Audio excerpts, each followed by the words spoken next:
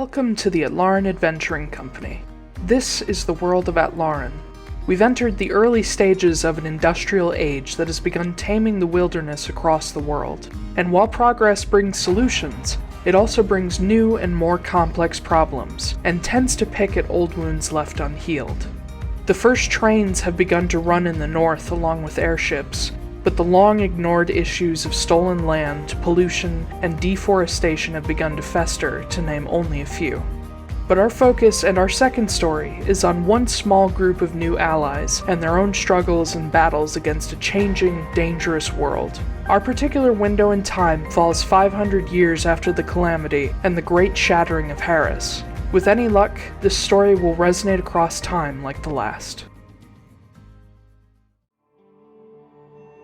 Christmas Fortunemær, a dodgy charlatan formerly of the Jade Street Crows gang, but he doesn't remember that part of his life.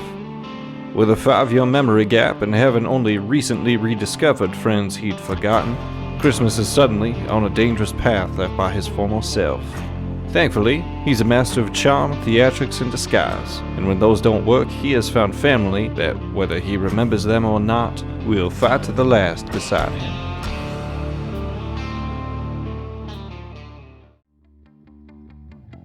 Magda Wrenly, a professional mercenary and member of the revered Taiylor clan of monster hunters. With a wasting curse weighing on her shoulders that can't be dismissed by normal means, Magda has been left to search for an unconventional cure.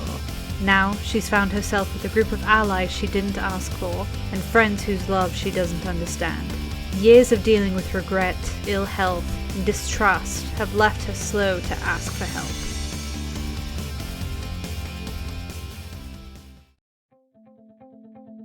Noah Borago, a cheery alchemist from Reese's Ridge and son of a well-known engineer and apothecarist. Noah's upbringing was colorful, to say the least, leading to his expertise in potions and mechanical contraptions. He's out in the world to find new ideas and support the family business. But now, he's stumbled into a pile of issues that most rich kids from the suburbs just don't deal with.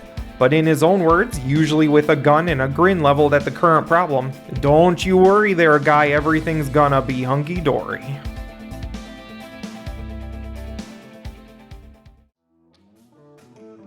Foostrak Wildborn, a wandering warrior from the Nathar clan and student of the runic battle traditions of the Giantkin.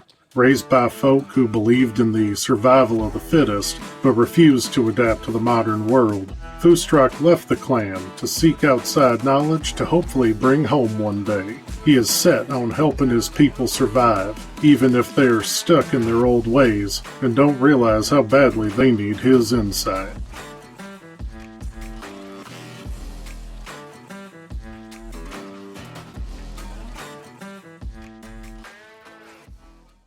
And we're live, everyone.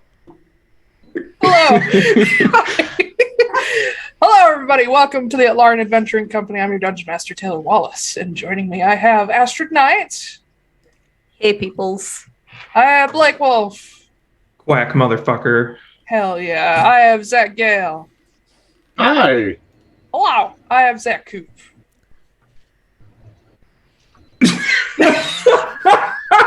For those of you watching the podcast, Listening, yeah. whatever. For those of you listening to the podcast, sucks to be you, I guess. Yeah. I looked away, and so I didn't see what happened. He really just went. He did the Agatha all along. Wow. Yeah. Oh, did you kill Sparky too? Hey, spoilers. Sad panda. Oh, whatever. All right, kids. Last time, episode 29, Gabriel. It was 220 seconds still. Gabriel. Singing. Gabriel's coming. Gabriel. All I can hear is Ethel Merman. It's just like, Gabriel. Okay, that's a great sorry. Last time, you guys, please stop. You guys joined Walter Dyne. Everybody simmer the fuck down. I have a story to tell. I said one thing, okay. Shush! Last time, turned 22nd still, you guys joined Walter Dyne in his magnificent mansion. You guys are still at the Courage Manor, however. Getting into his magical manor, You guys got a chance to look around a little bit, found that he has a portrait of Silas and Marin in his home. You guys enjoyed some cake, thanks to Noah, that had some interesting decorations. And after a while, you all split off to talk to different people to work on some projects. The majority of mostly the second half, was Magda and Walter talking, soon joined by the rest of the crew, where you guys just kept digging and poking and asking questions, and you caused him to have a major existential identity crisis as you guys started pulling together details to prove that he is not actually Walter Brent. He is most likely the lost Gabriel Moore, the nephew to the Queen of Moore's Rest. Let's see. You learned a little bit more about Amelia. You learned a little bit more about Walter's time with Tristan, where Tristan was basically his older brother looking after him in Konstanos. You revealed to Walter that Tristan murdered his mentor and got him into Mathon College. In between all that, Magda tried, and we don't know how effective it was. That's it, just Magda tried. Magda tried to convince Walter that the way he was going about trying to get Amelia back was not the right one.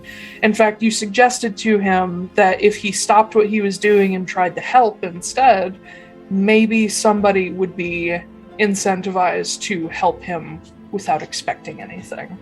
But basically his answer to you the whole time was, it's not about me, it's about Amelia. But eventually the rest of you joined in because Christmas, like I said, revealed that Tristan had killed his mentor.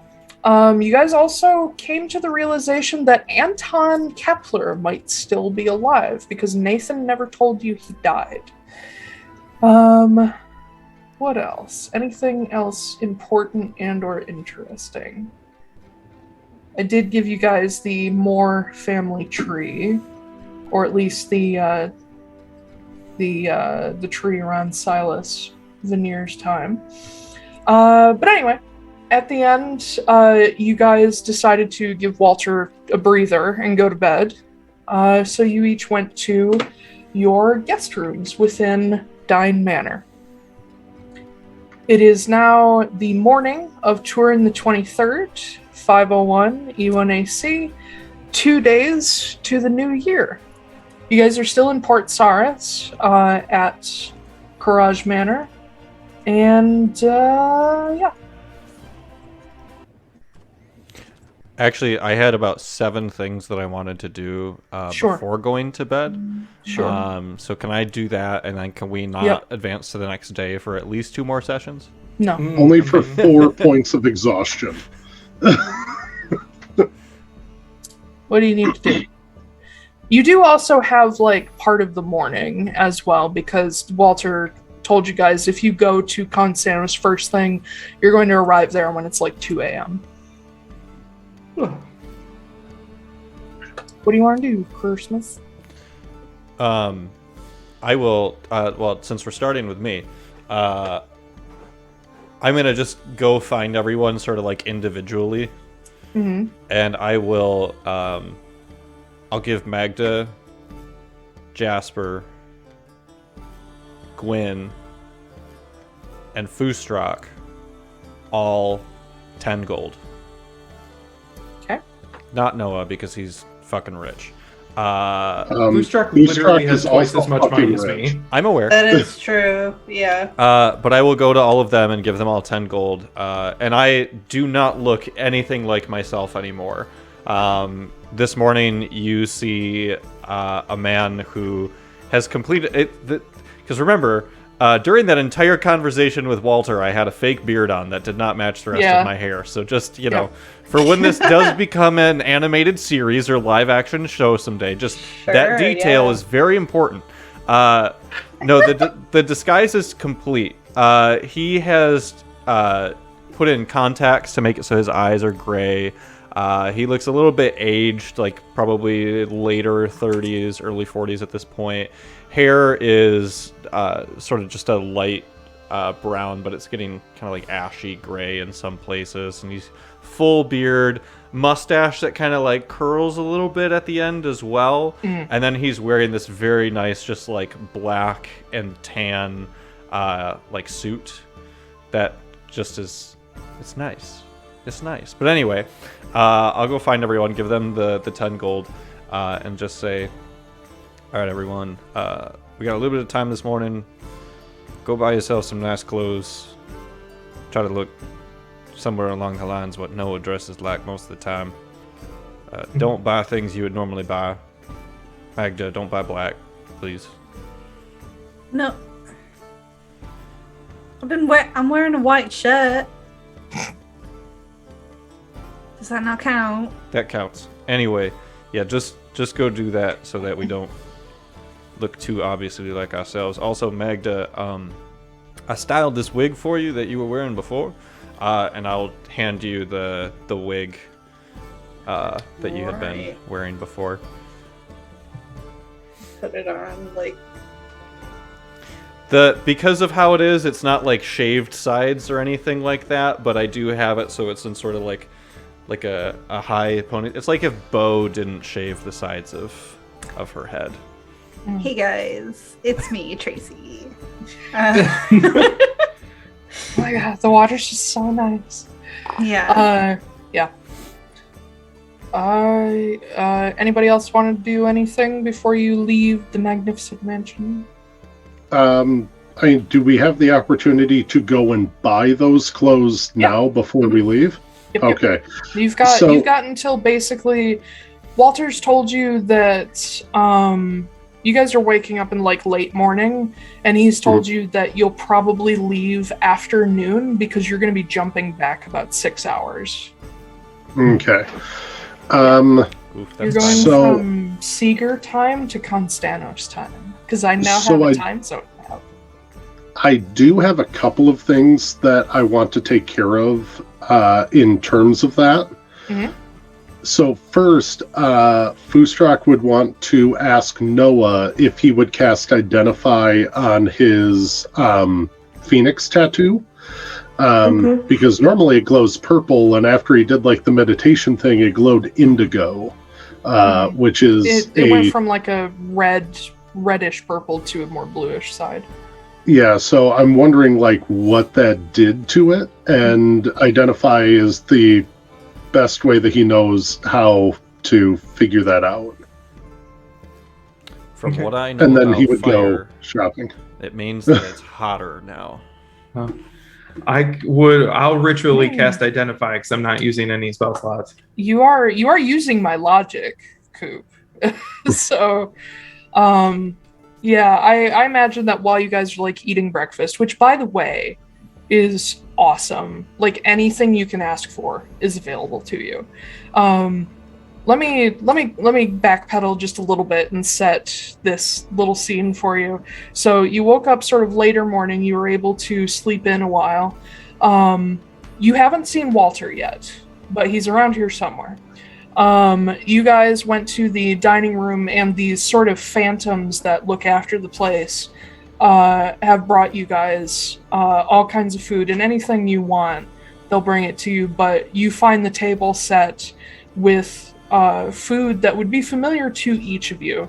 So, Foostrak, you would find things that are like known in Garrett Eldathos, in southern Garrett Eldathos, which would be a lot of root vegetables, some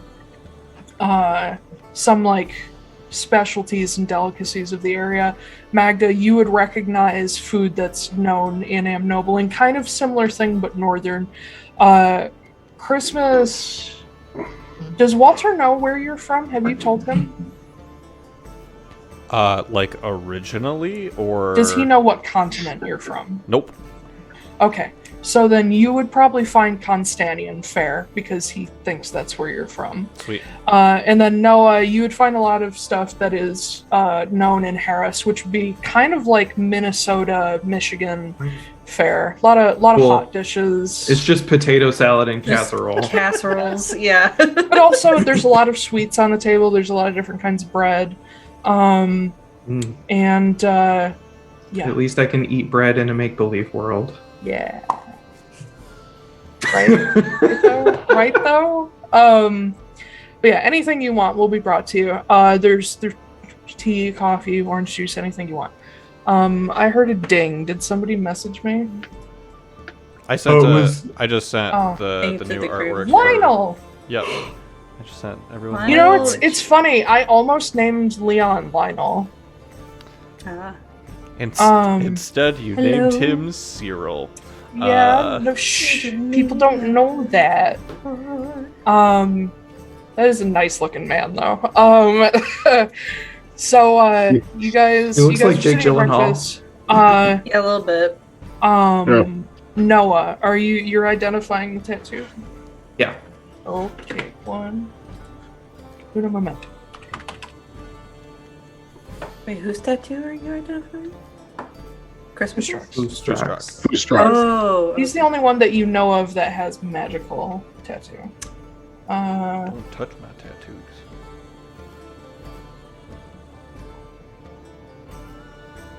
Sorry, I have to dig for the thing.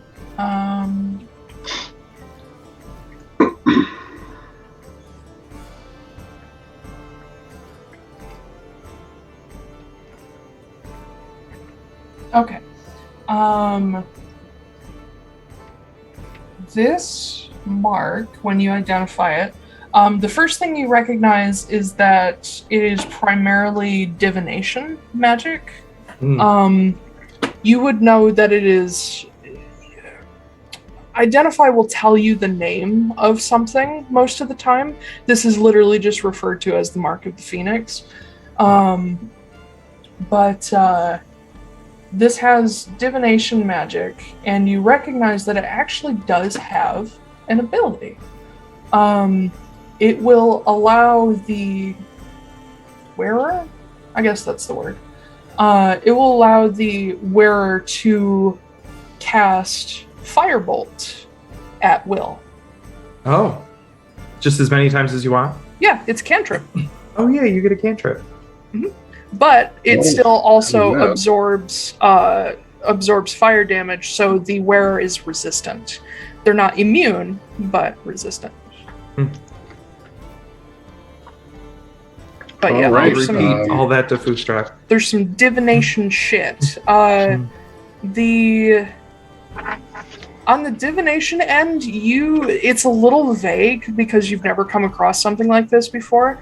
You're aware that this mark is allowing something to know where Foostrak is. Man, what if Ember got picked up by Tristan, you guys? And this is how he's tracking us. Oh, so speaking of which,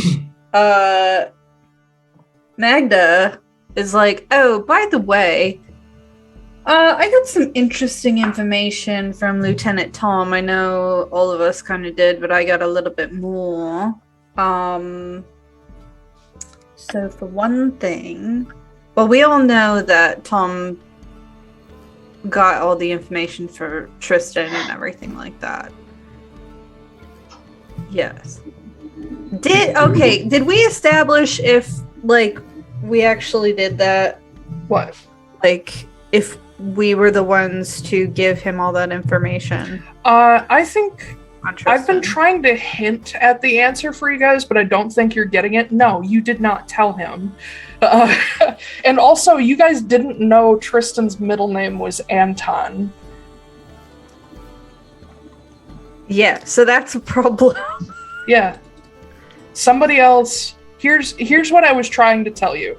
Somebody else gave Tom all this information in your name. Yeah. I figured that was it, but then I was like, I couldn't remember if, like, Christmas did that. Like, Yeah. on the side, and I just didn't remember. The rest of you get a chance to read the letter if Magda's sharing it? I didn't know. Do you want me to share the letter? What? Ash? Oh yeah, sure. Okay, so here's what Tom's recent letter to Magda. Miss Wrenly, I've enclosed a copy of the rallying call for mercenaries to Lindholm and Frosthold. As I'm sure you know, things are getting out of hand down here, especially at the line and in AWAS. As you'll see from the posting, the AMC is sparing no expense in getting as many people here as possible. That all said, I'm sure you and your team won't be answering. You all seem to have other problems to contend with. I've been in contact with General Sokolov, who in turn learned from Lady Roan that you've all been in contact with the Collective lately. If they're assisting with or have given you tasks, don't worry about what the AMC is doing. I do, however, have some information you all might find interesting. Phoenix sightings have begun popping up around Urus, and according to the AMC office there, a young man was seen cloaked in fire fighting local ruffians, and he boarded a ship headed west to follow the Phoenix over the ocean. I have every reason to suspect that it's young Mr. Ember based on what I remember of him and what all you've told me. I hope this is useful in some way. I also must thank you and your friends for your recent letter confirming the quarry butcher's identity and face. The sketch and name you sent were checked by the Konstanos offices, confirmed based on witness testimonies, and have already been distributed across all contract offices. I dare say Mr. Kepler can't hide quite so easily anymore, nor can that monstrous dog of his. I've requested a sizable reward for this information, so you will find a letter of credit enclosed. Anyone listed on the letter can redeem it at any contract office. You should be very proud of this contribution, and I've made sure to mark your team's files to aid in future promotion considerations. I've also enclosed an updated copy of the Butcher Bounty for you, and will be sending copies to Mr. Borago, Mr. Wildborn, and Mr. Jasper as well. If you have any further questions, require information about the rally call, or can offer any insight since you've all been to AWAS, please do reach out. Keep up the good work. It sounds like you're making some interesting connections and forging a reputation. Lieutenant Thomas B. Dane. So you all would have gotten the copies of the Butcher Bounty. The letter of credit is due to Magda Wrenly, Noah Borago, and or Foostrak Wildborn and Co. in the amount of 500 gold. Yeah. Oh, that's it. Oh, I forgot about that. Yeah, so obviously someone did that. My theory is either Tristan himself, which I don't know why he would do that, but it seems like a weird little thing he would do, or Sala. You're muted. I cannot hear you. Okay, so I went down the rabbit hole on this, so I do want to bring this up. When we showed up in Port Saris, one of the first things that we did was Noah told Kit about Tristan. Tristan summoned the collective. Not Tristan. Kit summoned the collective. And the next morning, I don't think Kit would do that. The AMC office already had the bounty updated, suspecting Tristan. But I don't think Kit would do that. The only people that have a sketch are Jasper, because I asked him to make one based off of Sala's, and Sala. So does the sketch look like Jasper's sketch? Yeah, is the sketch enclosed? It's the sketch is on the poster. It is okay, so on the poster in real life, it is Sala's sketch because it's the only one I have. I didn't feel like redrawing it. Okay. But the one that you see on the posters it's clearly based on Sala's sketch, but it's not hers specifically. Okay. Somebody redrew it. And it's not Jasper's. Like the one... Okay, yeah. So maybe it isn't Sala then. Maybe it's somebody else who knows Sala. Did he say when he got this information? Nope. Okay. Would it be... Could it be Nathan? No, it wouldn't be Nathan.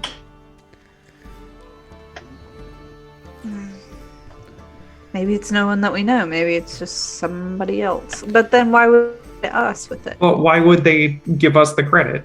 Right, exactly.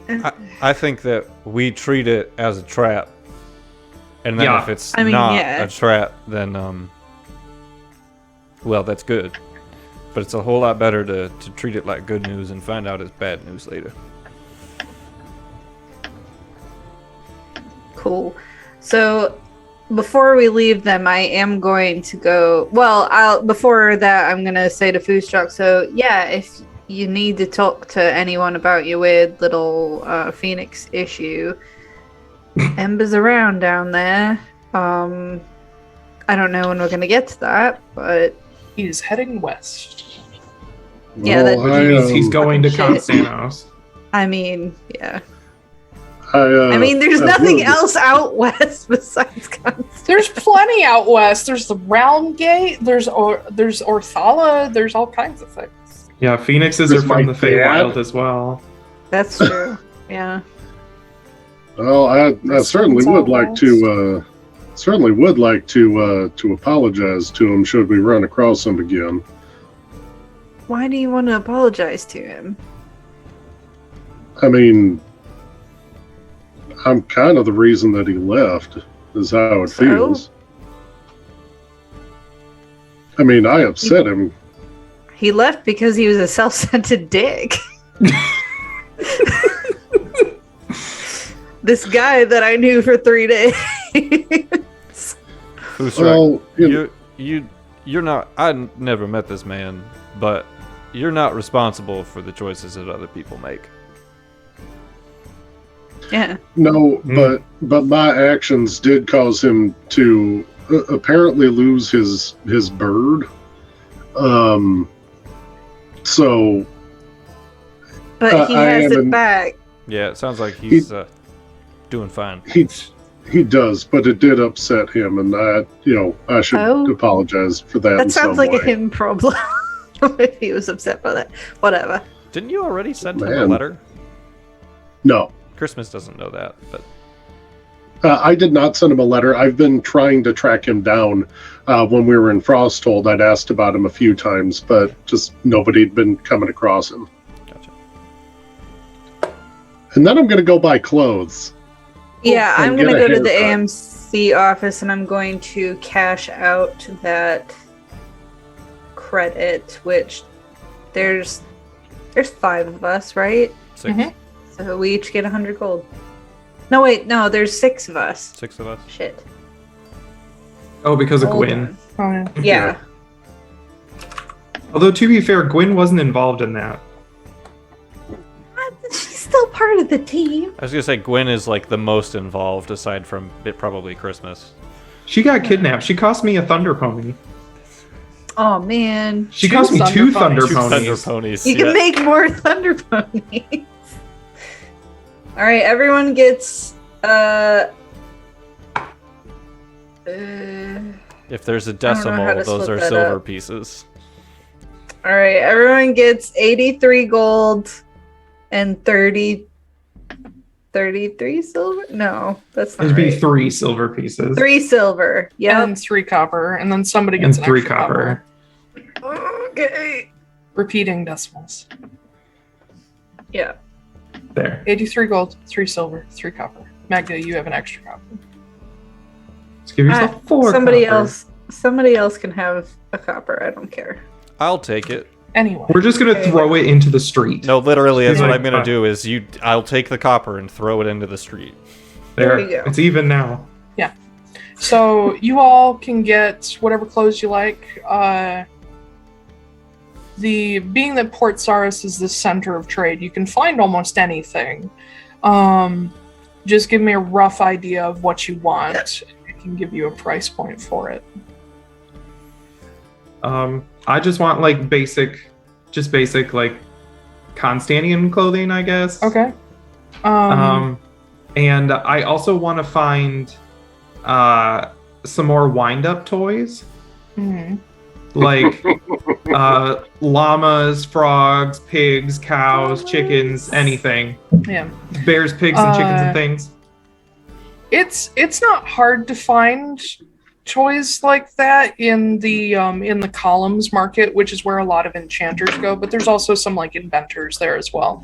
I'll say you can find yourself a wind-up duck, a little like mallard duck.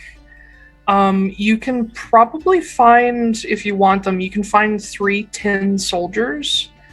Mm-hmm. But yeah. Do they move? Yeah, they do. Do they like march, or what do they? Yeah, what do do? they march. Okay, wind But up other soldiers. than that, probably nothing suiting what you want necessarily. Gotcha. Okay, You can- and then you how? You can get those all for 4 silver. Does that include the clothing? With the clothing, being that it's Konstanian style, I would say bring it up to a full 6 silver. Okay, done. Somebody else. Well, since Christmas gave me this extremely girly wig, I'm gonna buy a dress. Cool. It's entirely be up real to you weird. what you want to do. What kind? Poodle skirt. No. Those don't exist yet. I was thinking kind of like, maybe not like super, like, I don't want anything with like the bustle and everything like that, because that's too much, but like, I don't know, just like a casual, like, Konstanian style thing. Do you... Okay, Just a casual so- ball gown. Yeah. So do you probably want something that is like good for moving around? Yeah. There's a couple different options. Without a bustle, there are all kinds of skirts and whatnot. There are full dresses, more on like the sundress end of like simplicity. There's also more like Edwardian style, like what you'd see in Hello Dolly, but more slim fitted. Yeah, let's do that. Let's do okay. like yeah, those lend themselves well to boots, and they don't really get in the way. Yeah. But yeah, and you'll be I'm able going find to something get nice. it. I'm gonna get it in gray, Nice. so that it's not black. Oh my god. Yeah. Yeah, you managed to find one in gray that's it's got a little bit of decoration around the edges in like white and black. You're just monochrome, basically. Yeah. Yep. I put it on and I go up to Christmas. I'm like, that happy. That is not what I would have chosen for you, but sure. Whatever. Meanwhile, Gwyn is staring. And I notice I'm like, oh god, do I look really stupid? Does it look No, ridiculous? you look beautiful. Sure. I don't believe you, but whatever. Mm-hmm. You don't have a choice. And she goes off to find her own thing too. Now, what is... I already know what Christmas is going for because you've already got it. What's Foostrak gonna go for? So, I just love how Ben's already laughing. It's like a Konstanian Puma skin. brother! I am honestly so tempted to go. So obviously you guys don't see our chats. I'm talking to the viewer. But yeah, I made a bunch of different versions, including a Macho Man Randy Savage Foostrak. Oh god. And as much as I want to go with that, I can't. It doesn't fit the backstory that Christmas designed for me. Backstory. So the first thing I'm going to do is I'm going to go to a barber. And I'm going to get a trim. A full body trim. What are you going to do for the remaining 1 hour of the day? So They're just gonna take dog shears to you, just... I'm gonna basically like trim up the sides like really, really tight, and have the back like slicked back. For the beard, it's gonna get trimmed up, and I'm gonna have like mutton chops Nice. and a handlebar mustache. You don't Oh, have a God. mustache. Okay, Well, I mean, no, I- we can I make mean, it your work. hair is I've got covered long in- hair. Yeah, I mean, if he's all like floofy and stuff. What you're Worst saying case, you can is just glue it back you on. shaved your chin. That's basically Yeah, what basically. you did. Yeah. Yeah. Does he have? And Does he have then- like a human chin underneath there? No, it's bovine. No. It's Um, bovicular. And then I'm going to ask the barber, what are the odds that you could dye me? Bitch, why don't you just use make it pink? I I have don't make know. it pink. I don't know. Wait, does no one know make it pink? Yes, I do. I was Yeah, with the it's the very Leyline easy. Caravan. Yeah. How long does that last? An hour, but it's a cantrip. No, I can just keep it's 8 casting it. hours. Yeah. Hold on. Oh, it's 8 hours? Let me it's double 8 check. hours. Let me double check. That's Well, also in that case, Pretty sure let's it's not 8 hours. inconspicuous at all. It's not. It lasts 24 It hours. isn't. Yes, I will just turn you whatever color you want to be. Yeah. I will go for like a dark gray. Okay.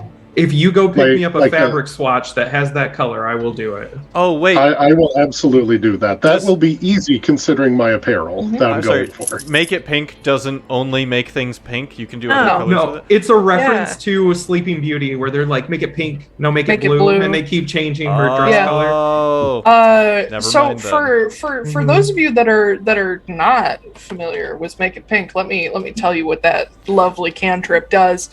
It is a bonus action Best cantrip ever. up to 120 feet.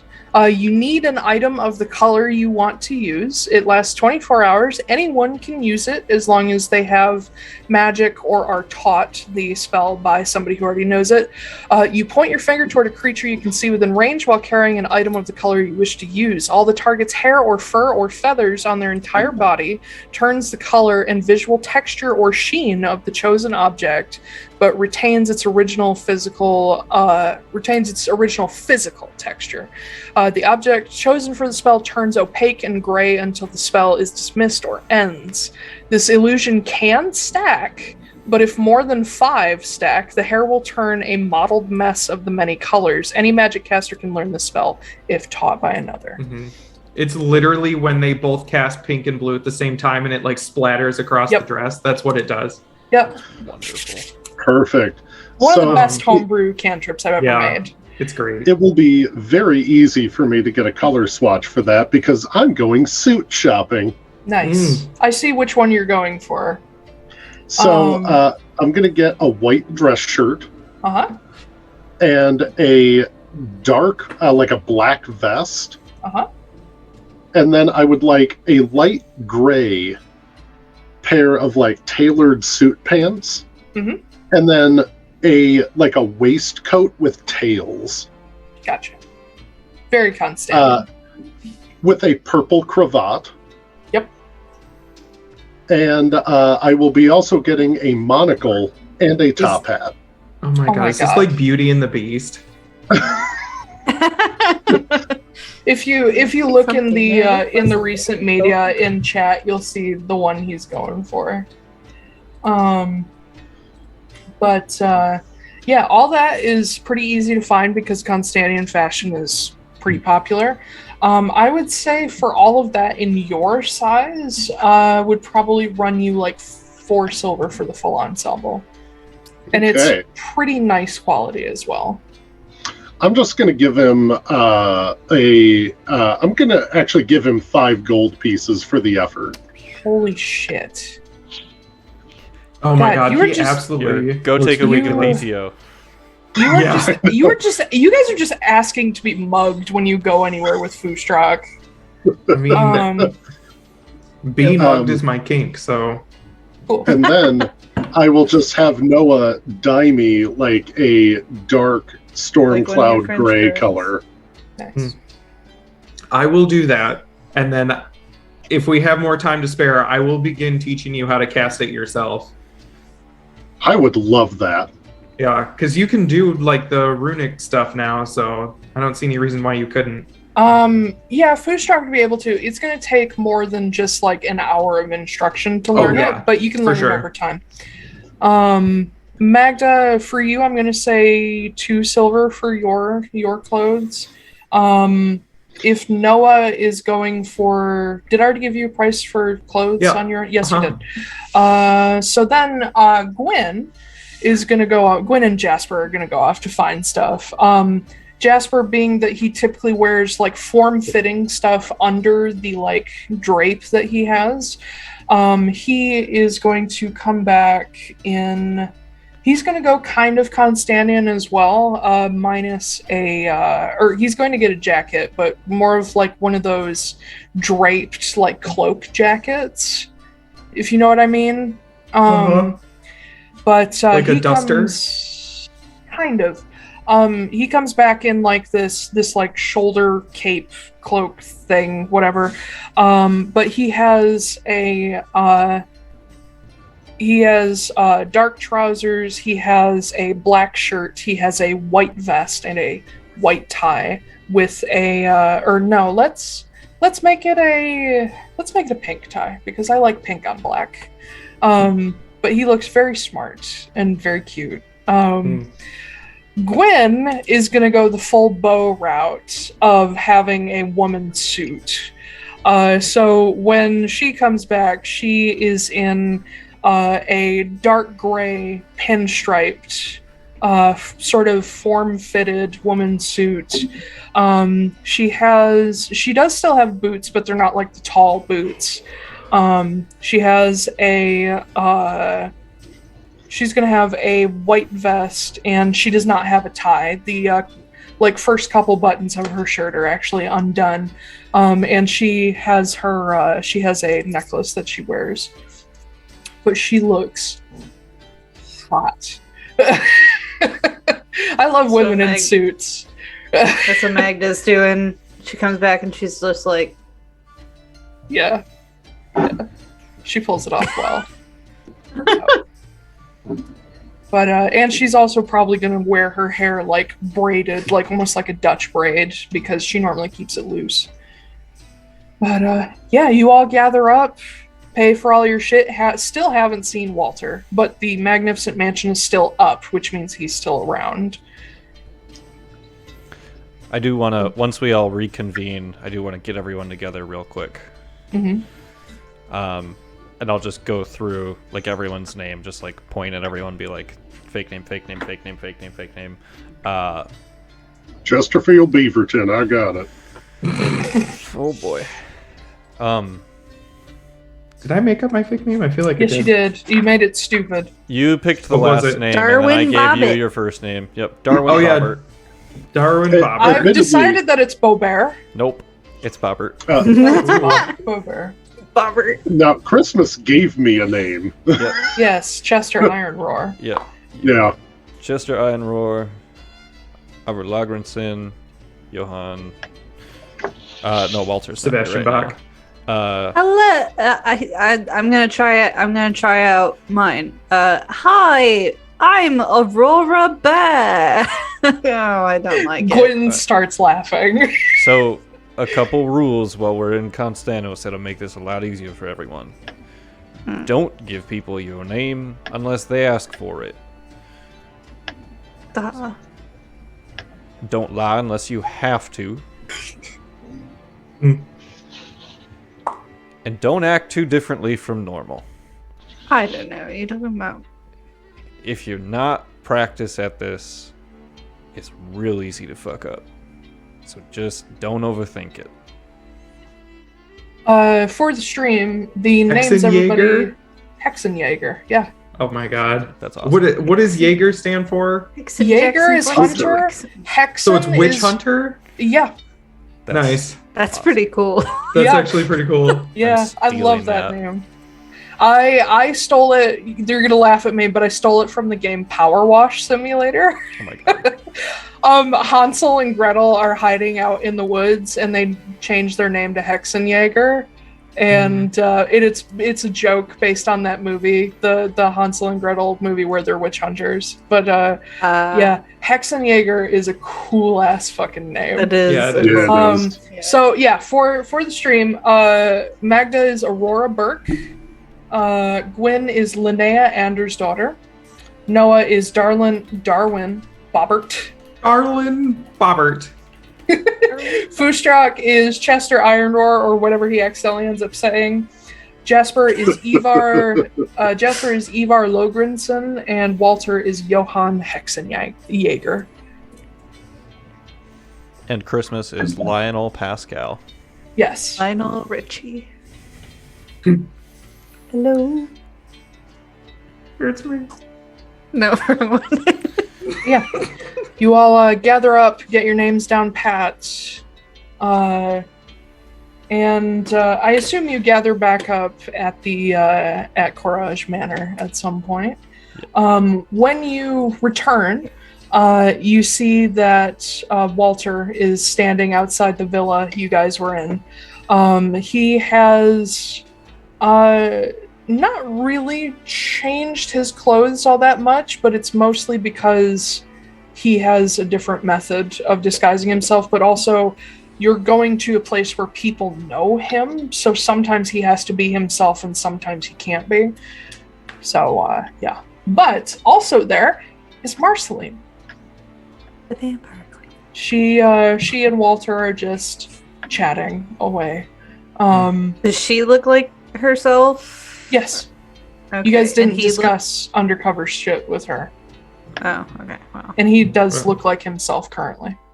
But you do notice that he is wearing a, it's not like a cowboy hat with like the curled whatever, but it's more similar to a, oh god, this is just straying further into Silas territory. It's a little more like a gambler or a bolero. But yeah. They're just chit-chatting away as you guys arrive.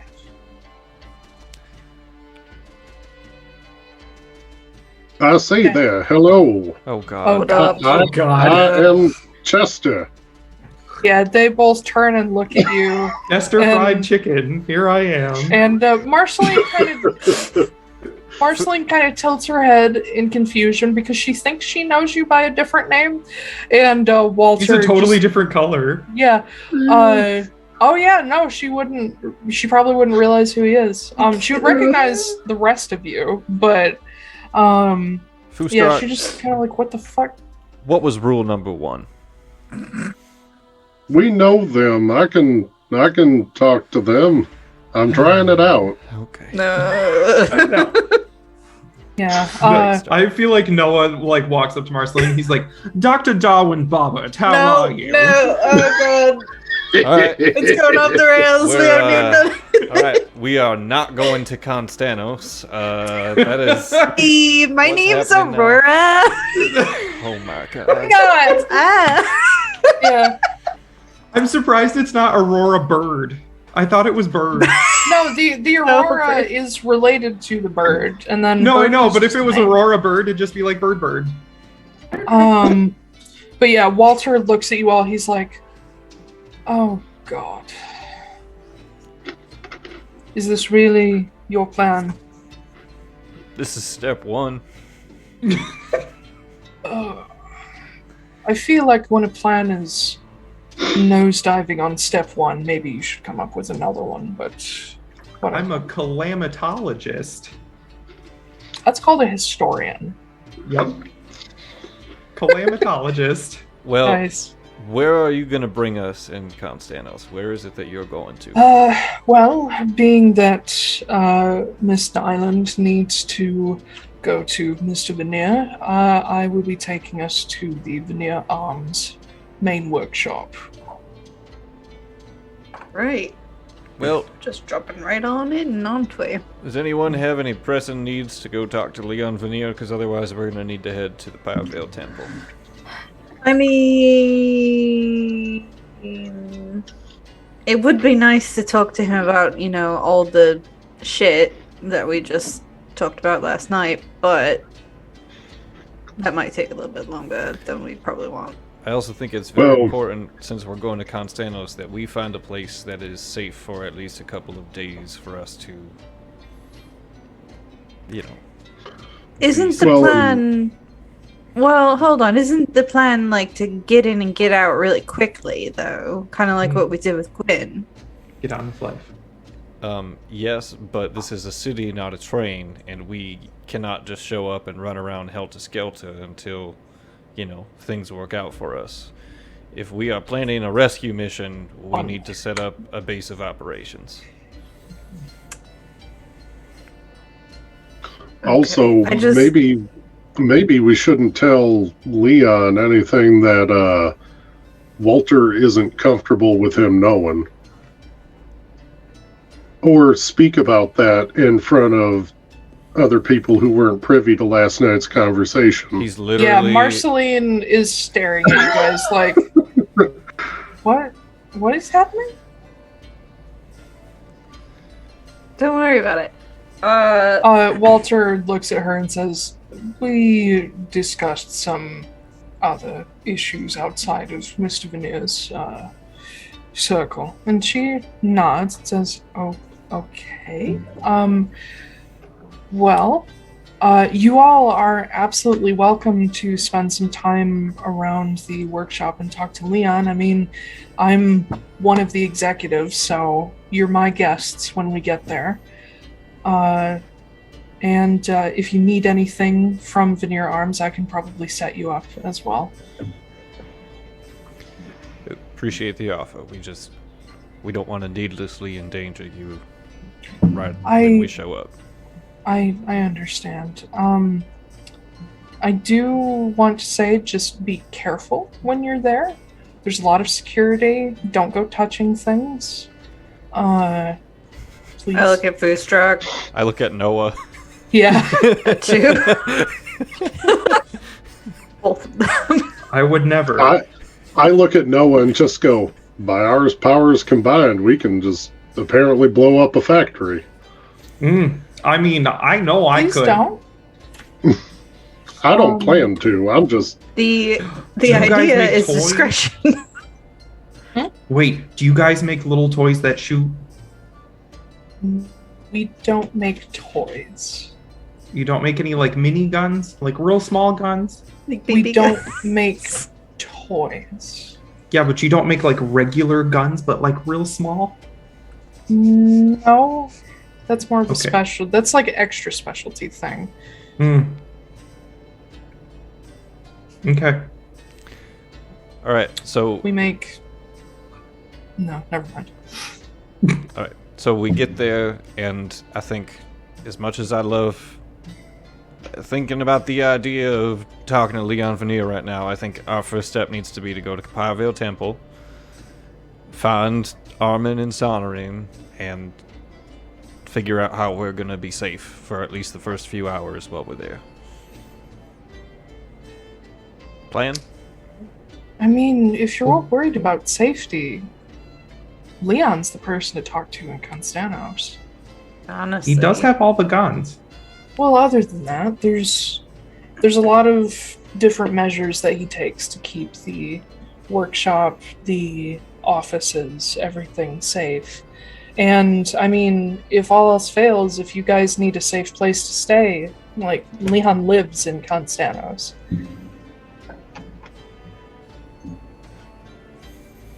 I mean, Armin can too, don't get me wrong, but... If we're gonna go there anyway, we might as well. He's also a lot friendlier outside of Port Saris, I promise. He's... yeah. He's just very serious. Did I have a hard time saying no to you before, Marceline? I mean, you were basically my big brother, so... Alright, yep, I'm starting to realize that. No, you guys actually said no to me all the time because you wanted to keep me safe. Because I was a teenager. So... She's very young. Now I'm a I think she is... A woman. I think... If I remember correctly, she was 16 when she joined the Crows, so she was younger than most of you. Well, Gain, what do we think? I'm fine with the less steps in the process. So if we're gonna go to Veneer's workshop anyway, and he is one of the most, probably the richest person in Konstanos. He has the resources. Might as well. Yeah, that sounds good to me. Cool. Walter motions to the villa and says, I've already drawn up most of the circle, so it's just waiting for us. I will warn you that when we arrive in Konstanos, it should be around 9 a.m. or so. So prepare to feel a little bit lagged. Honestly, I don't think I've stopped feeling that for about 2 weeks. You know, that's probably the hangover you've had ever since you started drinking.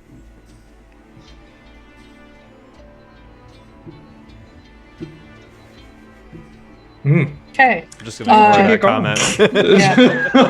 Arlo? As he continues What? to drink. Oh, wrong campaign. The worlds are bleeding! The worlds continue to merge.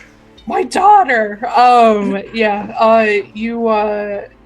Walter leads the way into the villa, where you do see marked out in chalk on the floor. It's this large teleportation circle.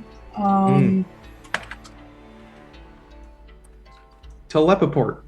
Yep, it is mostly in runes, so Christmas has no idea what it says or what's in it. But it's a trap. What if he teleports us directly into Tristan's house? That would be terrible. Yeah. I don't think. Let's manifest that. Yo, actually, honestly, that would be such a great twist if Walter was just like, hey, fuck you guys. Like, I've been helping him the whole time. I'm sorry, I can't allow you to stop me at the AWAS tree. Yeah. Oh god, there's some rolling going on. Taylor's like, wait a minute, that's a great idea. That's Let a me see great if idea. That happens. Yeah, that's Yeah. why we shouldn't say shit like that to the DM. No. Okay, Well, see, here's the thing. I'm sorry, is you guys the last plan person all that the can say time. that is you, Harris. Oh, I know. Say To so be much fair- bullshit, and none of it has been true. to be fair, what's about to happen, I've already planned. So, Oh god. Fuck. That's never good. Let's see. Foostrak hears a voice from beyond the ether and doesn't get into the circle. Mhm.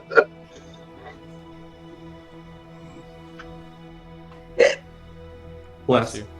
Thank you. Teleport. Here we go. We're all gonna die. It was good knowing everybody. See you guys again as the chicken. We're all gonna get combined into one Cronenberg monster. Oh God! Yes. No. Oh, it'll be like that. It'll be like that episode of Full Metal Alchemist. Yeah. So, Walter lays down.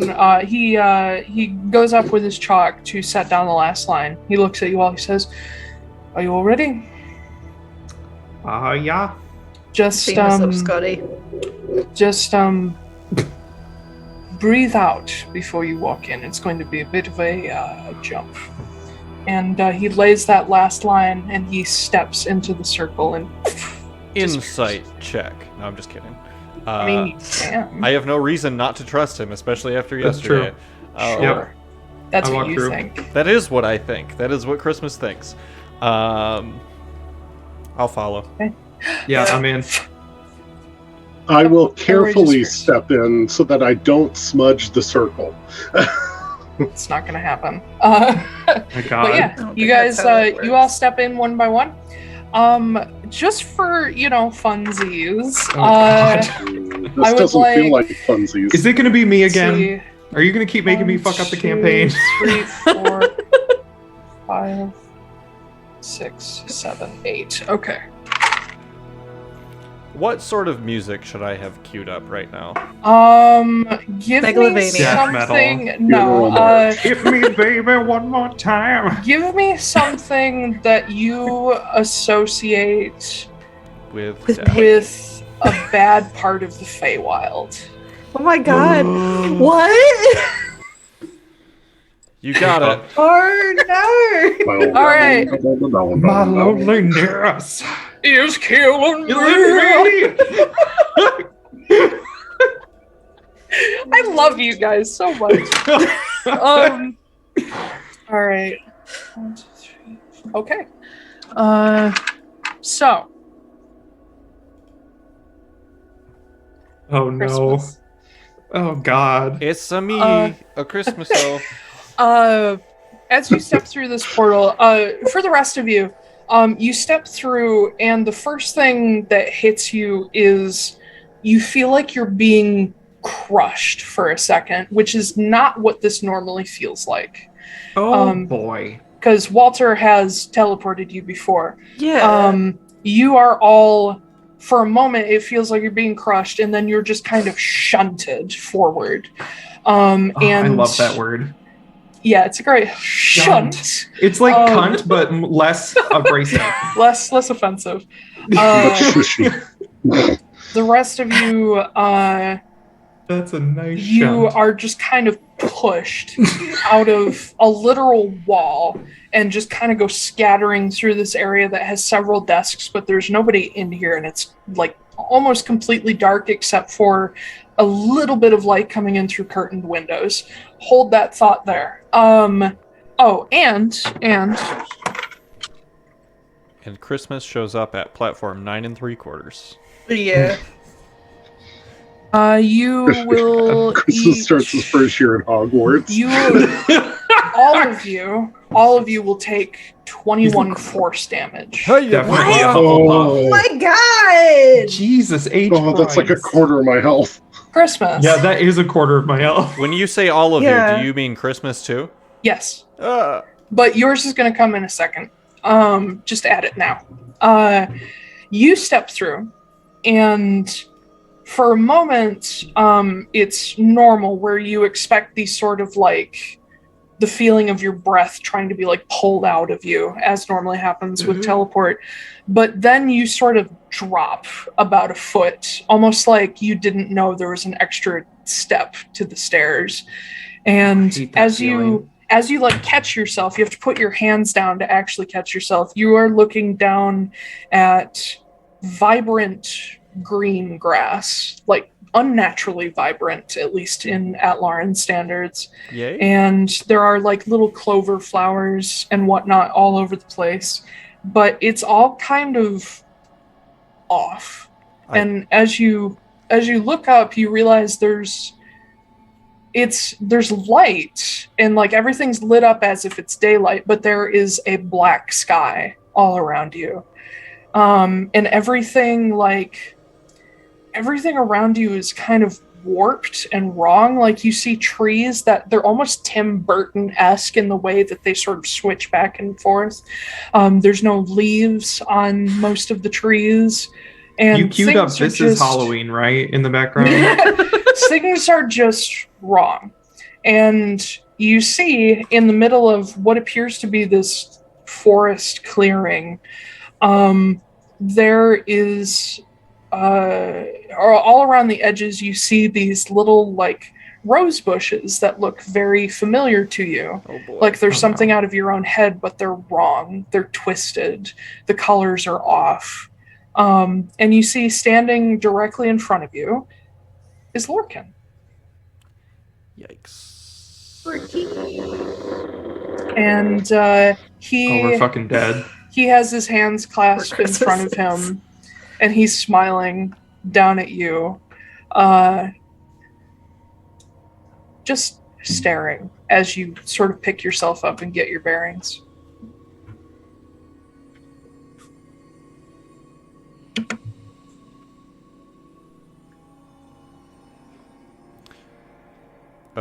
Well, I would say this isn't what I expected, but that I think is probably the most obvious thing. So I don't know if it needs to be said, but I said it anyway, so I don't know.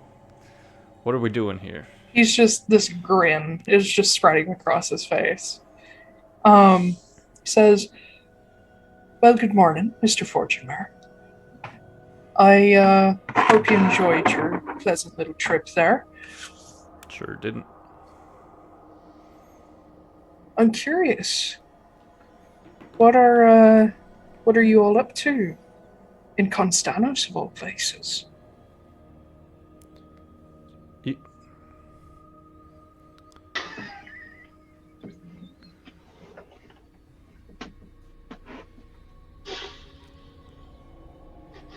All right.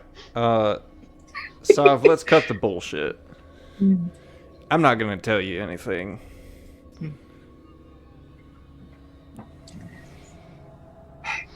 Well, that's no fun. At least Magda's willing to play the game part of the time.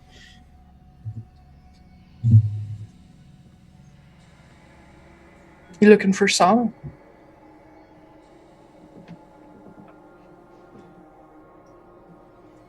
If you thought I was going to do anything except long pauses. I know. Yeah, I know. Don't worry.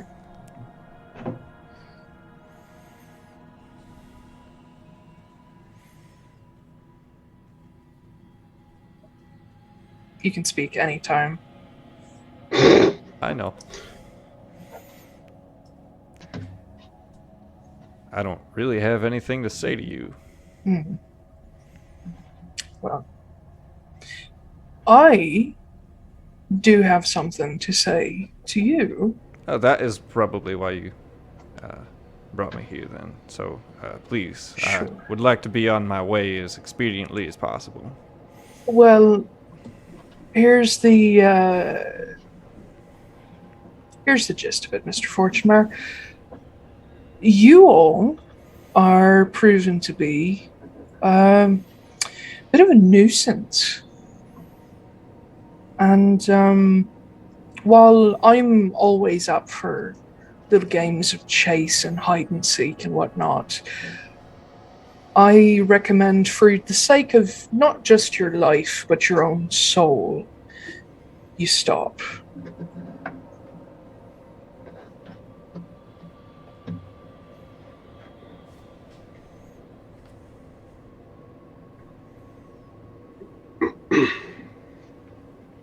Why Lorcan? What do you mean, why Lorcan? Why Lorcan? He's an archfey.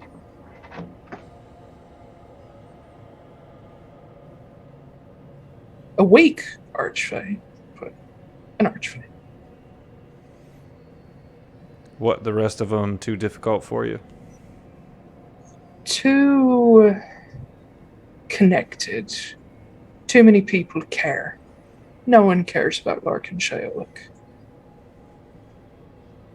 You'd be surprised. Well, no one that matters. To you. I think to the grand scheme of things.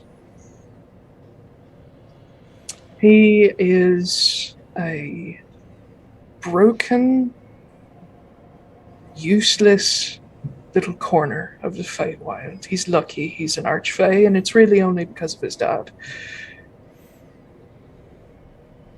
He was a tool to be used and thrown away, and as soon as he was, he's mine.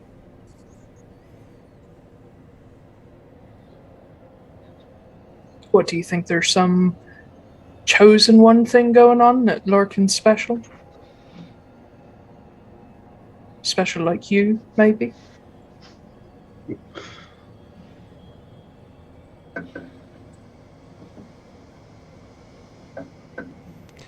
I think there's not a whole lot that you don't do without having a very good reason for it. And I think that you should learn that I am a very patient man. I build my opportunities. I don't wait for them to show up. Lorcan's only useful because I made him useful. Once he's not useful anymore, you can have him back. I don't care. So what? You just pulled me here to say, stop, leave me alone, you guys are bothering me? Well, I think bother's a bit strong of a word. If you were really that much of a problem, I'd have wiped the floor with you by now, but I can still see some use for some of you.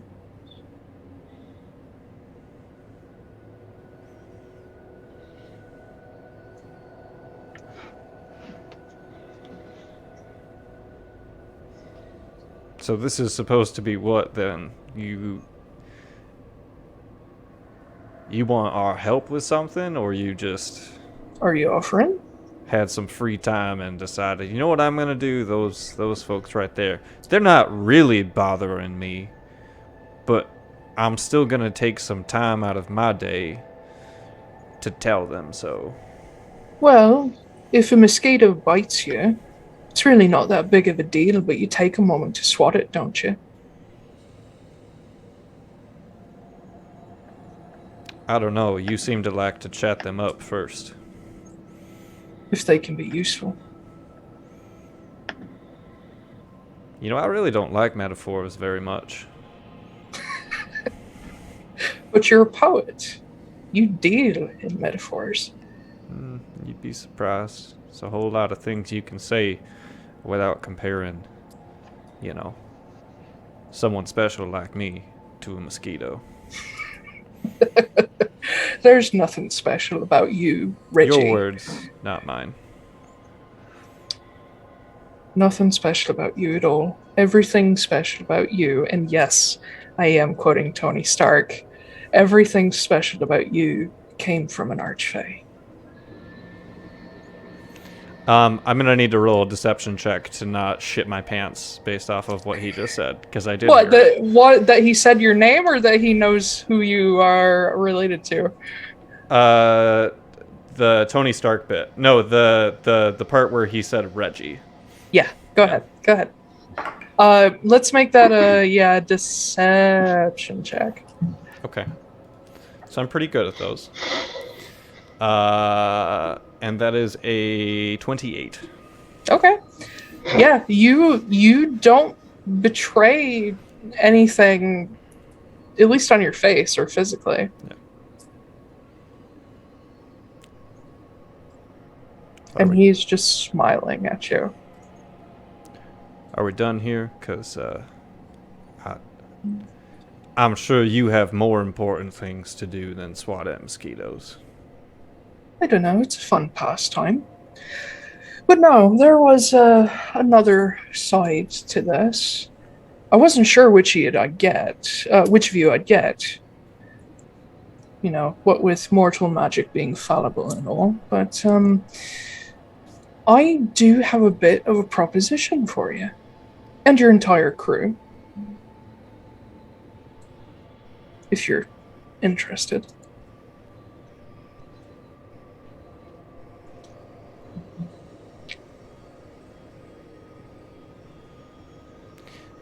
This is the part where you say what the proposition is. You know, I feel like conversation should be a two-sided thing and not just me talking the whole time. But all right. Well, you picked the wrong guy. Yeah, I know. He looks around this clearing, says, I would like for you all to tie up a loose end for me. Something that I think would benefit all of you too.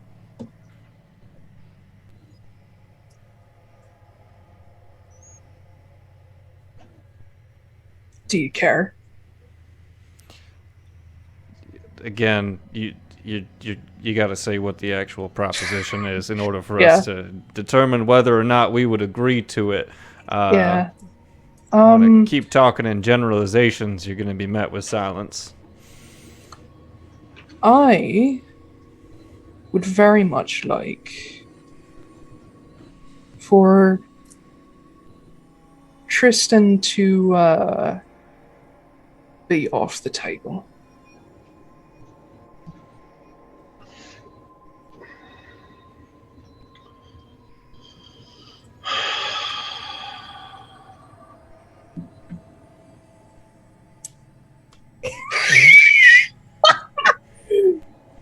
I just saw the shockwave of confusion. I mean, it makes sense. It's a win-win for him. Either we die or Tristan dies. But, like... Or both. Why would he want Tristan gone? Is the thing. If he's so useful. I mean... Never mind.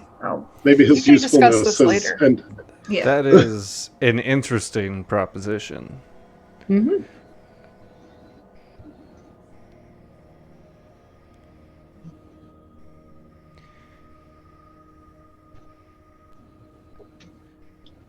I would say I'm curious, but I think before making any sort of agreements with you,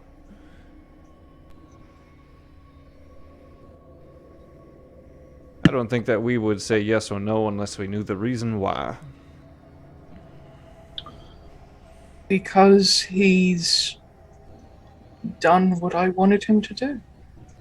And he's managed to just tell the entire fucking world who he is, which limits his usefulness.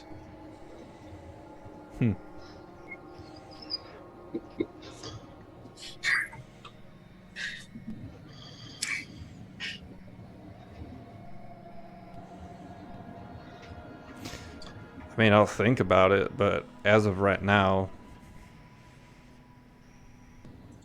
Well, I'll tell you what. I won't ask you a favor for nothing.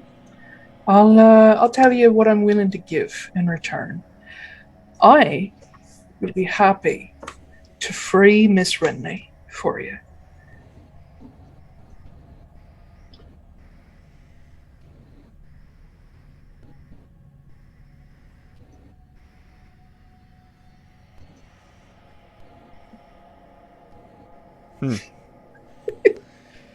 You know, Sav, there's something that you do that I don't really like very much. Well, actually, let me take that back. There's a lot of things that you do that I don't like very much. Thank you. But there's one thing in particular that you do. You like to treat people's lives like they don't belong to themselves. They don't. I'm not going to agree to anything that involves Magda's future without Magda having some say in it. Well, So ask your friends, see if they're interested. But there is something you should know, Mr. Fortunemær. Your life doesn't belong to you. Yours in particular belongs to a very specific archfey, but no one's life belongs to them. All of you mortals, you belong to us.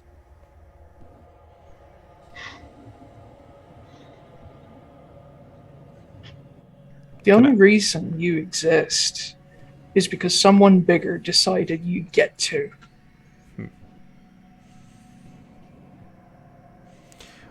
Well, if you got a problem with that, you're going to have to go take it up with the mosquito god, because apparently you've got some issues with them. I'll have you know that's my domain. Yeah, that checks out. Yeah. Well, at least we know who they get it from. Are we done here? Because I'm literally about to throw up from how embarrassing this whole thing is for you. Very nice, Mr. Fortunemær.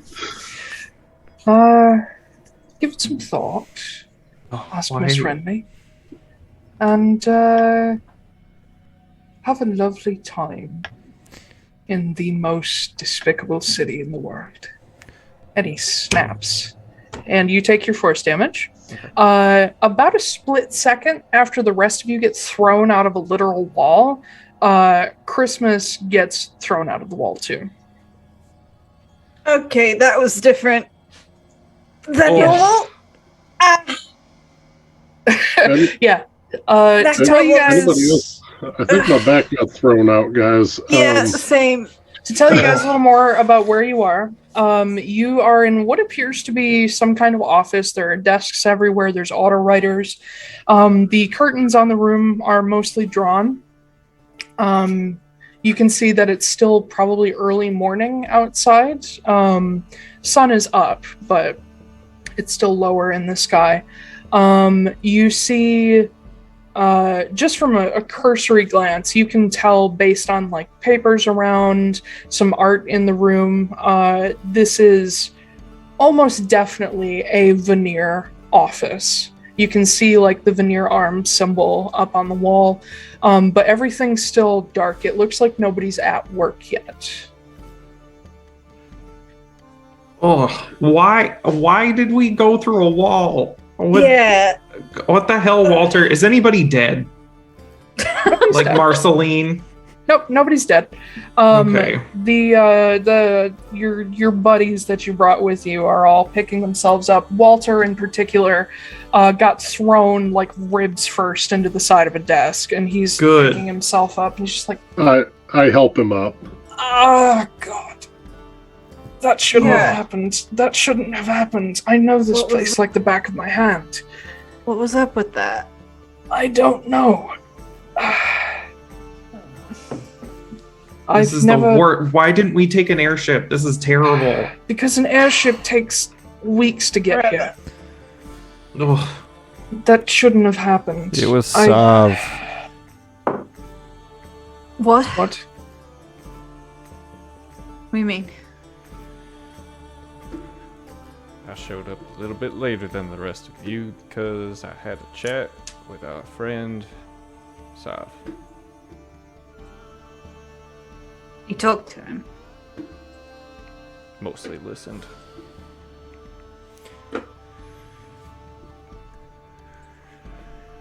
What did he say? He wants Tristan gone. Tristan, his right-hand man. Mm-hmm. He offered to take care of your little problem, Magda, if we were to take care of Tristan for him. Sounds a little too good to be true, don't it? I mean, I don't believe that for a second. I mean, isn't the plan eventually to get Tristan? Mm-hmm. So, I mean, if we take him out and he does hold to his word, great. If he doesn't, I'm not going to be surprised. Yeah, but who's he getting to take his place? That's a good question. By the way, Noah, being that you have the highest passive perception of the crew, Yes. other than Jasper, actually, who does have the highest? Mine is 17.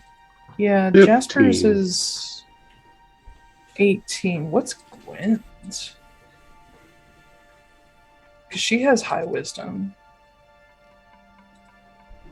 My wisdom is not high.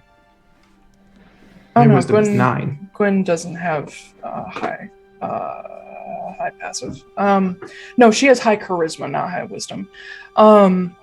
Noah, being the one other than Jasper, you, as everybody's like righting themselves and like straightening out, you do notice that Walter, as he's picking himself up, there is a black, like almost lightning looking, like following veins up the side of his face, like his blood has turned black inside those veins. It's just poking out from under his beard. I'll walk over to him and be like, you got something going on there. What? It's like, it's black. It looks like a vein almost, but it's like lit across your face. And he looks around at the rest of you, and you guys can see it too. What? I don't feel anything. Does anybody have a mirror? Do I have a mirror? I'm sure you have a mirror. I'm sure Okay. several of you gave have you a mirror. mirrors. I'll cast a mirror. Yep. Yeah, compact. Yeah. In my he disguise takes kit. He takes it and looks at himself. He's like, fuck. God damn it. And he hands you the mirror back. He's like, Miss Is that Wrenly, from Sav? yeah, we'd better go find formaldehyde ingredients. Oh yeah, I didn't take any last night. Is You're there fine. any? No, you don't Okay. see any. Okay. It takes a second to come back. Or no, wait, I did take some. I have a little bit left. That's right. Okay. Yeah. Yeah. Oh, I forgot. I marked that down. Okay. Yeah. I need to anyway because I only have like 4 days more worth of what I have. So. But wait, why? I mean, you've kept yours at bay. What's happened? That. I don't know. I thought you said you got rid of it. I've gotten rid of it before, yes. But it always comes back. So he's speeding up the timeline to get us to react. Probably. Taiylor, real quick. Because right now I'm sitting, eyes closed, playing back the whole confrontation in my mind, which is why like Christmas was just like listening for most of it. I'd like to make a an insight check, a retrospective insight check. When Sav said Reggie, did it seem like he said Reggie and knew what it meant, or said Reggie because it's something that someone let slip recently to Walter, and that might be how he knows, because he very specifically said Reggie, and not Mr. Richard. Bandenkret exactly. or whatever. So I want to know if he actually knew what sort of threat he was making. Well, here's the thing, though, I'm also too, is that Going to. if he can. Sorry, go ahead. If he can listen in through Walter, why wouldn't he be able to listen in through me? It's a great question. That's You why I'm know. rolling it. Yeah, I'm you guys going don't know the to rules yet. also, because of how important this roll is, I'm going to real quick use enhance ability on myself to give myself Owl's Wisdom, to kind of get advantage as I like replay this in my head. That's a sick owl. Yeah.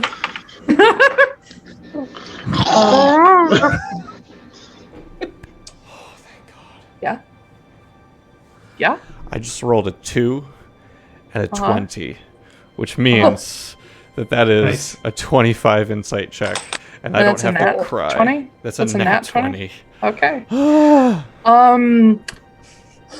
Shit. You are pretty sure that he doesn't know why that's important. Okay. He used it to psych you out. Get fucked, stop. I will have you know, however, I rolled a retroactive deception check for him, and he got a 24. Oh, Jesus. But I respect natural 20s on skill checks most of the time. I rolled the first dice and it was a 2, and I was like, "Fuck this." But granted, also he rolled a 12. He's as good of a liar as I am. That's scary. Cool. Well, I'm keeping that to myself, and I'll be right back. I'm gonna get a drink of water because I just about shit my pants in real life. Okay, so the rest. I'm not sure how water fixes that, but yeah. Yeah. It's a sensory thing. But yeah, you guys are inside of an empty Veneer Arms office. Everybody kind of hurting after that. But as you guys are kind of gathering yourselves up and orienting, Gwen walks over to one of the windows and pulls back the curtain a little bit, and she says, "Oh, I know exactly where we are." Hopefully Konstanos. Well, Yeah. yes, but I know exactly where in. Let me actually bring up the Konstanos map for you guys. She lets you guys look out the window, and you guys can see that you are in a pretty rich-looking area. There are a lot of very both wide and tall buildings that have these big crests on the front of them. Those of you who have been to Konstanos before will recognize that you are in the Guild Walk. All of these gigantic buildings are guild halls, which makes sense that this would be probably the Veneer Arms headquarters office, not the workshop. Walter was aiming for the workshop. Oh. Yeah. Okay. The workshop is, you guys would know, is in Smokeway, on the western side of Smokeway. It would actually be right on this little corner between Smokeway, Guildwalk, East Tap, and Obsidia. Okay. So you guys are a little bit north. But that's a distance to fuck up teleport. Yeah. Yeah. You missed.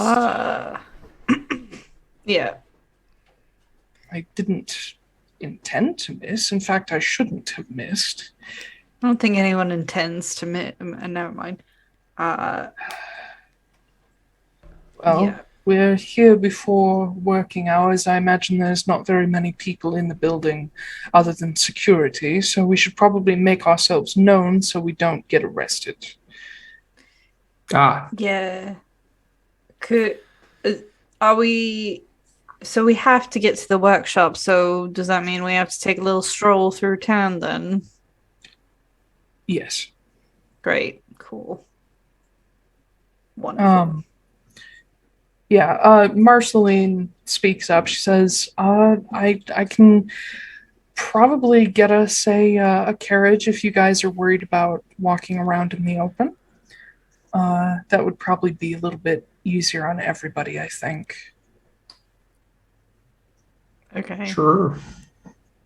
I mean, I don't mind walking, but... I know who the mole is. What? What do you mean? What? This is a fun time to have a... No, this is... One of the Obsidian Collective works for Sav. I just realized it. And who would that be? Oh, no. Fuck. Okay. Real quick.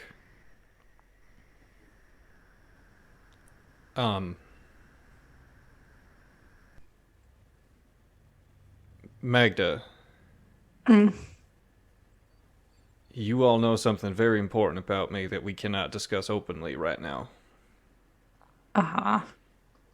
In a moment of foolishness, you let something slip. Yeah, I get it. I know. No. There were 2 people in that room who were not in this room right now. Marceline and Walter not included.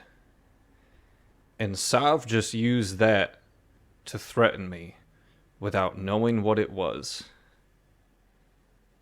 That narrows down the mole in the collective to 2 people. The only 2 people who know how important that is. Wait, who else was in the room when that happened? It was Vesper, and it was... Who was the other one? Burkana? Nope. No. Not Burke. It was... Was there another collective member in there? It was the Furbolg. I can't remember their name. Morgan. Morgan. Morgan Oh, and no. Vesper.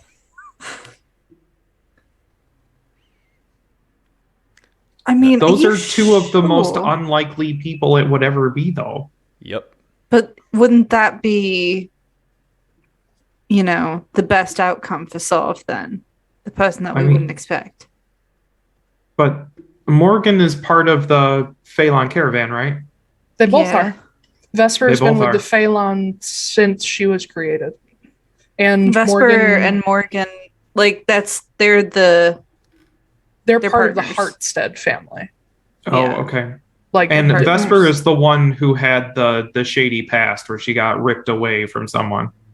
yeah, but that wasn't her fault.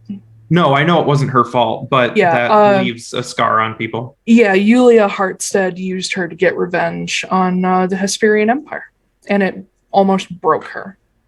I don't. Sav thought that he was threatening me with something, and he didn't know what it was. I am sure of it. And the only person, even the way he said it, the only people that could have passed that on to him were in the room with us. Is it possible that he was just watching us?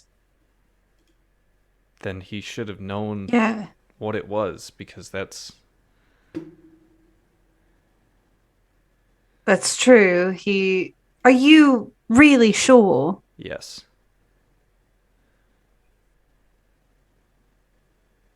I just don't see either of them. I mean, Vespa does have a history, I guess, but There's not a whole lot else that it could be, though.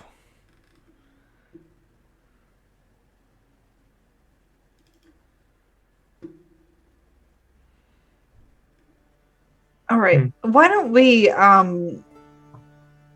put that existential crisis with all the other existential crises in the corner, and we'll just pack it away for later.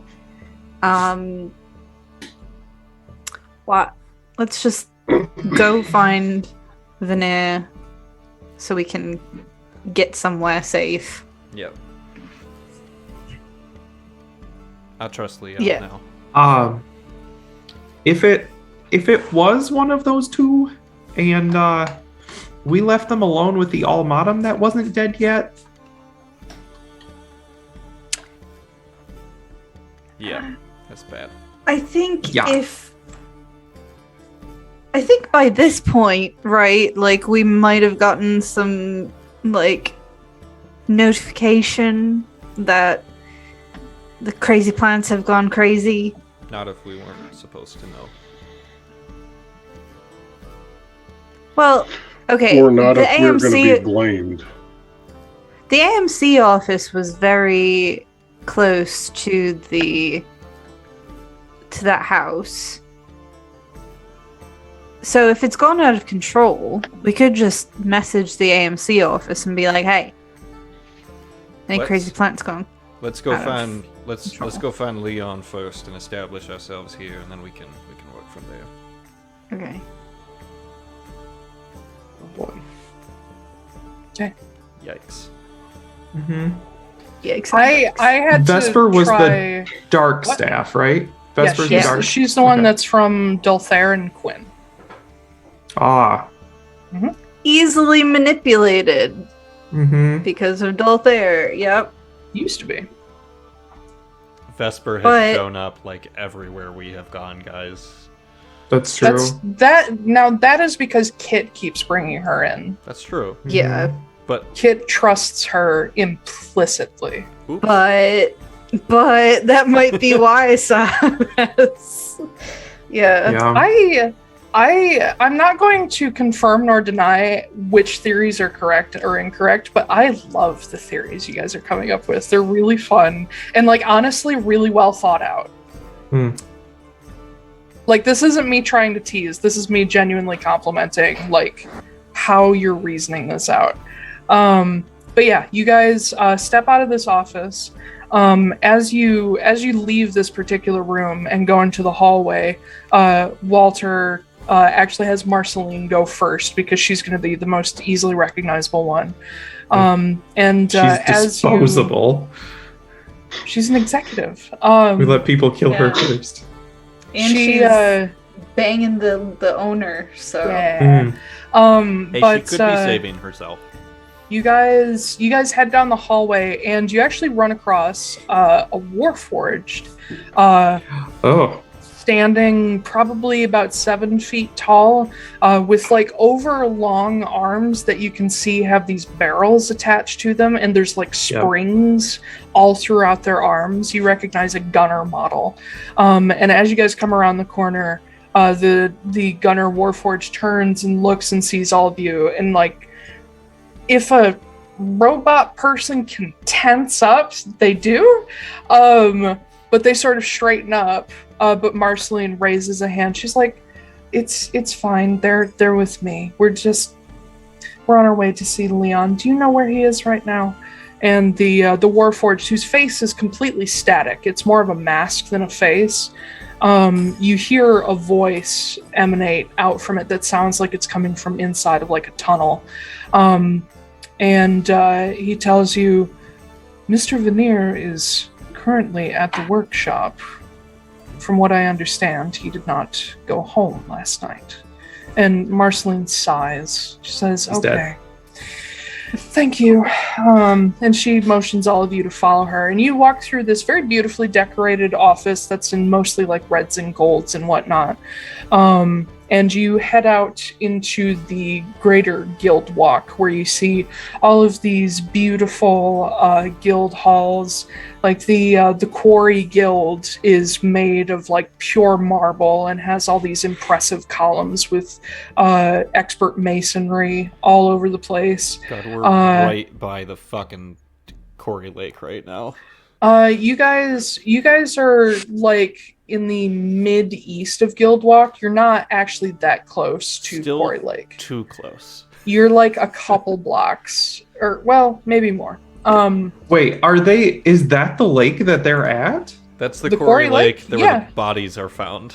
That entire Yeah. like Oh. solid gray area is the old Quarry Lake. That's where. Oh my god, I thought the Quarry Lake was like outside of town. I didn't know it was No. in the middle of the fucking city. Yeah, we're No, dealing with some fucking like.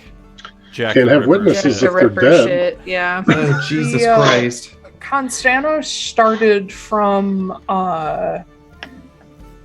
original Konstanos, when it was founded, was along the Anima River, and then the quarry was dug, and then the city got so huge that it encapsulated the entire quarry. But eventually they dug so deep that it wasn't like feasible to get stone out anymore, and then over time it filled up with water and became a lake. They dug too deep, too greedily. I mean, hefting gigantic blocks of stone up like a quarter mile is just not feasible. Is deep ass lake. They also broke into some springs far below the surface, so like it's it couldn't be a quarry anymore. They broke into the plane of water. But today the Strata quarry sits outside of town. But you guys head south through the guild walk. Marceline does get she has to get 2 carriages because most of them are fairly small. You guys split into 2 and head down the main road between the guild walk and Smokeway. And as you go, you get a view of sort of the disparity between the guild walk and Smokeway, where Lyrius is the richest portion of town. The guild walk is like where all the rich people work. And then Smokeway is where all of the artisans work, all of the factories are. There are some factories in other areas as well, but Smokeway is like the industrial area. So on either side of the street, it's like night and day. On one side, there's beautiful marble and brick buildings. On the other side, there's like ancient, like crumbling brick buildings and wooden houses and more Victorian style architecture. Or not Victorian, fucking what's that architecture called where it's the wood braces on the white walls? Tudorian. Oh, okay. But as you get down to what is one of the largest streets that runs between all of these wards, you can see a spot where there's a large sign, like statue sign, sitting in the middle of this crossroads that points to each ward: East Tap, Guildwalk, Smokeway, Obsidia. And you see at the on this large, like this large stone, there's also a carving, a relief of a large tree, and directions that lead to what is known as Hartstead Square. Taiylor, while we're in the carriage, I believe this is less than 25 words, but I'm going to real quick cast Sending, and I'm going to just message Sala. We're in Konstanos, going to stay with Leon Veneer. We'll find a way to meet up later. Okay. Yeah, you feel it send and receive, and you hear Sala answer back saying, I'm already here. I'm not too far from where you should be going. Do not trust her. She will add, when you're ready to meet up, come to the tree.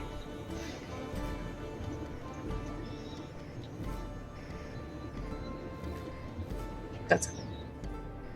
Okay. Yeah. So as you guys arrive at the crossroads here, the carriages bring you up next to a massive brick building that is this rectangular building that you can see it has smokestacks coming up out of it. But you see that the outer edges of it actually are open air and have these sort of awnings out over little workspaces. And you see the entire side of the building is lined with blacksmith forges that are separated into sections. They're like fenced off, so you can't just walk into them, but you see people arriving and starting to work and fire up these forges, and the smokestacks are starting to go. You see that the main entrance to this building is this gigantic, like 15-foot tall double door that is currently being opened by a number of Warforged, and it's being left open but guarded. And you can see people streaming in to start their workday at the first Veneer Arms factory that has been here since probably 220-ish. It's older. Maybe a little younger than that, but I don't know. Gaze upon my creation, plebs. Yeah. God. Yeah, you see the Veneer Arms logo with the crossed like muskets over it, and those of you who care about attention to detail, which will probably be those with higher perception, you will notice that at the corner of the building there is a larger brick that is off color from the rest of the building. Most of the building is sort of like an auburn brick color, but the corner brick is pure white. It does have like some lines where, you know how over time as it rains, like it'll drag like color or rust from like fittings. But you see at the corner of this building there is inscribed Marin Veneer and her birth date and death date. Yep. We found 2 of the Easter eggs, you guys. 2 of the Easter eggs? Yeah, we found the one for Austin's character, Aether. No, we didn't find it for Aether, we found it for Mia. No, we found Aether's too. I saw it. Did we? Yeah. Because I went to was it the Pink Pearl?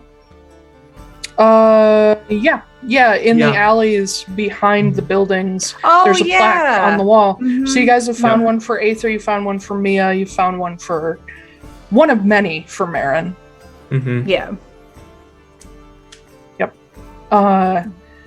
But as you guys get out of the carriages and walk up to the front of the building, you see several of the Warforged who guard the place and other guards. It's not just Warforged that are guards. They see Marceline and they're immediately attention is on her because an executive is on site. But nobody really bothers you as she leads you guys in through the main entrance of the factory. The first floor is actually 2 stories tall, has a completely smooth concrete floor, which concrete is fairly new to the world of Atlaran. People have finally figured out how it works instead of asphalt, which is a mix of stone and whatever. Concrete is smooth. You see that there are all kinds of workstations and short conveyor belts that are operated by these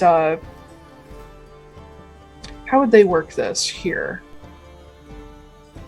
It would all be connected to a central generator because Leon would absolutely use electricity here. So you see conveyor belts that you don't know how they're moving because you guys don't have as much experience with electricity. But basically there is the start of what is becoming an assembly line? An assembly line, thank you.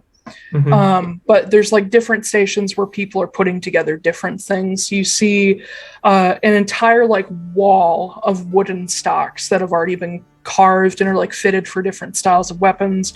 You see a wall of different small drawers that contain small pieces that people are going and fetching as they assemble things. It's not quite to the assembly line stage yet. They do have teams of people working on different guns and whatnot, but it's still a hand-done thing. There's no robots drilling holes and putting shit together, obviously, except for the Warforged who are working here. But Marceline leads you down the central aisle of this place, and you notice some of the workers look over and are what the fuck is happening? Who are these people? Are they rich people on a tour or something? Yeah. We're here to sponsor the next gun. Yeah. You see there are some areas that are walled off and have a glass wall, and there's people inside working with more intense tools, and some of them are wearing masks and goggles and that sort of thing. The start of what will probably become sandblasting is being worked on here. But Marceline leads you to an elevator that sits at the end of the building, which takes you guys up to the next floor, which is another workshop. And then that will then take you up to the 3rd floor because these floors are especially tall, where there is a hallway that splits off into loads of offices and personal workshops for custom gunsmithing. She leads you down, and she's kind of giving you guys a rough idea of what's around you. Points that she's describing what's happening to you guys because some of you have no clue what happens in a factory because you've never been in one. But as she gets to the end of this hallway, you see a set of double doors that has Gunner Warforged on either side. And she just walks right up to the door and throws it open. She doesn't knock or anything. And this opens up into a pretty large personal workshop where you see there's a blacksmith's forge in the corner. There's rows and rows of tools. There's specialized electric tools. There might even be a belt sander in here, or at least the early version of a belt sander. Vice grips, everything you can think of that would be in a gunsmith's workshop, and you see in the center there is a large round table that's just covered in papers and blueprints and pieces of disparate guns. And leaning over this table is Leon Veneer, with I believe he has short auburn hair. He has a full beard that at the moment is a little unkempt. He is in a white shirt, dark vest, dark trousers. He has a leather apron on, and you can see he's wearing gloves at the moment as he's trying to like get two pieces of like different guns to work with each other, and he's currently working on a stock, like carving it by hand. But he looks up as the doors open and first registers Marceline, and you see him smile. You've never seen him smile before. But then he sees all of you, and the smile sort of fades as he pulls off a pair of glasses that he's wearing, and he straightens up, puts his hands on the table, and says, "Okay, I wasn't expecting a visitor." Was he American or English? Does anyone remember? English. He was okay. Yeah. Says, "All right, I wasn't expecting visitors." And Marceline walks up to the table, and she kisses his cheek, and he smiles a little bit and puts a hand on her shoulder, and he looks at the rest of you and says, "Oh.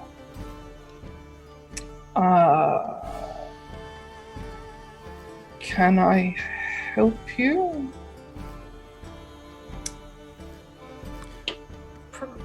Yes. Hello there, sir. My name is Chet. Rule Okay. number 1, No. Foostrak. No. Rule number 1. But we know him. Yeah. You met who all? Well, Mr. I don't Veneer, remember who all talked to him. He's met me. We're He has seen you all in passing. Yeah. Well, not like this. No. No.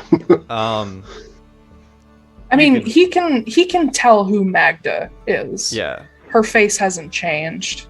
And he can tell who Noah is because Noah didn't do anything to his hair or his skin color or anything. Nope. I just put on So new clothes. he can guess who the rest of you are. He probably doesn't know most of your names, but he knows who he's looking at. Mr. Veneer, you can put 2 and 2 together. You know who we are. Vaguely. Yeah, you can call me an old friend of your fiancé. And he looks at her, and she shrugs and says, "Yes." That's putting it lightly, but yeah. We need your help. Uh-huh. And he looks at Marceline, and he says, "Have you already promised them help on my behalf?" And she kind of nods, and he sighs. He's like, "Well, I suppose you were all helping Kit and Vesper. What do you need?" A safe place to stay. That can be arranged. And he looks at Walter, who's kind of hanging back a little bit. Says, "Walter, the guest houses that you usually use, they're free to use them." And Walter nods. Leon takes off his apron and sets it on the table. And walks up to properly face you all and says, "So, why are you all here exactly?" We're running a bit of a rescue mission. Yeah. Oh, We're yes, here to kill the gory Mrs. butcher. Mrs. Borago, I remember. I don't know if we're gonna go that far right now, but I mean, at this point, it's only a matter of time before he gets himself killed. Everyone knows who he is now. Mm-hmm.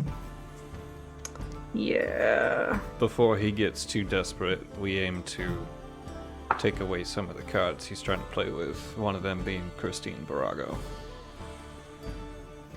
Yeah, and you notice Leon glance at Walter as you guys are talking about Tristan, and Walter has seemed a little, like, distant since the previous night. He seems to be just, like, processing.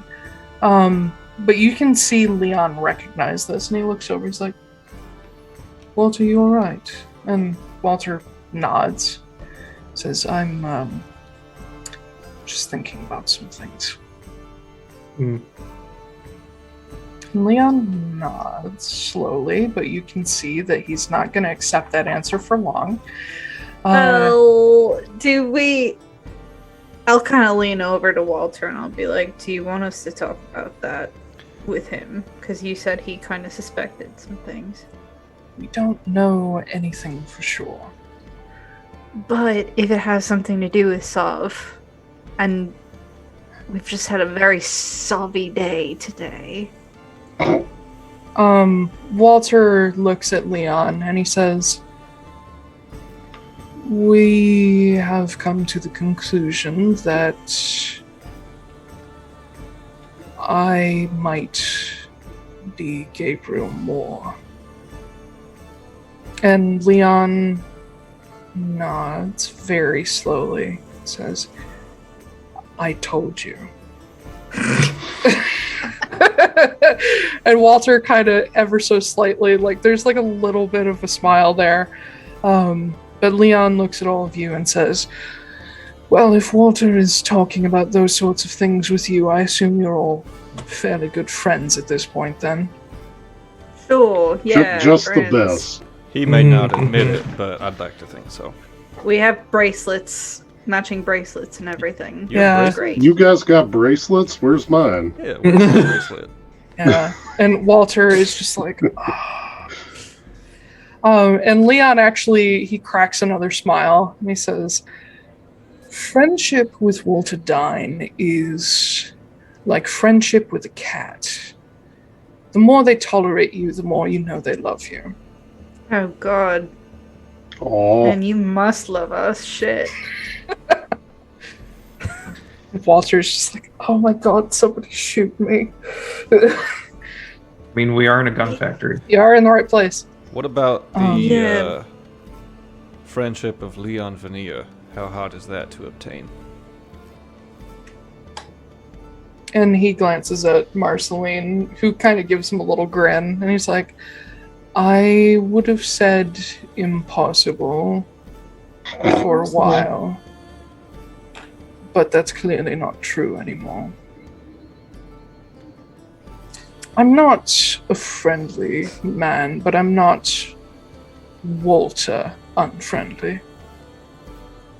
Oh, well, so it should be cake then. All right. Well, I mean, you all already have ingratiated yourselves with the Obsidian Collective, so I must assume you're worth my time. Yeah, Yeah. probably for more reasons than you think. Haha. Yeah. How So, I'll let Magda say what she wants to say first. all right. Okay. Well, Although you The might want to reason grab that- a chair, because typically this takes a while. I'm sorry, I don't have long swaths of silence between everything that I say, so, you know, it's going to be a little bit quicker if I do it. It's called listening to people, but okay. Anyway. What do you know about the horseman Sov? More Yeah. than I did before I met all of you. And thanks to Walter, I know a bit more. Well, speaking of more, we believe that the reason that Sov has an interest in Walter, particularly, is because of his lineage. I will say, before we open this can of worms with Leon, we Yeah. probably should go to break. Yes, yeah. Probably should, yeah. I just glanced I at can the clock a also second just ago. give him the deets and catch him up Yeah. so that we don't I have tell to go him through and Yeah, Yeah. that would make this go a lot faster. I cast exposition. yeah. As much as I love role playing the same story 100 times. Like it would be super cool. Yeah. No, we can say that you guys give him the gist of everything he talked about, and Walter will fill in a couple things as well. But yeah, let's jump on break and like fade out of that scene. Need. We will be back in pantomiming as she. Yeah. Anyway, remember that when we get to the animated series, okay? Remember that. Yeah. Time to go. Okay. When you do that, I feel like you're looking at me, but I know you're not. It's weird. I'm looking at our viewers and listeners. We'll be back in 10 minutes. Let's say 1:16. 1:16. Yeah. Okay. See you soon. Bye. Bye.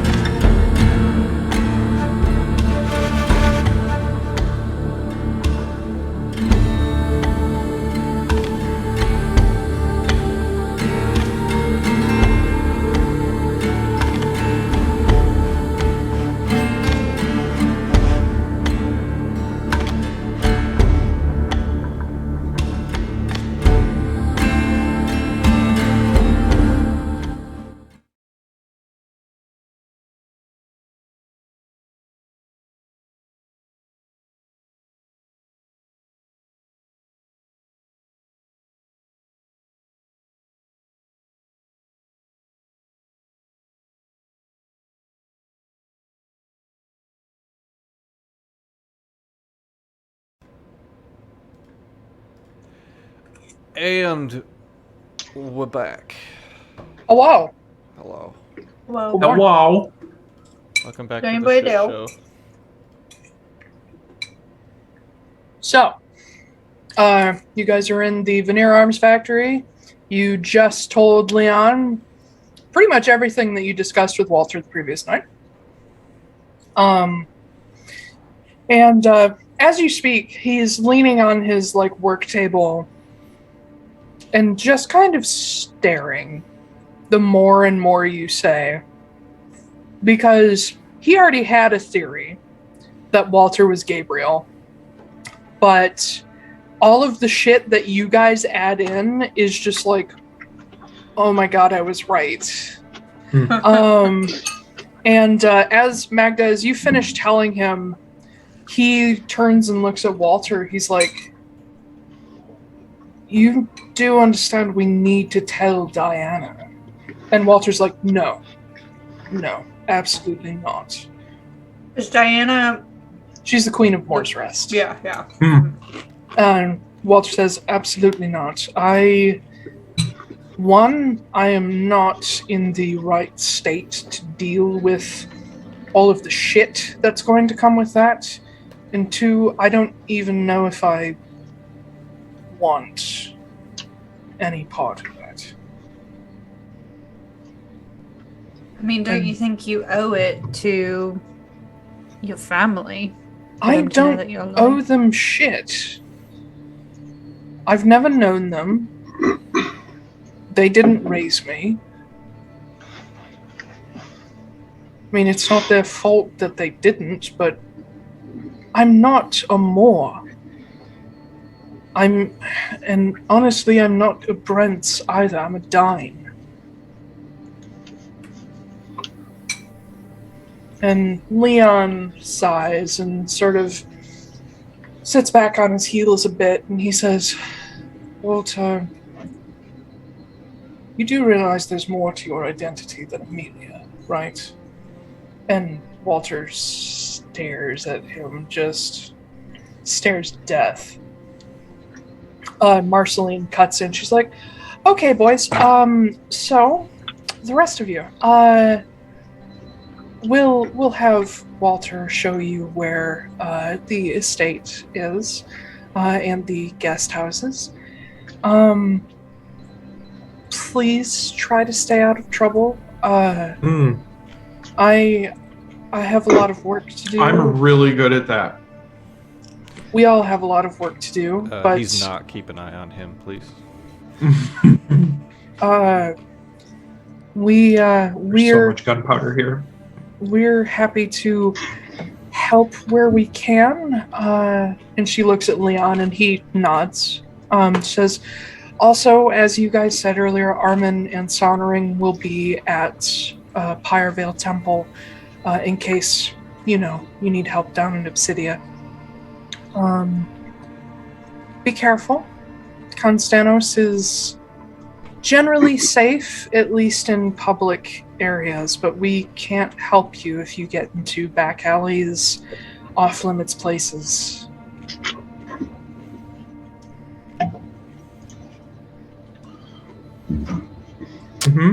Okay. There's something that I need to do before we go, because given recent events, I believe that I can trust everyone in this room implicitly. And, the theme of the last day or so has been about not keeping secrets and trusting each other, so we're just going to add on to the pile. I'm going to pull out the Ace of Spades. Oh no! And I will walk over to where Leon is, and I will put it down on the table. Oh, fuck. He's gonna fucking kill you.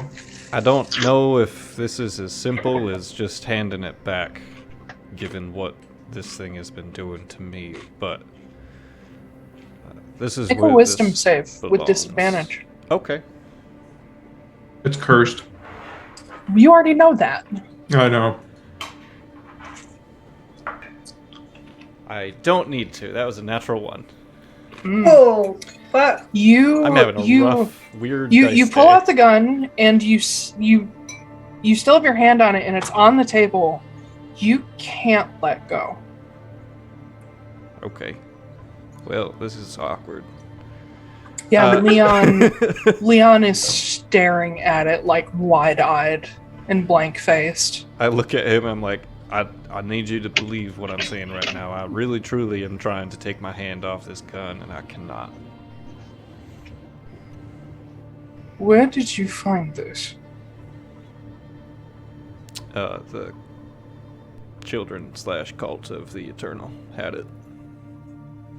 We were Friends. actually Friends of the Eternal. Eternal, whatever. Oh, The sorry. children of the Eternal. I'm getting my cults mixed up. Yeah. We were Leon actually trying to help out the collective, trying to find Overwatch, and we came across this instead.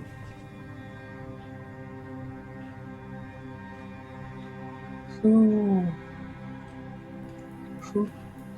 took it?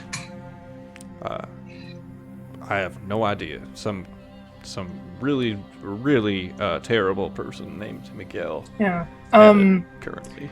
He takes off a glove, and you guys have already seen this about Leon. He also has like runic tattoos. It's kind of a thing that runs in the three families.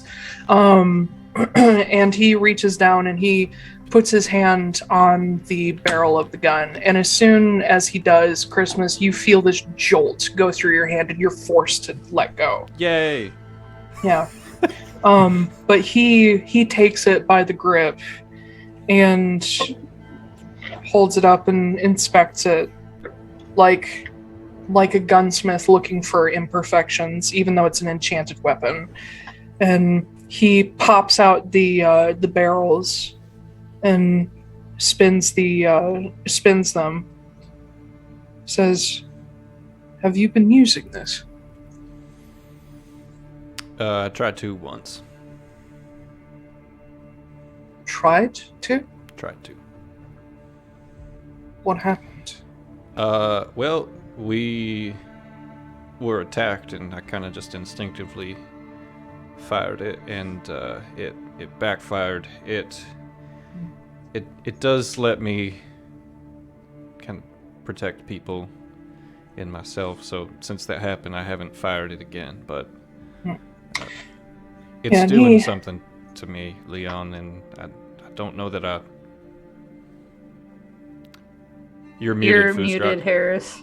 Oh, I know I was, and then it said I was talking at the top. Oh. And I was like, but I'm muted. I don't particularly know what's going on, but if you're on the side of the angels, which I believe that you are, you should have this instead of me. I wouldn't call my side particularly angelic. It's a figure of speech. But he looks over it, says,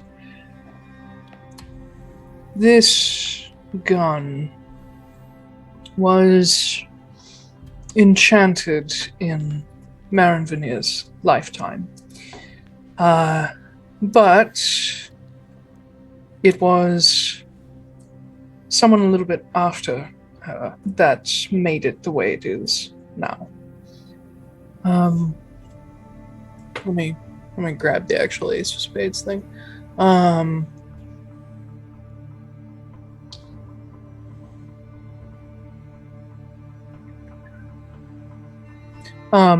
He explains that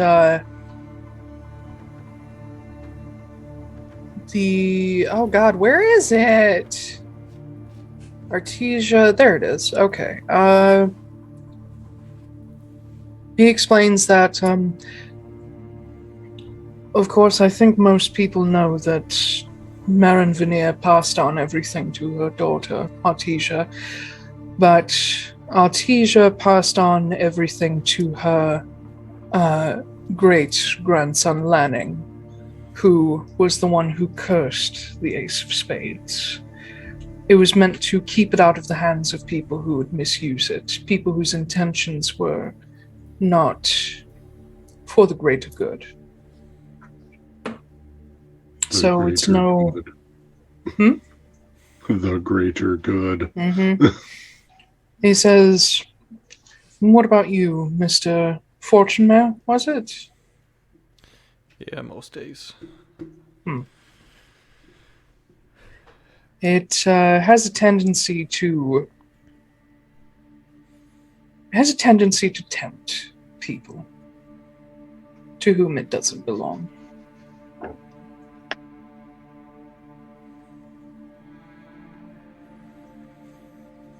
Kit said not to get too attached.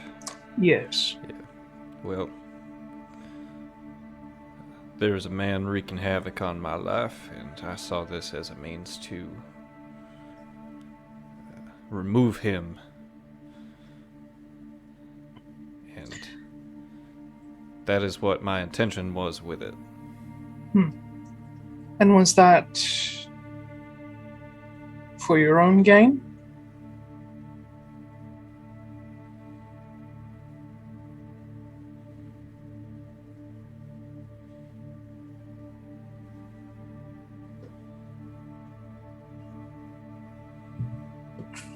I don't know the answer to that. Then that explains things. The Ace of Spades is not a living entity. It doesn't have a soul per se, but it is about one step off from what we would call a sentient weapon. Not quite there, but it understands intentions, and confused people tend to run afoul of it. And he shows you, he spins the barrel to the fire symbol, which you see that now that he has it in his hand, it is blazing with light. Says, but people who know what they're about, or people of my family, it tends to be more of a partner than a detriment.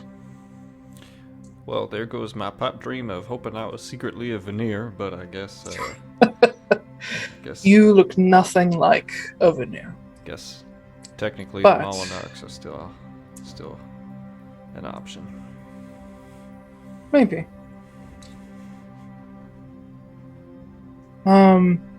But he looks down at the gun again. He says, however, this is not mine. This is Flameheart's.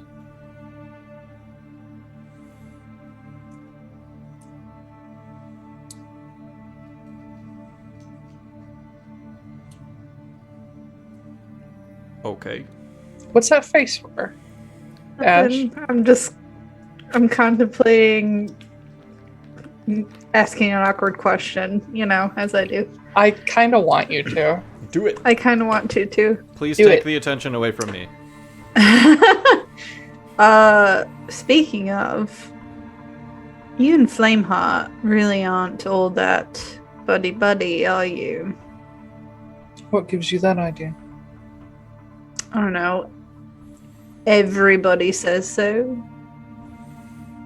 Just because we're not constantly attached to the other side, like some others, doesn't mean we're not partners. I'm not Roan. What is Roan? Not Roan... No, Roan and Keladir are, other than perhaps Arabelle and Squall, they are two of the closest in the collective. And he kind of glances at Marceline. He says, I don't get very close to many people. Starting to put that together. It's just interesting. What about it is interesting? He's my co-worker. Well, we thought for a while, and we still do think that there is a mole in the Obsidian Collective, and you were kind of like on top of the list because, Why? Because you're all aloof and stoic and weird and, that kind of stuff. I happen to think I'm rather agreeable. I'm just not I'm not going to walk up to people and pretend we all know each other and we're all friends. I'm not Vesper, or not Morgan. I meant to say Morgan, not Vesper. Yeah. Gee, that sounds like someone I know. What? I was going to say, you just described yourself, Magda. Yeah. All right. Look, I'm not one of the Obsidian Collective members, now am I? So... Not with that attitude. Anyway. Yeah, Leon kind of chuckles at that. He's like, trust me, attitude has nothing to do. Leon, you say it belongs to... Oh. No, I'm sorry. No, go nuts. Okay. I had a question. How do you feel about Morgan and Vesper? What do you mean? Just, general feeling. I mean, they're basically family to me. Is there anybody within the collective that they're really close to? Other than each other? I mean, Vesper is rather close with Kit and Bacana. Morgan is everyone's grandfather. Much like his predecessors, he adopts everything that moves.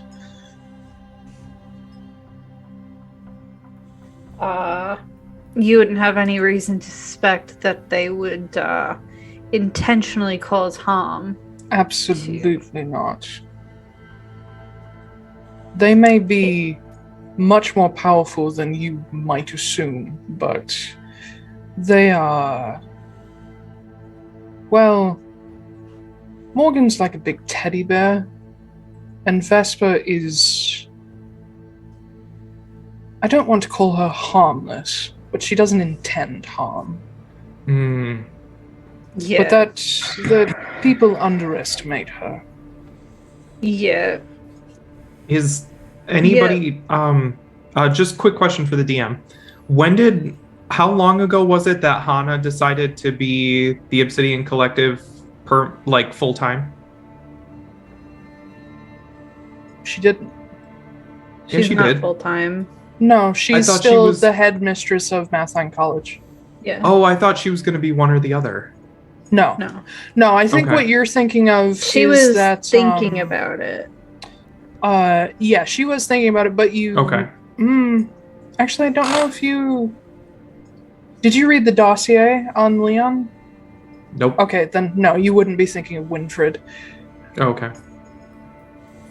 No. Leon and Hana are split. And Mathline College is here in Konstanos. Yep, it's in the Obsidian Ward. Okay. Yeah, how do you feel about Hana? She's good at what she does. She's reasonable. She has a good sense of how to handle questions, the public, that sort of thing. There's a reason she's the chairwoman of the collective. We chose her because she's good at dealing with public opinion. Mm-hmm. Is she particularly close with Vesper or anything like that? I mean, I wouldn't say they're friends, but they do see eye to eye most of the time. Hana has a bit of a commanding, I run things sort of presence, and Vesper typically doesn't challenge that, so they get along. Okay. Whereas someone like Arabelle does not get along with Hana. Yeah, I could see Annabelle not getting along with anybody. Yes. Hana and I have our occasional differences, but we have a very similar mindset. Also, she's the headmistress of the college I went to, so I still refer to her as Mrs. Yukagara. Wait, what college did everybody go to? Mathline. Mathline College. Interesting. I mean... Well, Walter and Leon, I think, went to the college, at different times. Well, yeah. Right. Leon is a bit younger than Walter, so yeah. Yeah. Yeah, but how long has she been headmistress? question. And That did is she kinda teach there true. before? Yeah, that's true. Yes, she did teach there before. Hold on. She had a lot of pull in Mm-hmm. that kind of thing. Let me check the Selbin paper. Ooh, my vanilla is here. Thanks. Ooh. I ordered vanilla beans You cook it. to go with my vodka. Is that To a make thing? extract. Well, yeah, it's to make vanilla extract because you okay. vanilla extract's like $20 for the tiniest Yeah, jar ever, yeah. and you can make a whole quart for like $15. So Right. Hana has been teaching at the college since she graduated from it when she was 22. She became a headmistress. I don't have a specific year, but I'm gonna say like 8. No, hold on. She's in her 40s. She's probably been headmistress for a little over 11, 12 years. She would have become headmistress just because there's a timeline going on here. She would have become headmistress after Walter graduated. She would have been a teacher while Walter was going there. I'll look at Walter and be like, did you ever take any of her classes while you were there? Yes, she's I was focused in conjuration, but she was she was focused in, what's the one that starts with A? Abjuration. Abjuration. She was an abjuration professor. I took a couple courses, but I didn't see much of her. Okay. That I don't know. That sounds like possibly a thing. Yeah. Leon speaks up. He says, I don't know that without a lot of proof that I could accuse Hana. She does have split loyalties like myself, but she is steadfast in those loyalties. Well, since we're getting everybody's opinion on it, if you were to suspect anyone, who would it be? That is a very difficult question to answer. And one that I'm not sure I'm comfortable discussing. The thought has just crossed my mind. Pretend with me for a minute that you're Sav, and you want God to forbid. have a mole in the Obsidian Collective. You're not gonna pick someone that everyone is gonna immediately suspect when they hear that there might be a mole in the Obsidian Collective. True. Because you're dealing with some of the most powerful people in the whole world. Well, I can tell you who I'm certain it's not. Okay. It's not Kenna.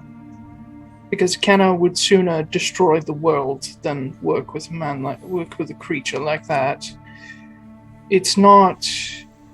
I wouldn't say it's any of the Lycari. They are still aligned with what their original bearers were aligned with, and in fact it causes fights between us sometimes because they're a bit old-fashioned, for lack of a better phrase. It's not Armin.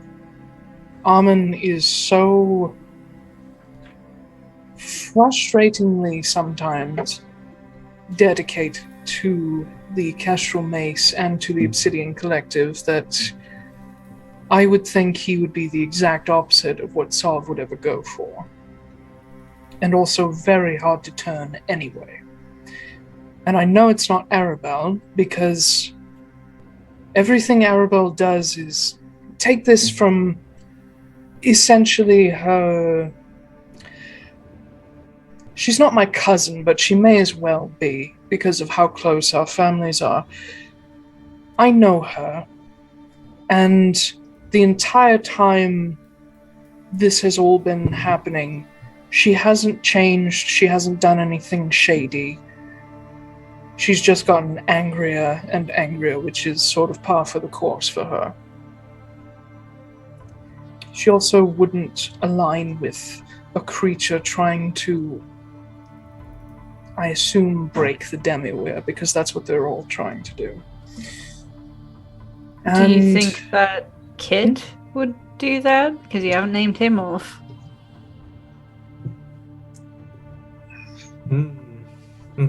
I was waiting for that. I think Kit has a lot of secrets. And he doesn't like working with other people most of the time. He's very much a why have others help me when I could do it better myself sort of person. And he has been a bit distant these past few years or so. It's not exactly the most open man. I mean, you also just described yourself, but... Yes, but I at least keep the Obsidian Collective updated on what I'm doing. Kit doesn't. We never know where he is, what he's up to, who he's talking to. I'm not accusing him, but I can't count him out either. Leon, let's just say for a minute that it was Morgan. Impossible. Why? It's Morgan. I know you don't know him personally, but if you did, you would understand that there is no possible way that could happen. Not only is he much too good and family-oriented and whatnot, he is also... He displays himself as this easygoing grandfatherly character, which has been sort of the theme of Bearers of Vesper for centuries now. He is deceptively powerful, because in his age he has gained a lot of experience. And I don't think, for as powerful as Saul is, he would be able to break either Morgan's morality or his mind. Alright, then make it make sense. Let's say, just pretend with me, it's Morgan.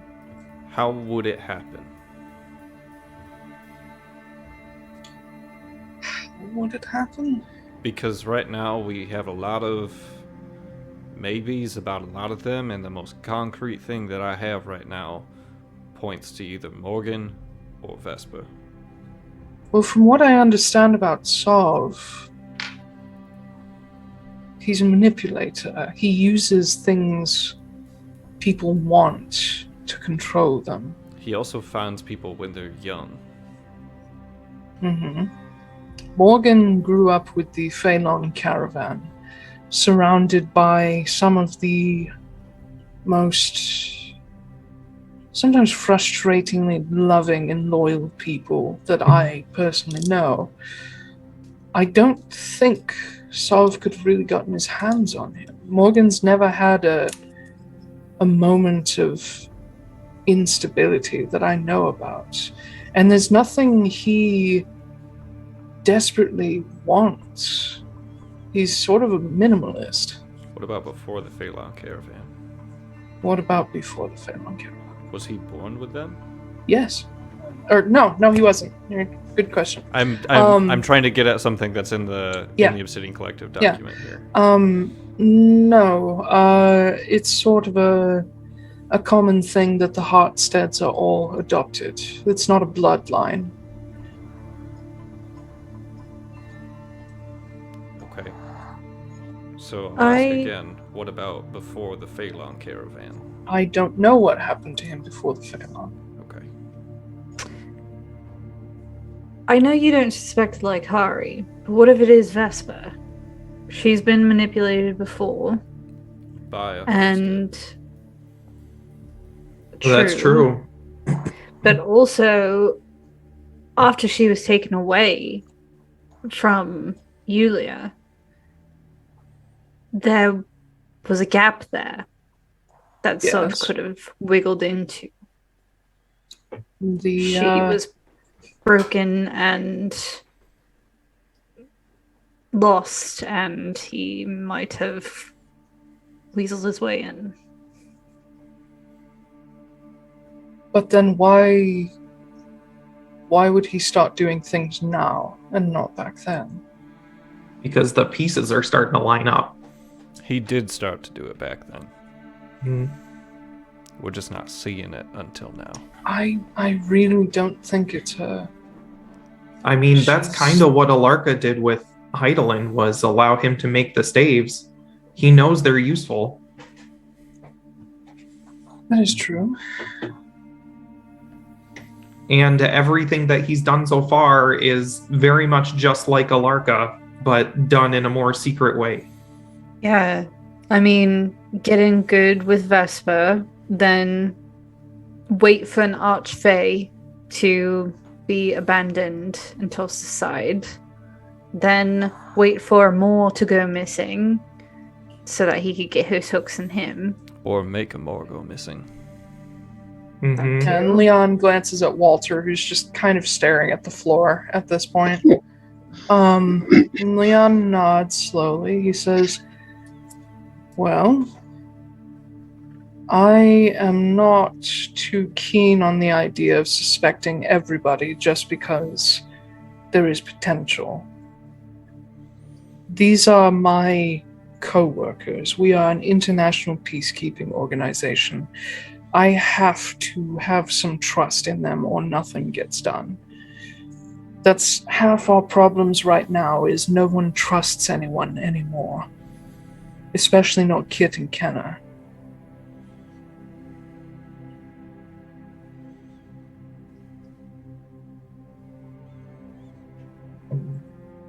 We're scattered. And that's why Saab has chosen now, He's is because this was the plan all along. He's got you all right where he wants you. Mm-hmm. So then, Master Strategist, what are we supposed to do? I mean, we don't know. We're making this up as we go along. Well, you're here for Mrs. Borago. What's the plan afterward? Assuming plan you after- don't die. Assuming That's we a don't big die. assumption. Yeah. Well, Saab is currently possessing the Archfey Lorcan, and he's a friend of ours. So we have a connection that might be able to summon him, and we might. I don't know. We haven't really gotten that far. We don't really know how to separate them. So I think the next plan is to figure out how to separate them once we summon him. So, this Lorcan, he's possessed? He's not something else isn't going on with him? I don't think so. It seems to be possession. With all of this, Friends of the Eternal solve echoes of what Ilaka did, I can't help but wonder if maybe there's some walkers involved. Oh no, we found a cistern. You did? In Port Saris. Vesper helped us destroy it, which is There's why two she cisterns. knows stuff. So why do you suspect her if she destroyed a cistern, which would be an immense tool to solve? We don't know if she destroyed it. She just said she was going to, and then she blocked it off. Well, we could. It's a very easy thing to check up on. We could Yeah. just send someone down there and see, like, hey, is there a big gaping sacrificial pool down there? Or Because you asked the question, Leon, I'll tell you. there are some secrets I keep to protect people I care about, and Mm-hmm. one of those secrets was told to, well, these other people around me that I care about. And someone who we will not name let slip a little bit of that secret when the only other two people around were Morgan and Vesper. And on our way here, Sav threatened me with that. But he didn't know what it meant. And he points at Magda, he says, aren't you the one that has the problem with Sav in particular? Mm-hmm. I mean, so That's does what I'm Walter. saying, Christmas. Like, he could be Magda, watching through my eyes. you know the context. Yeah, you know the context. You know what it is. He doesn't. But it could be something like he isn't watching all the time, you know? Maybe he just happened to pop in at that moment. It's That like would- a walker. That makes less sense than the Done other it to you thing. twice. Yeah. What do you mean that makes less sense? He's not omniscient. Obviously None of them not. are. Otherwise, he would know. Yeah. And this story wouldn't have happened. How much do we know about the walkers, and like, do they show Walkers Like, have not I mean, been seen. me personally, like Noah? Because Yeah. I know we found stuff, but I remember like how it showed on Marin, Mhm. and so I'm not sure if he knows about that or not. Walkers have not been seen for about 250 years. Cool. It was Don't know written anything. down in the books. It how was, presents. but Mhm. they haven't. No one has come across any in 250 years. Yeah. They died with the Heidelin cult. Mm. Yeah, but no, I'm just saying, because I know where you're getting at, Ben, is that Yeah. you saw like what Marin's tether looked like, Mhm. and it was written down into books. So if you happen to read those books at all, you could check for that. Yeah, no, we have you to guys, write them first. You guys know. Well, I know, I'm just messing with you. you guys, those of you that would have read Silas's work, you would know how to spot a walker 300 years ago. Yeah. And this is more of a possession / curse than it is. At least Hey. in Lorcan's situation, yeah. Yeah. Well, even with what's Yeah. her nuts here? Magda. I'm sorry. I blank on names constantly. Magda's situation is more akin to somebody who has made a deal with a demon. Yeah. Where they don't have control of her, but they can pop in on her, they can influence her, they can do shit to her, but they Yeah. can't make her do something. because if that were possible, he probably already would have done it. Yes. Yeah. So I mean, I guess it's possible that he just happened to listen in at the right time. There were... that's what I think. Okay. That is way less plausible than the two people we know were standing right there, that we know heard it. Don't think it is. When we Let's know go. that there is a mole in the Obsidian Collective. And when That's true, we everyone do. tells us that they don't suspect these two particular people, and That it's like makes nearly them impossible. the most susceptible to me to manipulation from Sav. So follow up Does question to kind of go with that. Who did we tell about Tristan? Who It- gave all that information to Lieutenant Tom? The people you know that who the Quarry Butcher is you told Kit. Mm-hmm. You can safely assume that Nyx knows. Yeah. Probably Kenna and Berkana as well. Obviously Sala. Obviously your party. Gwen, Jasper. Well, Tristan himself. hold on. Yeah. Hold on. I mean, Tristan could have turned himself in. But the That's thing what here, I was thinking. the thing but here is that the one piece that's been throwing it off is the fact that the middle name. Sala is the one who knows his middle name. Yeah, but you know who else knows his middle name? Sav. Sure. Yeah. Is it possible That's- that he just sent it to get Tristan out of the way? I mean, he did approach Christmas and was like, I would like him out of the way. He wants so him out of the very... way because he's getting all of this attention now. Did he No, I say don't that think so. I think specifically? it's... He did say that. He was like, Did he? He's got Yeah. all of the attention on him now. He says Tristan has been outed to the world and he's less useful. So maybe it was Sala. Which we're not. Or gonna bring somebody that Sala is connected with. Yeah, but why Sala would Sala make it clear that it was you guys who did it? That's the Yeah, it's question. somebody who knows us. I think it's someone outside of... Maybe it's one of you. Yeah. Maybe. You guys do talk to me in between sessions without others knowing. Yeah, but it's not Ash, because Ash can't keep a straight face and lie No. to save her life. Yeah. No. I know it's not me Yeah, because so I many don't read the tells. chat anyway. No, I'm talking about personal chats. No, I don't read those either. I know you don't. It's not me. Foostrak ain't that smart. Is it me, Jesus? Are you a walker? No, I'm not a. No, I'm talking about how.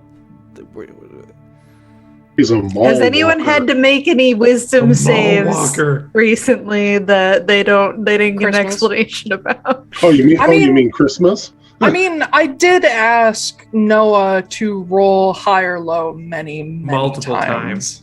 True, but that was also during like a crisis. Any mode. one of those could have been Sav.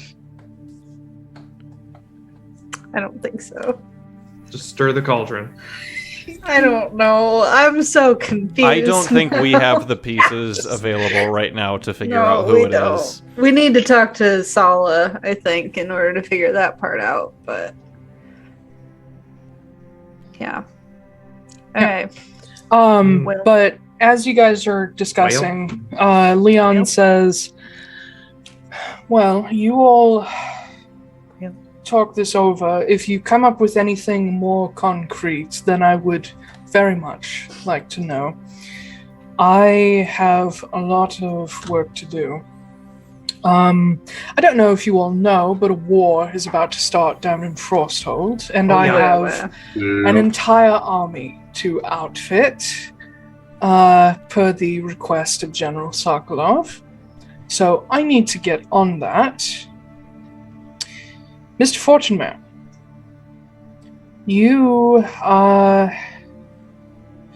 you're doing something rather important here. All of you are. What if I were to lend you the ace? I feel you could put it to better use than I can.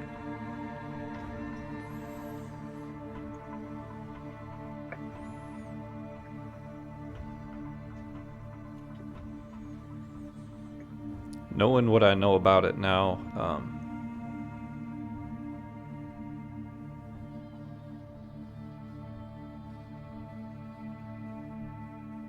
I'll have to think about it.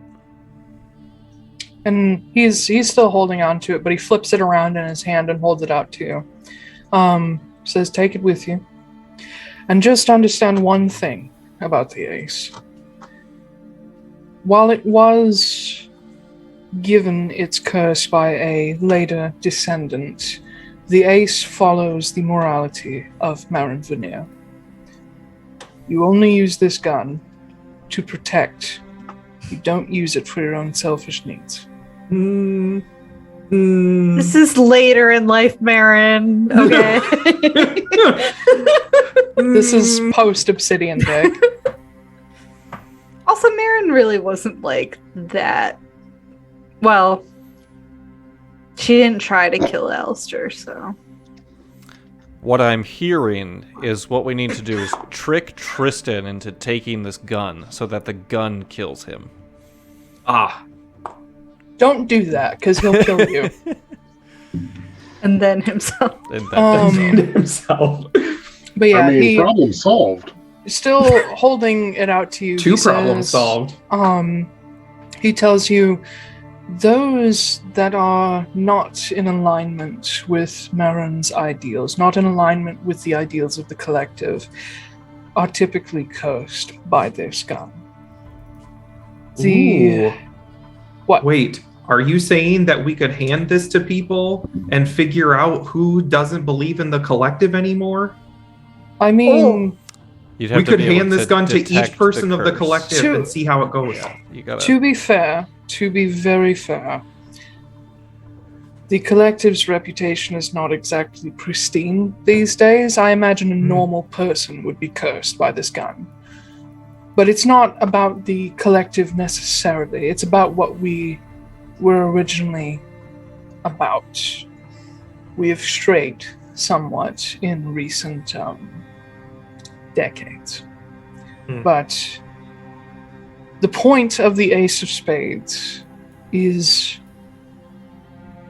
looking after people. If you recall from your history lessons, it was given to Marin Veneer for saving Haley Molinarch. It was a gift from Ansem Molinarch. It has always been associated... That was Overwatch. No, Ace of Spades was too. No, Ace of Spades was Silas's wedding or engagement gift to her. You're correct. Sorry, Overwatch. Sorry. But okay, let me reel that back a little bit. It's your backstory, Ash. Don't be sorry. Well, I didn't write that. That was Taiylor. Taiylor wrote that. He says, this was a gift from Silas to Marin, and if you know anything about them, their entire lives after the Obsidian Collective had to do with supporting and protecting people. Even if Silas was more of a private citizen after Obsidian Day, all of the work that he did with the collective was to make things better for people, to be able to end wars and conflicts. The Ace of Spades is not a tool of war. It's a tool of ending conflicts. Sorry, I just had a thought for another character and it's fucking hilarious. Oh no.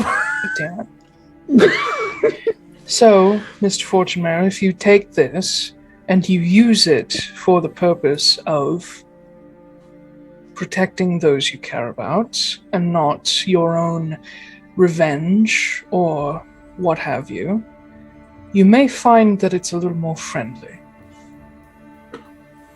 I'll reach out and I'll grab the handle. Yep. I'll take it away.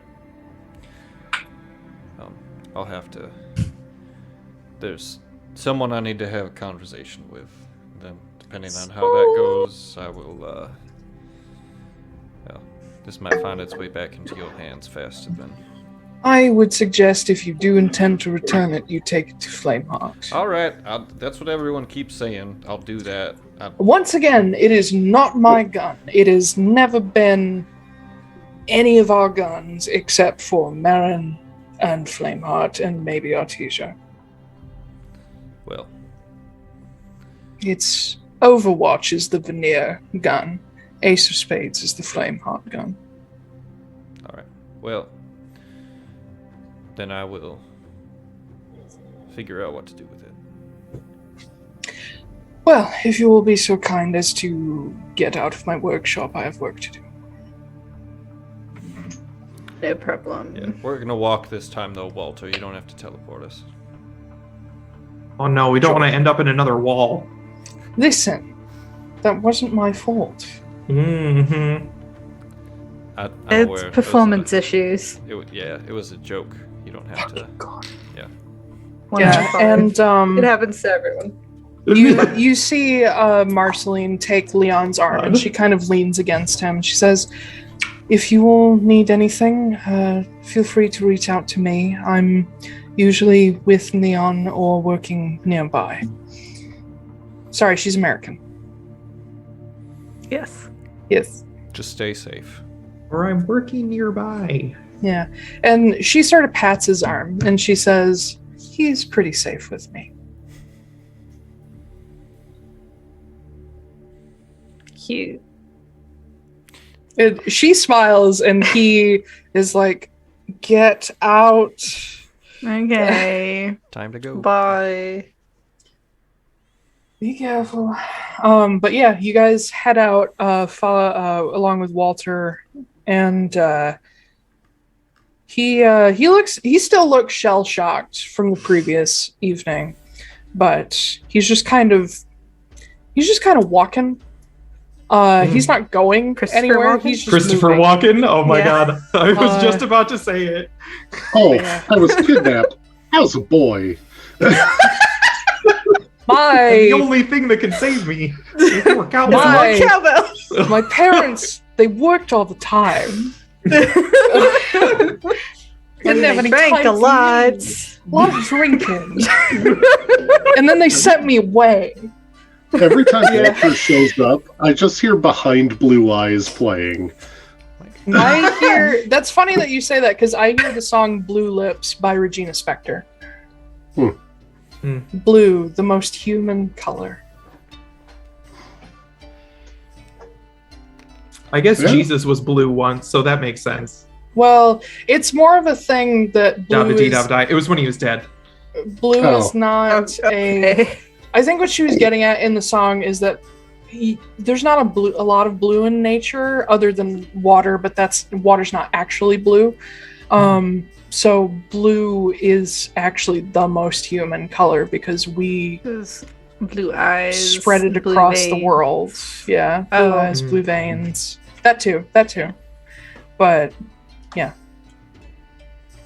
He stumbled into faith and thought, God, this is all there is. Jesus. Okay. Depressing. It's Anyway. more of a God, this is all there is. It's very Walter. Anyway, Depressing. it's such a good song, though. You guys head out of the factory and onto the main roadway. You are not that far from Hartstead Square. Are you trying to get us to go there? That's where Christmas said he wanted to go. Oh That's where yeah, Sala's because gonna we meet have to meet Sala. How dare you? Sala. Sala. Salad. Careful, though, because Tristan is known to Salamander. call her Sal. Ditchwater Sal. Gross. So Walter shows us to like where the guest places are. Is that you the opposite will- way? It's That's a ways away. It's in Yeah. Lyrius. It's in pretty much the opposite direction. Why don't we go to the square first and then we can go Okay. Yeah. hang out? Can we Yeah. real quick no, never mind. We'll do that first. Okay. Can I do one thing while we're going? Sure. I'm gonna kind of quietly pull out one of my Vodro scrolls, Mhm. and I'm gonna write a quick note to Ren Mhm. and tell him that I want to speak to him in Hartstead Square, like immediately, about He in Kit, and town? tell him it's super secret squirrel stuff. Okay. Okay. Taiylor, while we're going, actually, I will do this now. Yeah. Can we look for a bakery on the way? Oh yeah. Yeah. Sure. Okay. Oh my Yeah, god! you'll be able to. It's The bread battalion. basket. No. Why? I was gonna The say the bread battalion. basket is a franchise. We're literally Getting- next to the gun factory. Guns and donuts. Getting into the Obsidian The perfect Award. combo. Getting into the Obsidian Award. The Obsidian Ward is known for a couple of things. It's known for Hartstead Square, of course. It's known for Pyrevale Temple. It's known for basically being where you find a lot of the big temples, but also Mathine College is here. So Obsidia as a whole is kind of like the college town of Konstanos. Oh god. Yeah. Um, So there's bakeries here. There's everything. And a lot of it is like geared toward younger people. So you'll find like a pottery barn and you'll find a hot yoga studio and you'll find a yogurt place and Oh my god. Oh my god, please tell me there's and a a food bathhouse. co-op. And there are bathhouse. bathhouses Yeah. everywhere. But a bathhouse run by Mercoptera, who also sell donuts, and it's called the Bat House. I'm sorry, but no on that one. Oh, come on. I've yes-anded 2 of your ideas. That's enough. What about the Bat Mats? There are actually not very Or the many. Bat Tubs? Batman. So this is not to cut you down, but there are really not Mercoptera in Gyaradeldathos for the most part. Like there are some, but they're not really from here. Most of them are from Thurgrir, Iroquel, Caladros. Okay. And a little bit of Frosthold. No, There's a lot of vegan restaurants. No one is a actually lot of- really from Sushi Gyaradeldathos. Yeah. Everybody who's like known to live in Gyaradeldathos either came from Arborea, came from Caladros, or came from the Feywild. So there's no one that's native to this continent. Oh, it's like white Americans. Oh my god. Anyway, Do you think they have like? Do you think they have like those Mark. little pubs where people can sit around and play D&D while they eat? there are Yeah. Oh my absolutely game lounges. But you guys go through Obsidia. There is a small like corner bakery on the way, run by some moon elves. The moon pie. Shut up! That's enough yes God. and for the last 2 minutes, guys. Holy shit. I don't know. Taylor hasn't been doing any yes and they've just I been know, doing it's no. 'cause They don't I- need to. You fuckers are doing all of it. It's not that I don't want to yes and you. It's that I'm Hello. trying to tell a story and you keep riffing off each other. And I want to talk to Sala today. Nah. No, my son. But yeah, there is a bakery along the way. You know what I get there. No, I don't. Okay, I'll tell you what I get there. Donuts and cider. Oh wait, yeah. I'm sorry, it just came back to me. I'm sorry, Anyway. guys. I do want to yes and you, but we have shit to do. You don't know. Don't ask questions. How dare. Yeah. Stopping by this place, it's pretty easy to find those things. The moon elves inside will package up some donuts and some cider for you. I should also mention it's Turin in the southern hemisphere, which means it's like late summer, getting into autumn. So that means this is the perfect time for cider and donuts. Of course it is. Yeah. New Year's like 2 days away.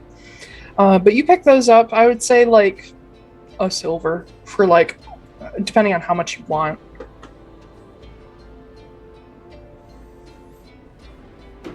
Sorry, you guys are blowing up the Facebook chat at the same time Yeah. as this is going on. How much is it? How much do you want? I would like to get Turning off chat. I'm gonna get stuff for I'm just gonna put my phone away. I will get enough for everyone, but then I'm also going to get an extra bag and an extra cup of cider to bring with. I don't Okay. look like me, so it feels like even though our group is probably recognizable enough to the people that know us, this is a good indicator of who I am. Mhm. Yeah. So that. I'll say like 2 silver for enough for everybody and Sala. Okay.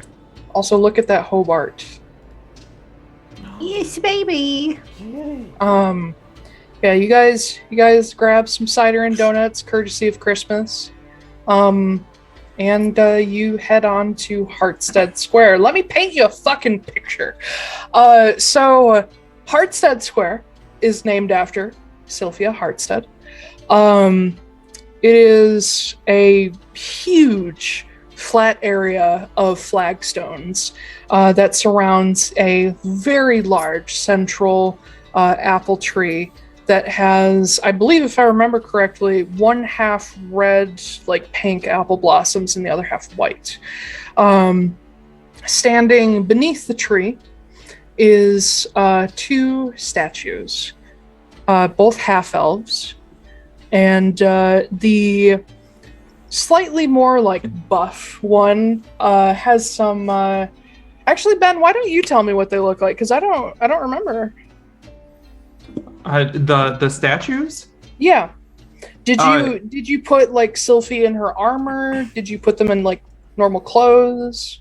I recreated Sylphie and Marin the way they would have looked on Obsidian Day. Okay. So in that case, it's just one statue. They're just like connected. Yeah, but it's two people. Yeah.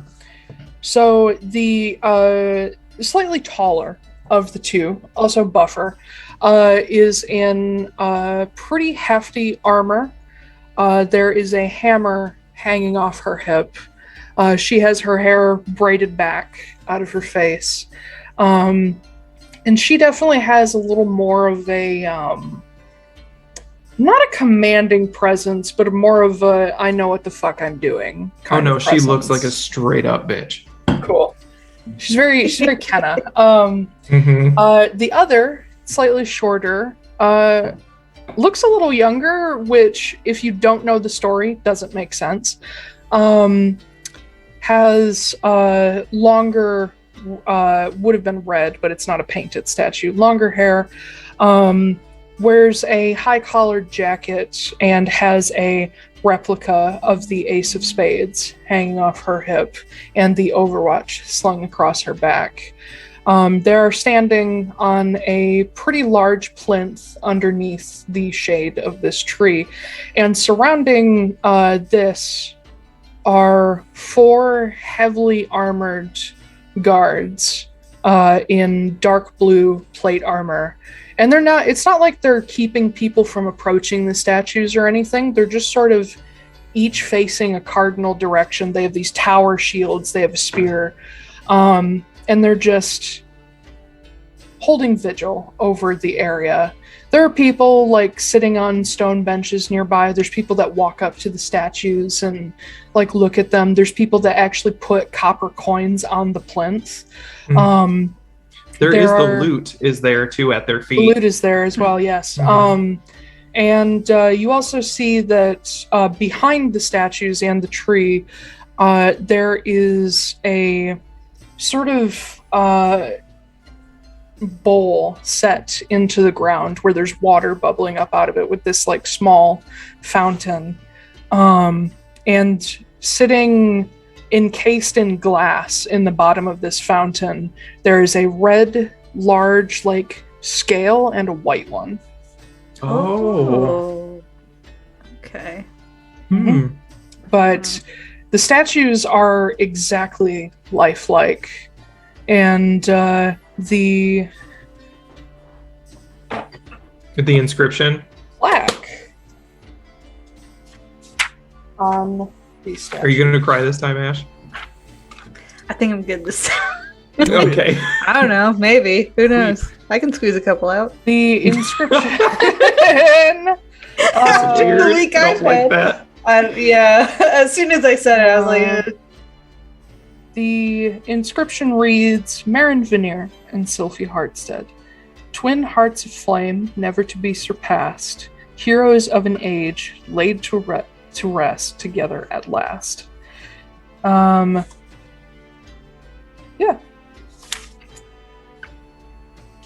Oh, and this is worth mentioning. A white feather sits at their feet. In stone? No, an actual physical white feather. Oh, I know who that's from. Yep. Oh. But everybody, go ahead and give me perception checks for my first roll of the night. I'm sorry. No, it's fine. 10. D&D is like it has become less of a dice rolling game and more of a cooperative storytelling game. 13. 6. What'd you What get? was that, Koop? Christmas? 22. And what'd you say, Ben? 10. Yeah, okay. Garbage. So those of you that got over 20, you will notice One that person. sitting at the sitting sort of to the left of the statues, with their back actually up against the plinth, kind of, it's not like she's hiding, but she's kind of blocked from view from two sides. You see a pretty wood elf in blues and grays and blacks, a different outfit from usual. She has a longer coat, and she's not wearing her like furs that she would wear in Frosthold, but just a long coat, sort of sitting there on the ground, currently writing in a leather-bound journal. You see Sala Narendil. Is she like disguised at all? If you didn't know her, you wouldn't realize it's her. She has her, it's kind of hard to disguise her haircut because it's an undercut, but she has her hair pulled back into like a bow style bun. She has, her makeup is completely different from what she would normally do, and you can't see the blue tattoos on her face. They've been covered up completely. Also, you notice her ears are rounded, so she looks like a dark-skinned human instead of a wood elf. Interesting. Okay. I will nonchalantly make my way over. Mm-hmm. And if there's anywhere to like sit nearby, Mm-hmm. I will sit, and I'll just put down the donuts and the cider. Yeah.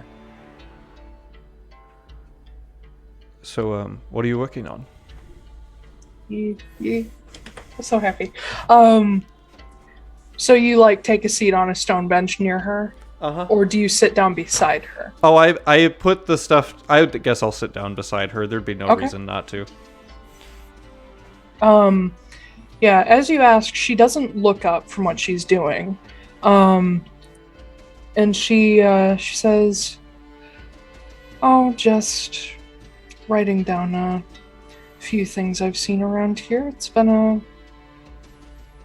while since I've gotten to walk around Konstanos." And at the same time, she kind of leans into your shoulder a little bit.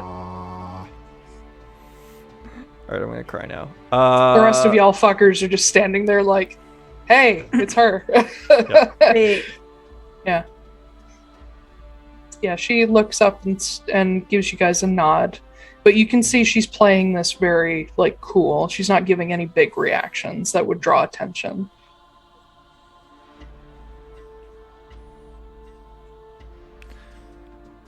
So what are you up to for the rest of the day? Cute.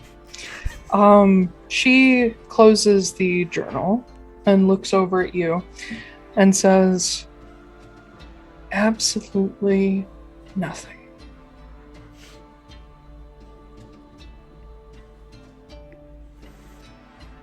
I look over at the rest of the group because I know that there are people that don't trust Sala. Is anyone, like, showing that? Foostrak's going to tip his hat and is going to wander the square a little bit, just kind of trying to keep an eye out for anything weird. Yeah, Jasper will follow along with you, but he, like, gives Sala a smile as he goes. Gwen is standing there next to Magda, looking like she desperately wants to grab her little sister and just hug her forever, but she's holding back. Yeah. I'm just looking at the statue, like, kind of trying to be like, I'm not looking, like, you guys do whatever you want, kind of thing, but also, like, Totally it's a fangirling. cool statue that, yeah, a Trying little bit. trying to pretend to be a tourist. Yeah. But also, I like the statue and I wanted to see a statue. I'm gonna go look at the dragon scales. Okay. Yeah, so Noah goes, like, behind the tree to where that little fountain is. Also waiting for Ren. Yes. Walter is probably, I mean, correct me if I'm wrong, but Walter's the only one who looks wary of Sala. Oh, I didn't realize Walter came with us.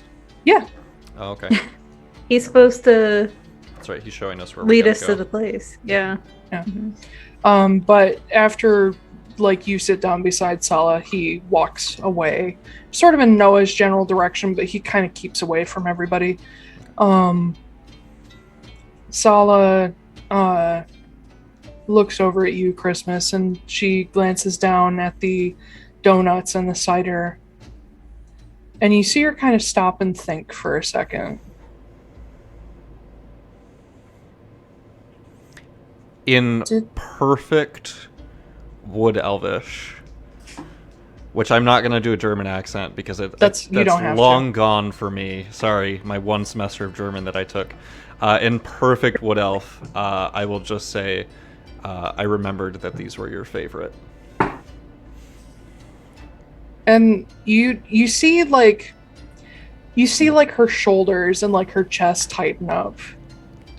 And she looks immediately at Gwen, and Gwen shakes her head, and she looks at you, and she's like, you remember? Some things.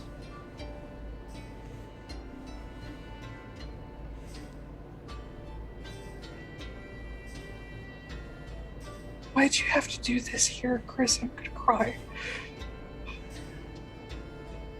If you would like to, you can take a walk with us. It's a lovely day for it.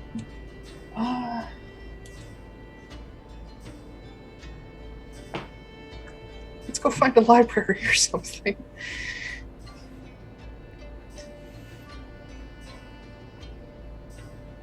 Oh, you'll have to excuse me. I don't mean just the two of us by ourselves. I'm not leaving. I know. My friends. Yeah, but maybe some other time. Well, there are a lot of really beautiful places around here to go see.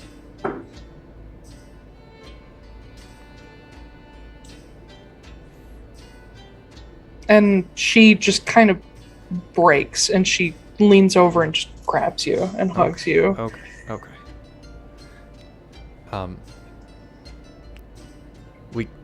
We can't wander around too much.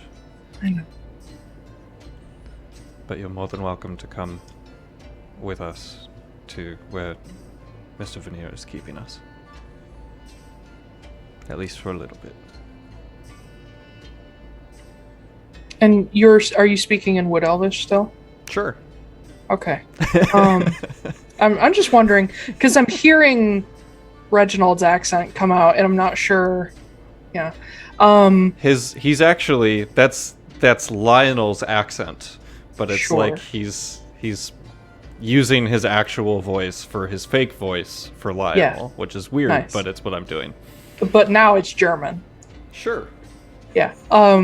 Yeah, she picks herself up and like grabs her bag, and she's kind of glued to your side as you guys stand up, and Gwen steps up and just holds her for a good long moment. There's not really, they don't speak to each other. You get that this is a kind of relationship where they don't need to. But Gwen gives her a nod and looks at you, Christmas, and says, you two, you can walk around. We'll trail behind, but just don't go far. We won't let you out of our sights. Okay. No funny business.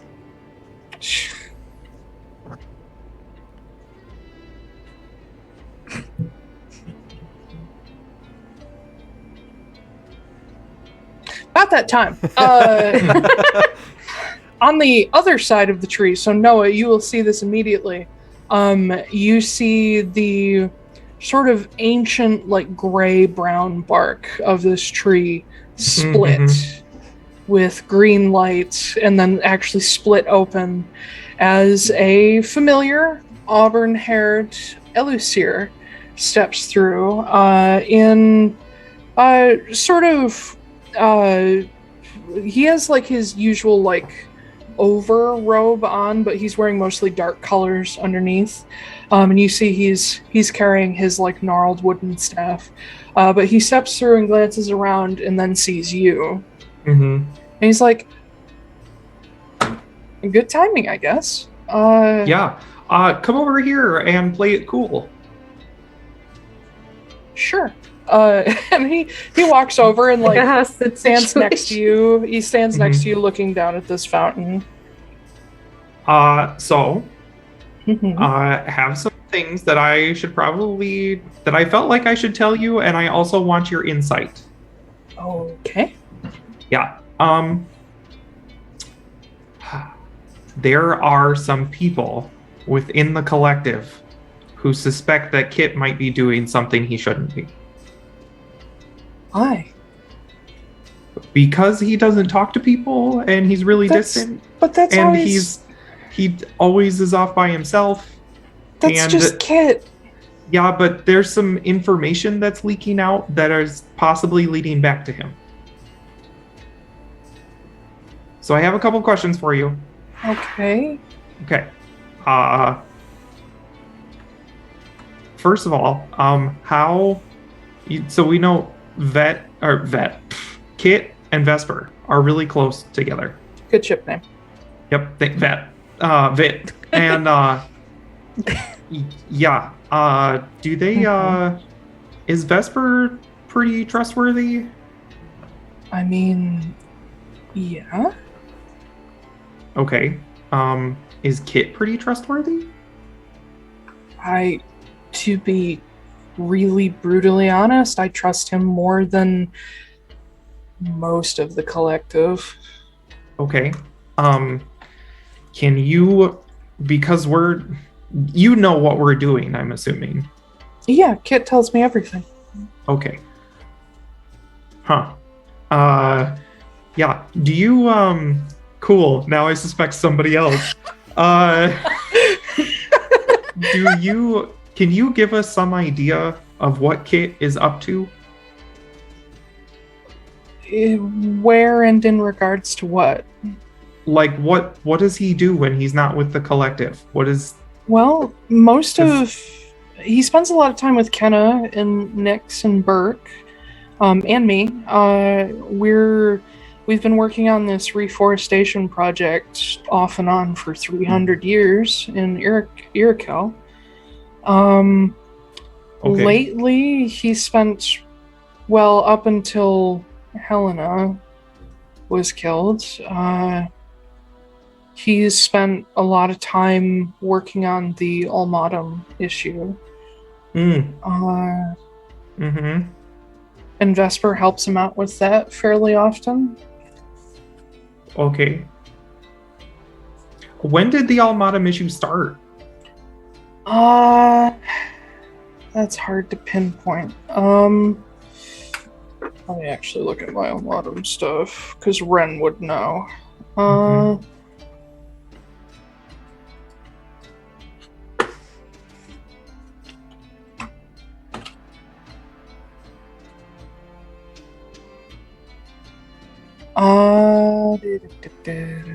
Ulmatum, anti-elk.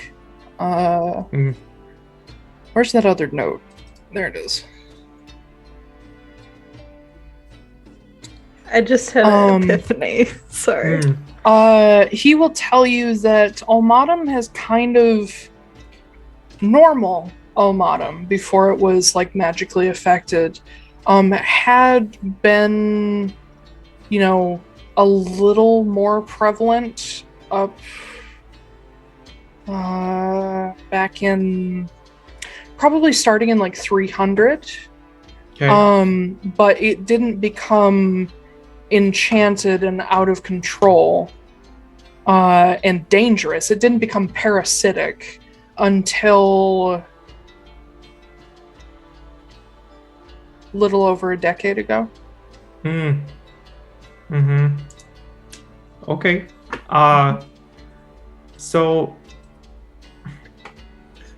what? Everything is What? like 10 years ago. Yeah. So here's the thing. We know that Kit helped defeat Alarka last time. So the chance of him being involved with Sav is pretty low. Yeah. But I was concerned about what he would do if somebody started threatening his projects. I mean, he 'Cause killed them. Yeah, that's what I'm getting at.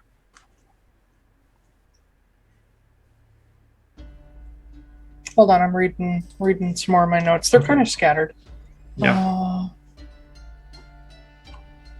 I don't have a specific year. So yeah, let's say like 11, 12 years ago or so. Mm-hmm. Yeah. For the Almatum. The Almatum, yeah. He would be able to tell you that Kit and Kenna have been looking at it for a long time, but only recently has it started to threaten getting off of Vern and Rolliger Isle, and so they've been taking the issue a little more seriously. But Devria, Selvin, and Helena Brom were sort of the head of that project until recently, when Kit was like, okay, we need to focus on this. Yeah. But yeah. You can give him some information, which I'm sure Vesper already passed along, but the mutagens that the Taiylor clan use. Oh, yeah. Vesper actually brought that to us, and somebody named Torre, who was from the Taiylor clan, he said that you guys sent him. He's actually been super helpful. From what I understand, I was just in Port Saris. Vesper has it pretty much under control. We did find a couple spots where some like spores got out, but we were able to burn them and get rid of them. So like it sounds like everything's got out into like the streets. We found some at the quarry nearby. Oh, I wonder how that happened. That's weird. I assume somebody. How did it get to Port Saris? That's crazy. I mean, I know how it got there, Noah. No, I don't. I mean, that's insane. I don't know who would ever do such an irresponsible thing. Who's Noah? Yeah, who is that? My name is Dr. Darwin Bobbert.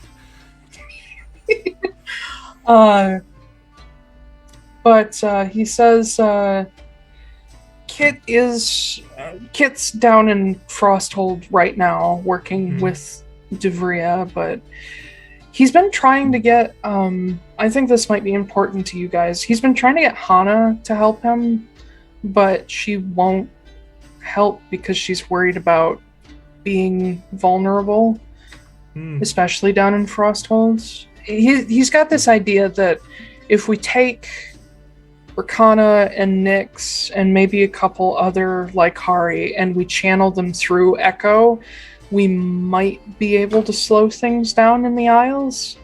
But Hana's not comfortable leaving safe spaces while Tristan Kepler's out there.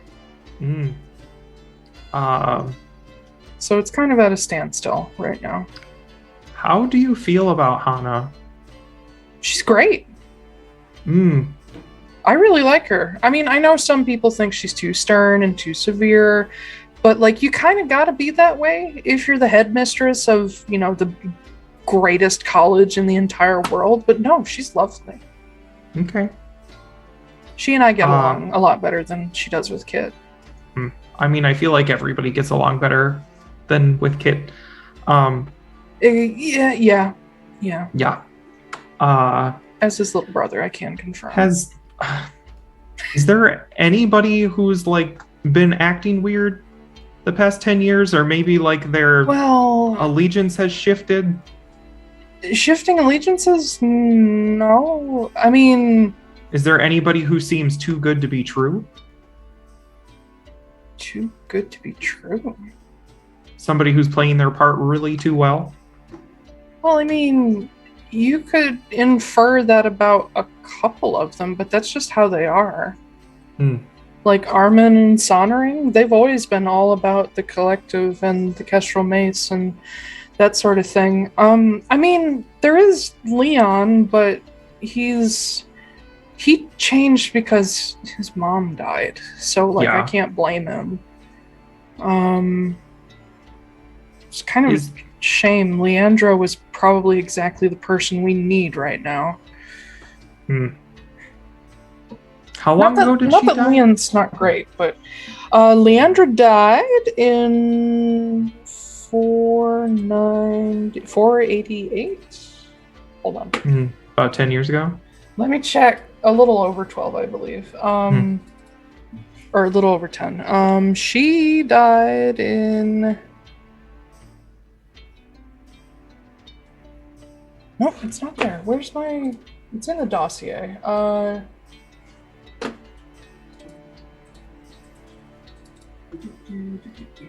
Who are we talking about?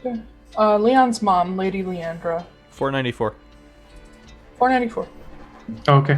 Under. What year is it right now? 503? 501. Almost 502. Okay. So she died about 8-ish years ago. Is there anybody in the collective with a Fae connection?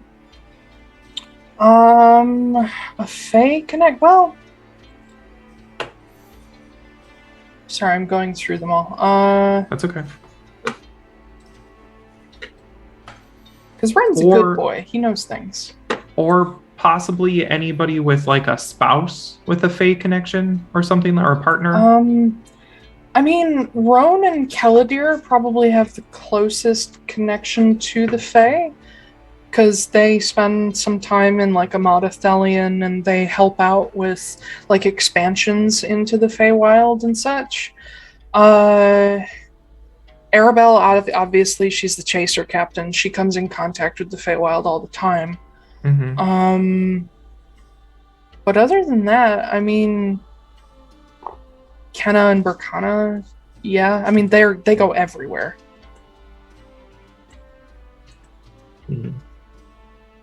Okay. Well, just keep your eye open, because there's somebody is telling people things outside of the collective, and someone's also trying to make us look really good, and we're not sure why. But wouldn't that be a good thing? Not. So you know about Tristan, I'm assuming. Yeah. Somebody fed his description to the AMC, and they named us as the people who gave it, even though we didn't. Oh, I see what you're saying. You think they're trying to get you in trouble? Well, they did that. They gave his middle name, which we didn't know. Okay. So whoever it is has more information than we did, and now Sav wants Tristan dead. So somebody is trying to get him out of the way, but they're trying to make us look good at the same time. It feels like a trap, and I just, I don't know what's going on. And I've had enough traps to last me a lifetime, so I'm kind of... So you're suspicious of Kit? No, other people are suspicious of Kit. I trust Kit. Okay. But I just wanted to check him off the list, because there are people who I suspect. I mean, I know he doesn't, tell people things, but that's just kind of how he is. If you want to take that feedback to him, maybe he should, so they trust him more. Well, he spent 300 years as Kennemek Ambro's partner, and he was already an asshole even before then. So, yeah. Okay. Well, they're a great, horrible team. Yeah. I don't think they would do anything, because, Kenna saw the calamity and Kit saw what happened last time, so they're the only ones who really understand. Yeah. Okay. I'll keep an eye out. I mean, I'm not a member of the collective, but I'm there at the meetings sometimes, so I'll do my best. Also, Cool. did you tell Kit about the Almatum and how it got to Port Saris? Does he know about that? Vesper told us. She told him. Yeah. Okay, cool. How much longer do I have to live? Vesper was actually, so she told us, and Kit was about to come kill you. Mm-hmm. And then Vesper, she's a lot stronger than she looks. She grabbed him and held him there until he agreed not to come kill you. Oh. Yeah. Is he one to keep his word? Yes. Generally. Okay. Even though I melted the wand? You were a kid. Yeah, but still. Okay. It's fine. Well, It's a 300 gold wand. Like, oh, that's not even that much. no. Oh my god, we make more than that in a day at the shop. That's fine. Right? Kit makes more than that in like an hour. Yeah. So- he literally owns like the entire trade route on the ocean. He's fine. Yeah. Okay. Well, that's what I had. Okay. So yeah. Do you know of any good ways to kill the Quarry Butcher? Just throwing that out there.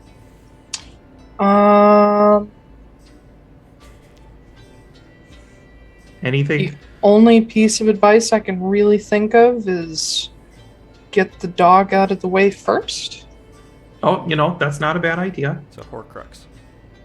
But- The dog, from what I understand, I already isn't did actually Horcruxes. yeah. The dog, from what I understand, isn't actually alive. I mean, it's Resurrected. I don't really It's a demon. know that much about Volk. Oh, I know it died Did it? once. Yeah, once it was dog, and then it died, and then it came back not dog. Well, then, I mean, it can probably die, but it might require something special. What do you think? Like a stake through the heart, or like? No, I don't think it's a vampire dog. So this is funny that you mentioned this, actually, because I've had a theory running for a little while about this dog. Because it just kind of appears in places, and it's never with anybody. And so at first, I thought there's clearly people teleporting it around. And then I realized that is really, really, inconvenient. And unlikely, because this dog can run around without a handler and do complex stuff. So clearly it's intelligent. I have a running theory that it is a weird fucked up blink dog. Okay. So Is that the scientific term? I Yeah. mean, blink dog is.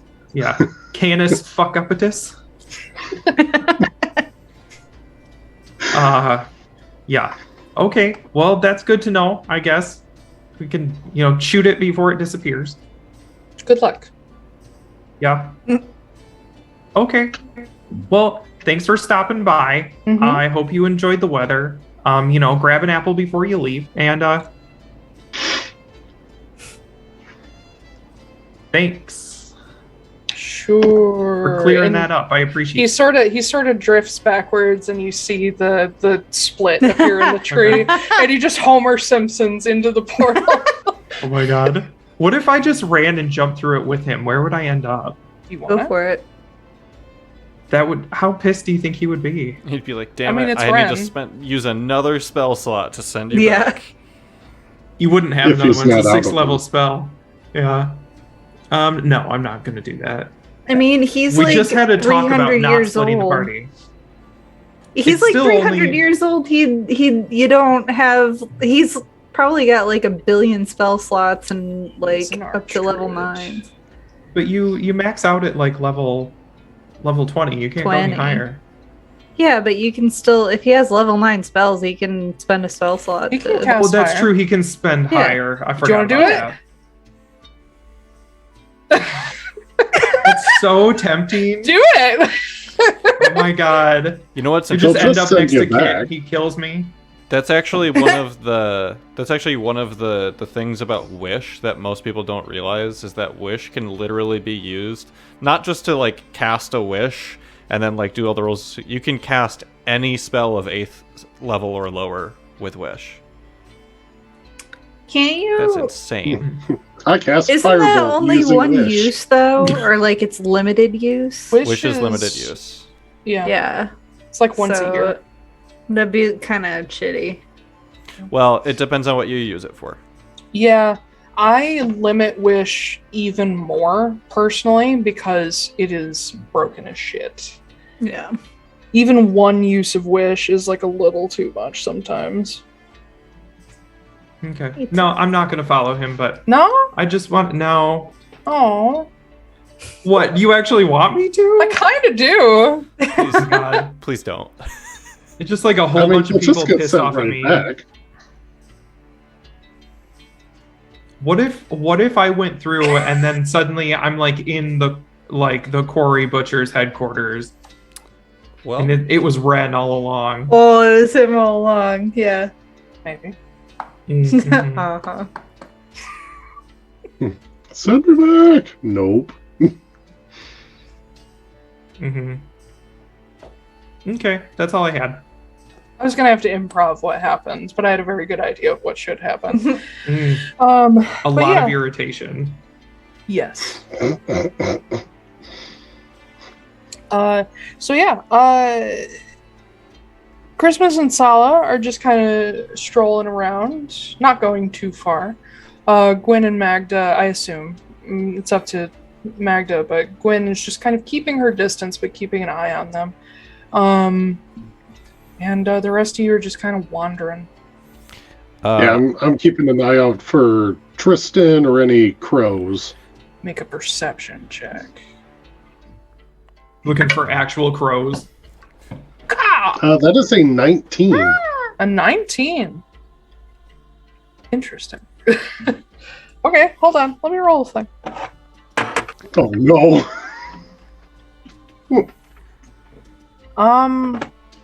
Foostrak, Oh no. as you're strolling around and looking, movement catches the corner of your eye. And you glance cow. sort of up to your right, and you see you just catch them before they disappear. You saw somebody peeking over the edge of a roof.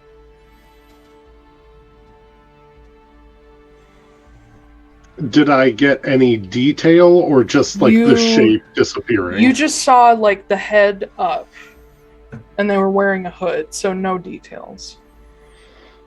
Fuck. Jasper, did you see that? His passive perception is good enough to have seen that. I mean, he's like, yep. Yes, he did. One of us should nonchalantly try and make our way over to someone to spread the word on that. Okay, you keep walking. I will do that because I am small. And Yep. you suck at sneaking. And he just sort of slips away from your side. Yeah, no, I'm good at punching. While that's going on, there are a couple of brief things I want to bring up to Sala just while we're walking and talking, before she's viciously murdered in front of me. This is where my Batman arc starts. No, so we were all a little bit confused recently when we received news that the AMC had our mutual friend's full name, and we were credited with giving that information to them. You wouldn't happen to know anything about that, would you?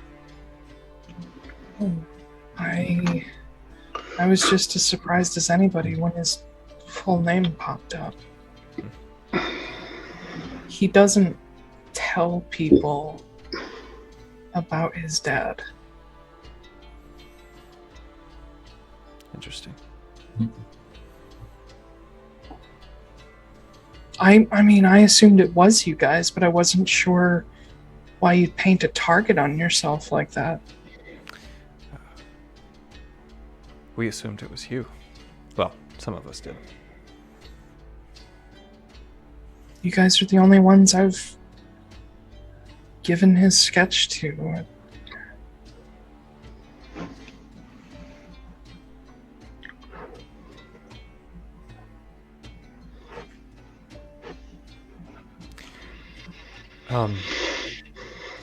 This may not be the time or the place, but...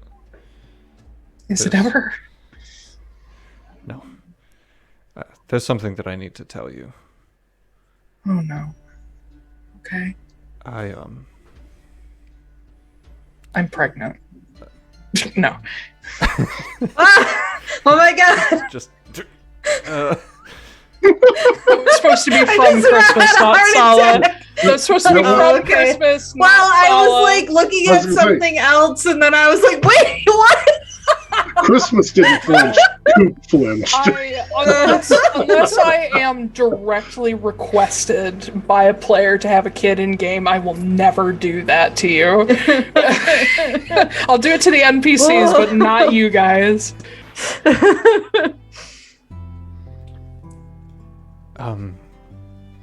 Sorry for that heart attack. Trying to, it's funny I say this while I'm wearing a disguise.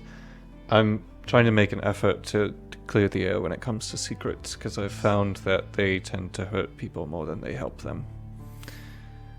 And I am only assuming this due to context clues, the notes that you send me, because Lord knows the things I remember, as wonderful as they are, it's not everything.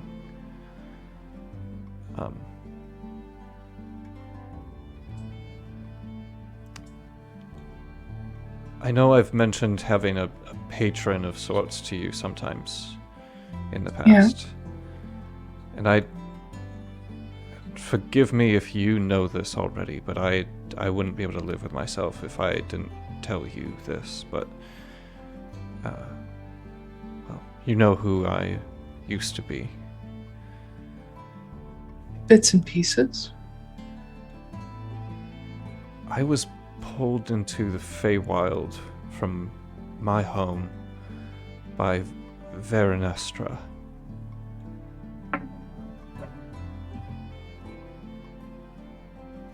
That Verenestra. And I believe we were in love for a time. I believe that she taught me my magic and how to do so many of the things that I do.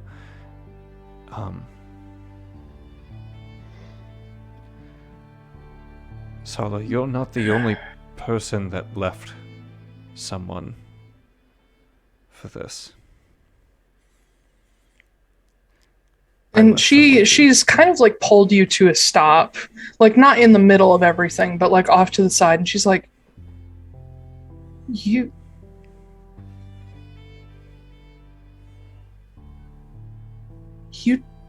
told me you I don't understand.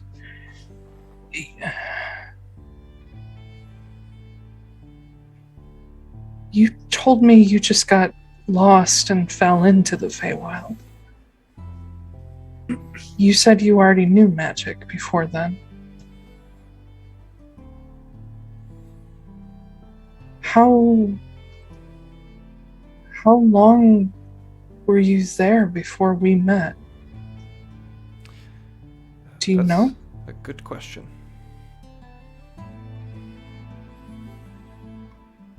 Actually, I would know that, because now I know when I showed up to the crows compared to when I disappeared. Mm-hmm. When did I show up with the crows? Notes. See, you showed up to the crows in 492. So probably a year, at least. Not quite a year.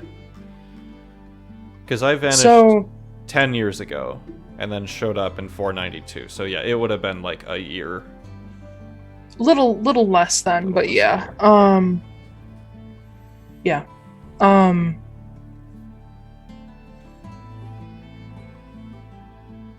Yeah, because your time with the crows was 492 up until late 496. So yeah, there's like a span of 8-9 months in there that are unaccounted for in between Atlaran and the crows. So about half a year. Yeah. So Sala, who's brought you to a stop, she looks up at you. She says, "You were pulled in by not just an archfey, but like one of the archfey? And you left her for me?" Do you remember how I mentioned that well, you've been able to put together that I'm remembering some things? Yeah. I remember our time together in a library, you teaching me how to speak Wood Elf, and me teaching you Draconic.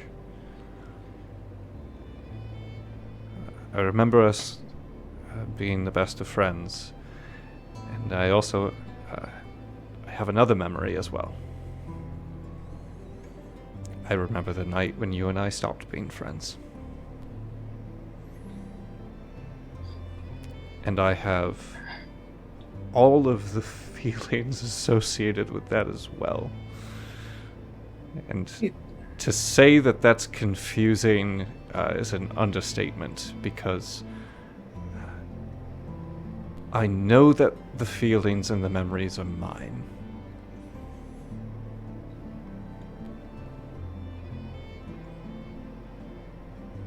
I don't understand.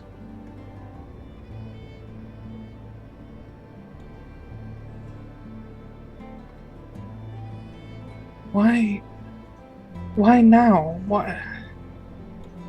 I mean, I want to run across this square, just skipping and being excited, but at the same time, I'm fucking terrified, Chris.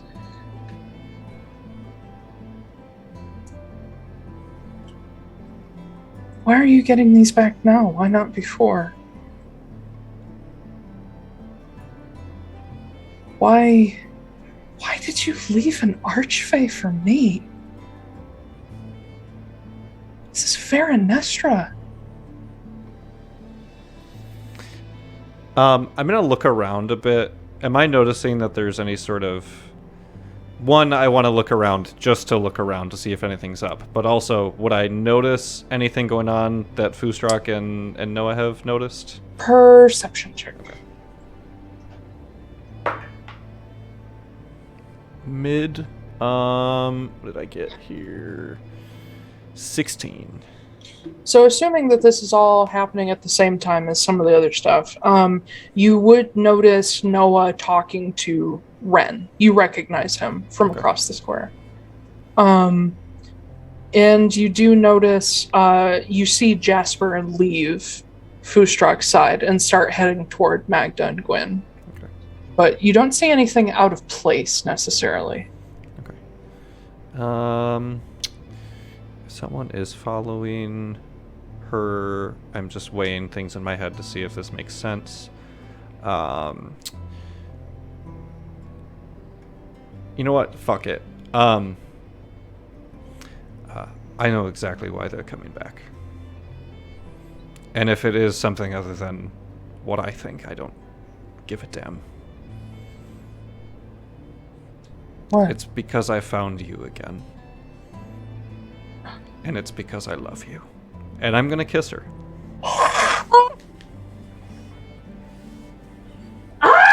Okay. Sorry, I'm just real excited for my girl. Yeah. She sort of freezes up, not expecting this. And when you pull back, you realize she's got a hold of your sleeve. And she's staring at you wide-eyed with the most confused look. And like, there's heartbreak there, but also excitement, and you're watching somebody have a minor emotional breakdown right in front of your face.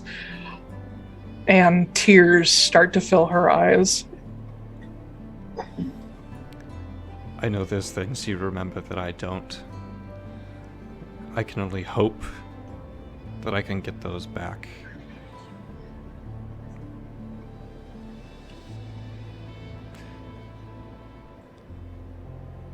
What are you doing? I'm falling in love with you again. Oh my god. I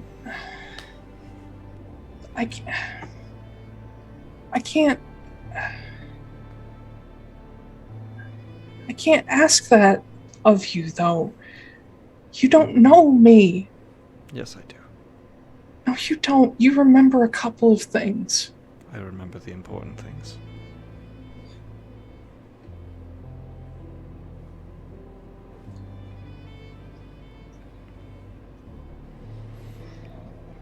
I see what happens to Gwyn's face when you come up in conversation. I hear the way that she talks about you.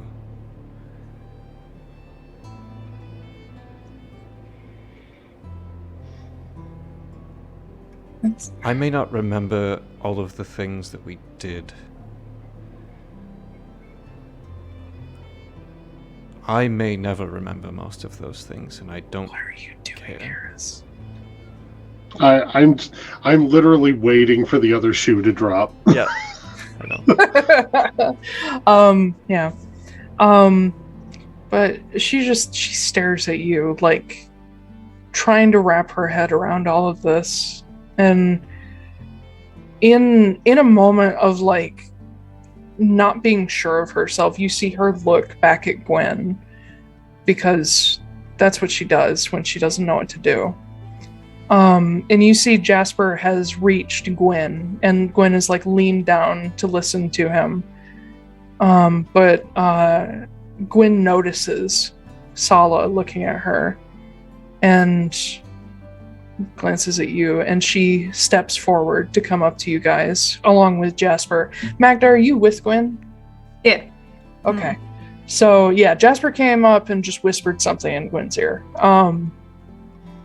But she takes your hand and she walks up to Sala and Christmas and she says, is everything okay?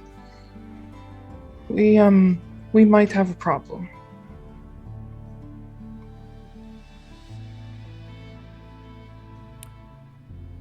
Where? And she doesn't point, she nods her head toward Foostrak, and you can see Foostrak is near the edge of the square, kind of almost patrolling around a certain area. But Sala steps over to Gwen, and Gwen lets go of Magda's hand for a second to hug her, but Sala doesn't let go of your sleeve.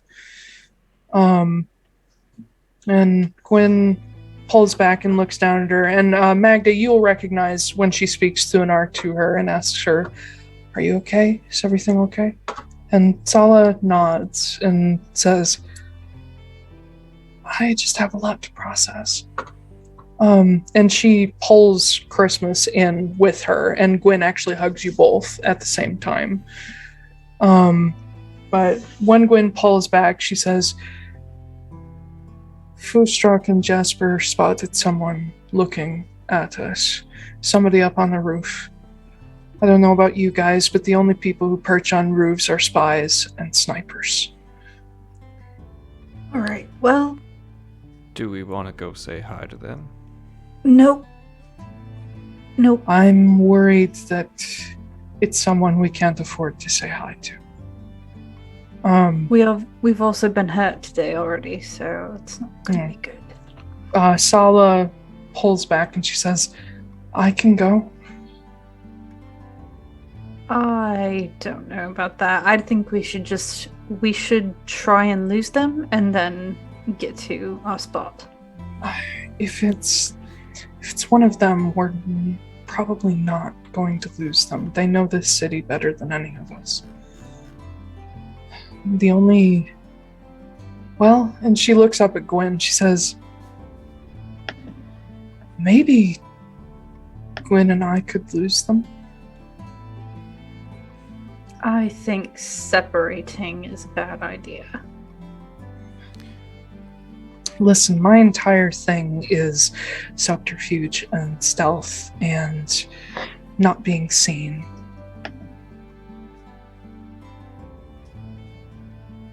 You tell me what to do and I'll do it. I just need to know where the meeting point is. I have a couple places that might be safe, but I would need... Where's Walter? Walter is still within the square, but he's on his own. He's sitting on a bench nearby. I'm gonna get his attention, just be like... Yeah. He stands up and walks over, and sort of comes into your little huddle that's happening. He says, did anyone else see that? Yeah. That's what Yes. we're talking about. I recommend that we make tracks, as they say. Yeah. Lead the way. We don't know where we're going, and we also... Hey! Be nice to her. Uh-oh. Good lord. She wanted to get on the cat tree, too, and Titan was just like, no! But yeah, Walter glances around, and you see him reach into a pocket where you see a little spool of copper wire in his hand, and he points toward each person who's separated from you guys. And each of you guys here, we're leaving. Join up with us, but don't make it obvious.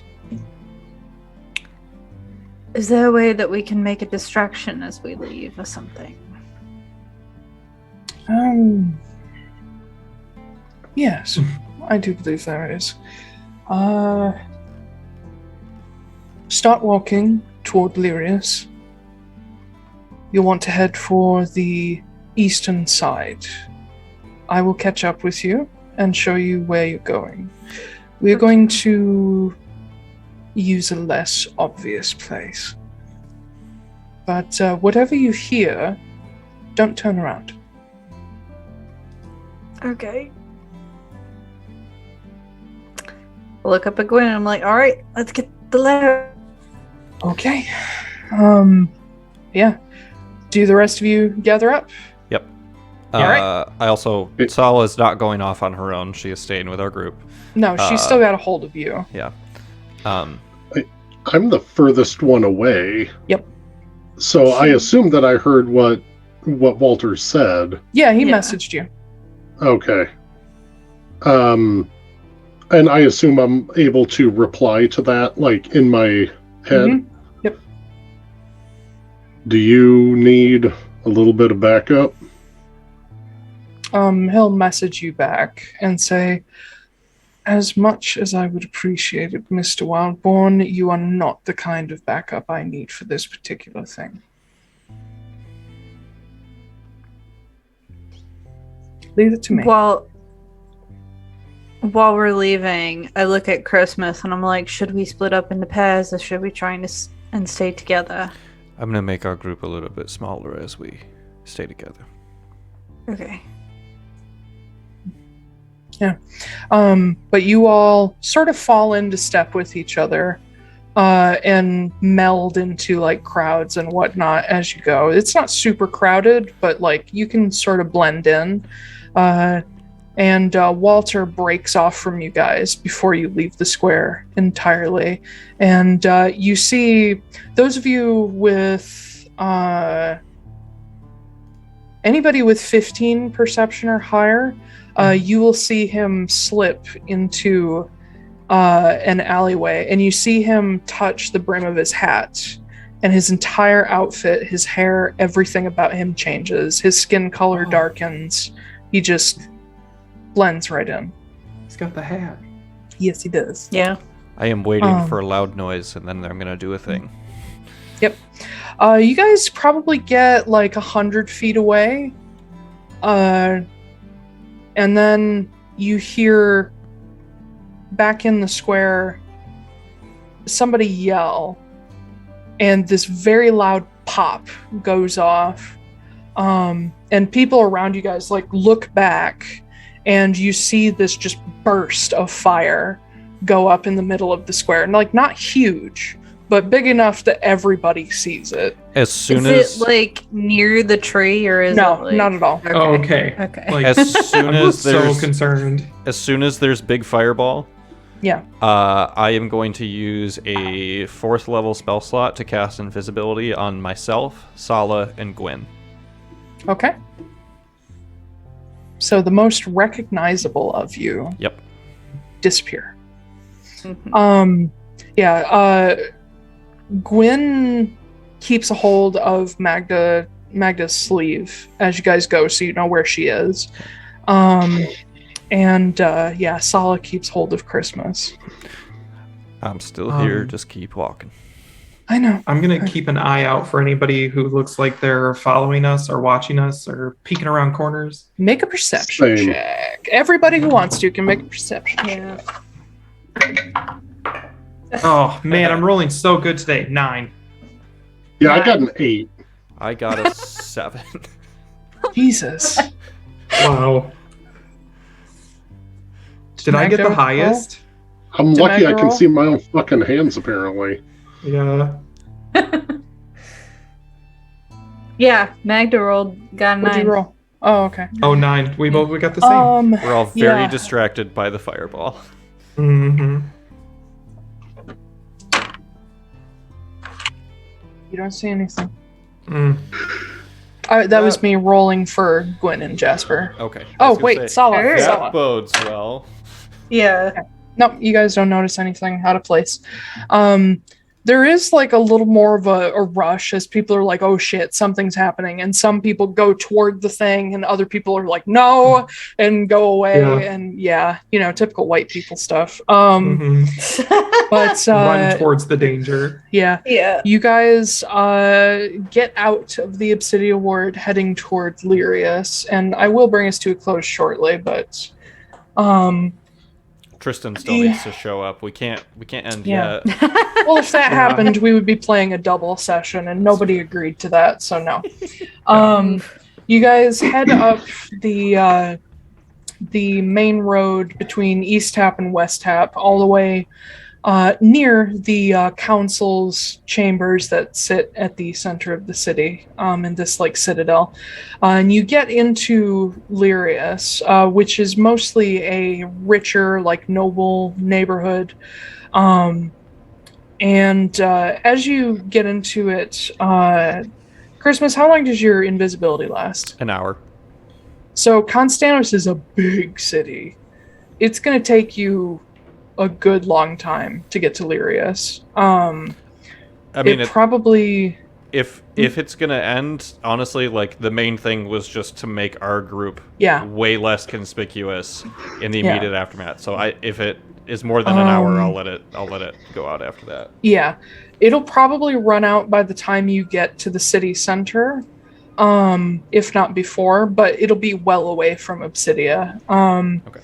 But you guys get into Lyrius, and as soon as you're like thoroughly into the area and you're all fairly confident no one is following you, Sala, still holding on to Christmas, she's got like her arm linked with his. She turns and looks at all of you, and she says, "Where are you guys headed? I might know where we're going."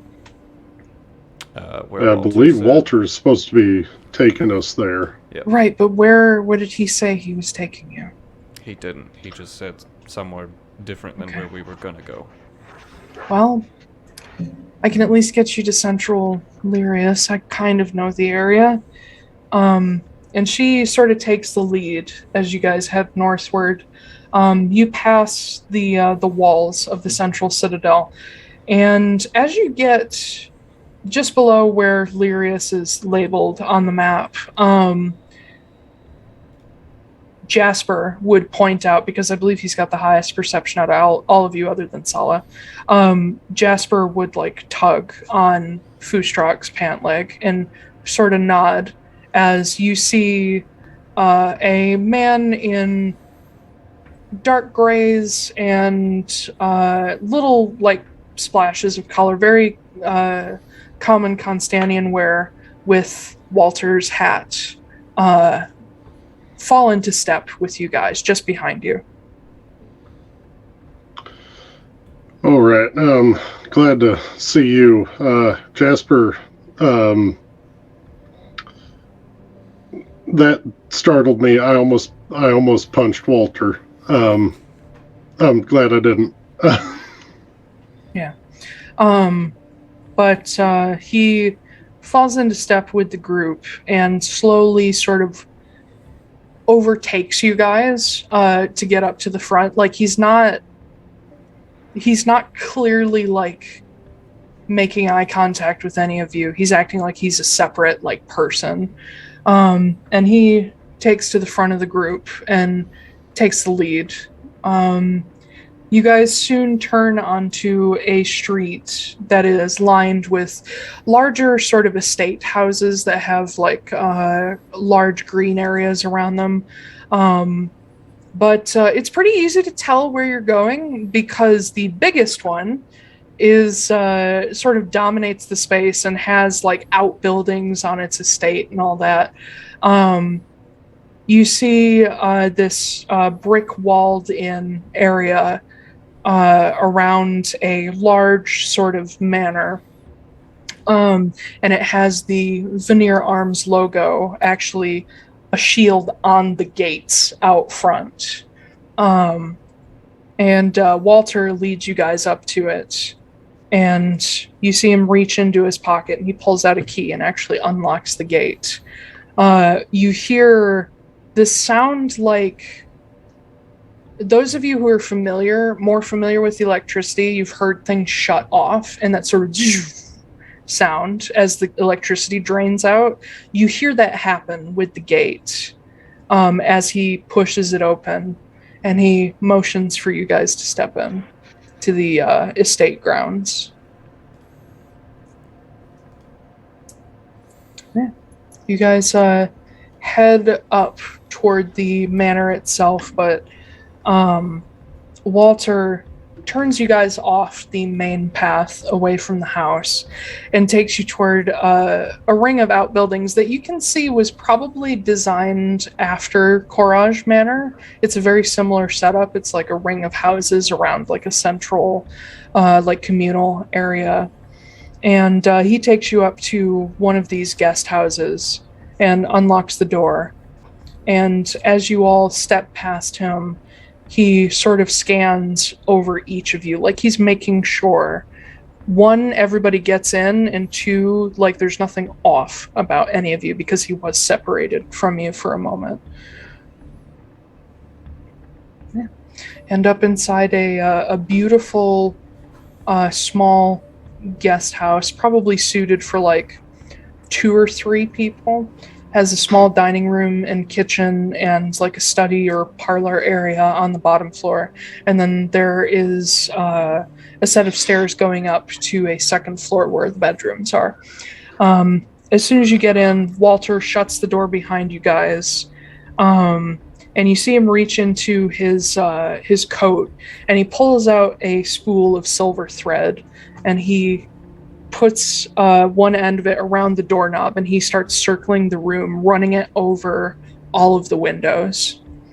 And once he's done that, he turns to all of you and says, "All right. I think we're okay. No one split off, no one disappeared for too long, no one's acting strange, yes?" I think we're All good. Pretty sure. All right. There a back door to this place? There is, but he ran the silver spool over it as well. He says, I will run this over the windows upstairs as well. Nobody leaves without telling me.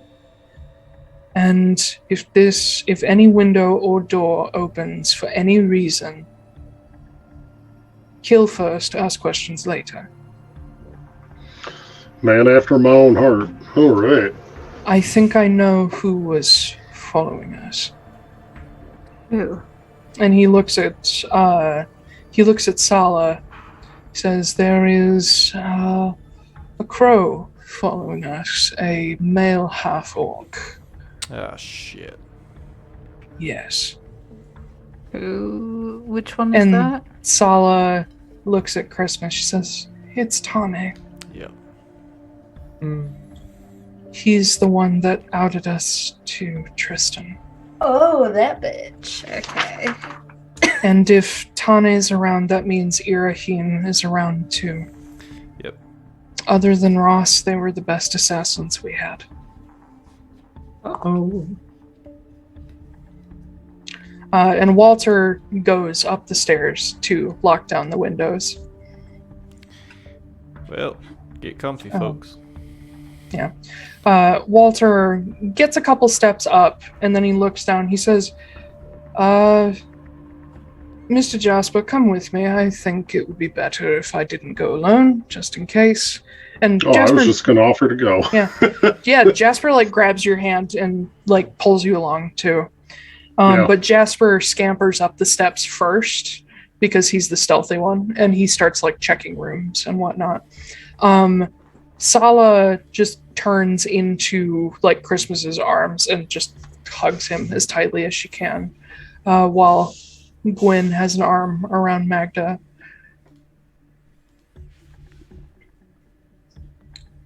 I think the disguises didn't exactly work out. Nope. Unfortunately. That might be my fault. I got a little... Well... I did something Honestly, that may have given us away. What did you do? Never mind. I didn't do anything that would have given us away. What was it? The thing was it getting the stuff at the bakery? Was that it? No. I'd let my emotions get the better of me, and I should have just played it casually, and instead yeah. Oh, you got fresh and nasty. Sala, who was still holding on to Told you no Christmas, funny business. Sala looks at you guys and says, no, it was me. I've been here longer than you guys have, and they probably found me, and they've been waiting for you guys to show up. There's no way Tristan doesn't know you guys were coming. Yeah. So if he found me, he'd find you. It's just like last time. Yeah, but things are gonna go a little bit different this time. Are they? Yep. Yeah, we're all gonna die. Okay. Thanks, Noah. I appreciate it. Anytime. Also, speaking of that, should I trap the doors and windows or something? I mean, it wouldn't be a bad idea. This is how we all die. Yeah. What's Preferably with something that won't kill us, though. Yeah. No, I know. What is these people's normal way of breaking into a building? Do they come through a window? They go through a door? It depends. They have different styles. Okay. Tane is really good at the typical break-in stuff. Irahim is good at getting in ways that don't require him to leave a trace. So, if someone walked outside, he would come back in as them. Gotcha. Yeah. I'm gonna start building a trap Okay. for the front door. What does it do? That's a good question. I've got lots of parts. Let me look here. I have Make a happy bunch- birthday trap. I have a bunch of shit that I'm gonna help Noah with this because I have got all sorts of things that would help. You know what would be really good? I have lots of like clockwork stuff and lots of ball bearings and black powder. Can I set something up so like when somebody opens the front door, it shoots them with like birdshot, basically? Do you That's have a riot anything? control mine. I would say so. There's a couple options here. One is to actually rig a gun to shoot. There you go. Second would be that you would need to figure out, like, you would need to source a pipe to hold on to, like, grape shot, which is what ball bearings are. Which would also work, but it would require a lot more finagling, whereas just setting up a gun would not be hard. Does anybody have an extra gun? Oh, no. Christmas gave me his I gun. gave you a gun. You have a Molinarch and a Veneer Ace. That's right. I'll set up the Molinarch one. Okay. So And I'm gonna put an incendiary bullet in it.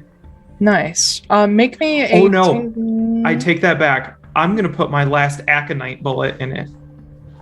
Cool. Go ahead and make me a Tinker's Tools check. I would say Okay. with advantage because Oh yeah, well, I feel like no one knows what he's doing. there's no way I'm gonna fail this roll. Now that I say that, it's gonna go poorly. It's no Yeah. bottom Wouldn't bullet in it. High or low? I- No.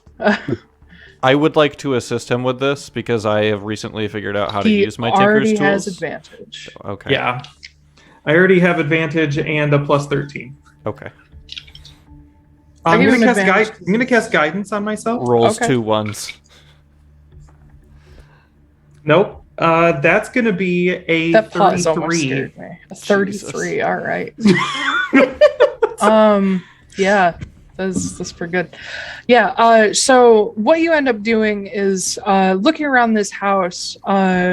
You can source a couple things from in here, and being that you are a person who like tinkers and works on things, I assume you just own a small vice clamp.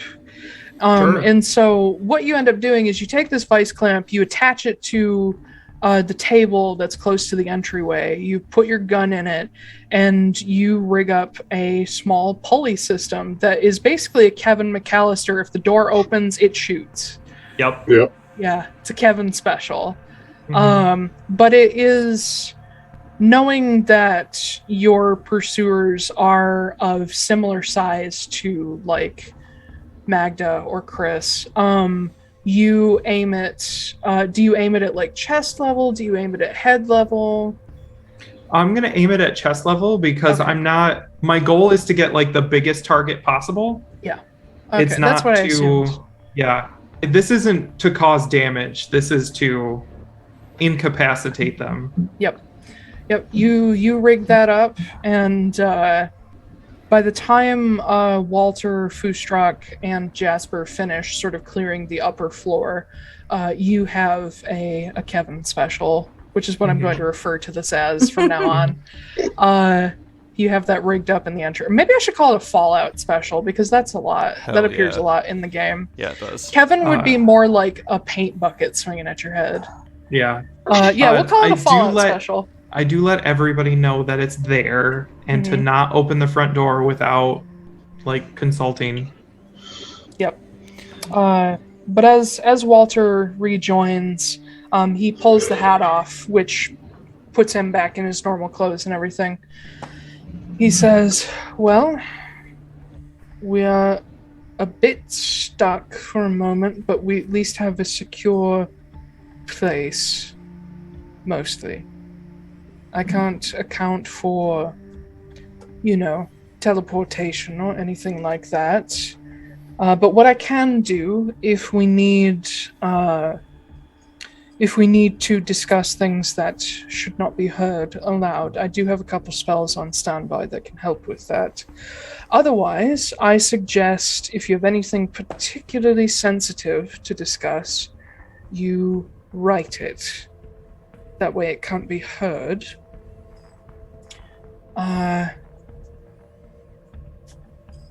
So what are we doing?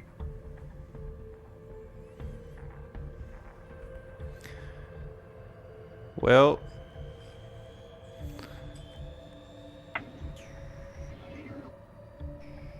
we came here to save Noah's mom. That is still the plan. Sala will actually pipe up, and she reaches out, she puts a hand on Noah's shoulder, and she says, I know where she is as of a week ago. Okay. That'll make it easier. I can't guarantee if she's still there, but I know where she was. No, that's a good place to start. We need to do this quickly, or they will move her, if they haven't started to already. We also can't get comfortable here No. at all. We need to get in, and then as soon as we have her, get back. We'll Honestly, if we have Walter with us and he can teleport us out, Yeah. I can level the place behind us. Okay, that works. Yeah, but We don't even have to face anybody. Walter requires a circle. You'd have to draw it out We've already established this, haven't we? What? He has to draw it. Well, how did we get out? He drew the circle. Oh while we no, were on he the did draw the circle. Yeah. Yeah. So he Never mind, I can was prep thinking the about- circle while I prep the bomb, and then we can pour it out. Sala, How long does that take for him to draw up a circle? for teleport? I think 1 minute. Casting Oh, it as it hold on. According to one D&D action. Beyond, it's an action. Yep. What you guys are thinking of is ritual no casting. way. Um, Yeah, but if he has to draw a circle, that's going to take time. It's not going to take 6 seconds. Technically, he doesn't need he was casting it as a ritual cast, Yeah. so it takes him 10 minutes when he does that. It's a If he spell. casts it as an Ah. action, then you guys just go. But you Okay. all have to be right there. Yeah. Okay, that works. Yeah. Yeah.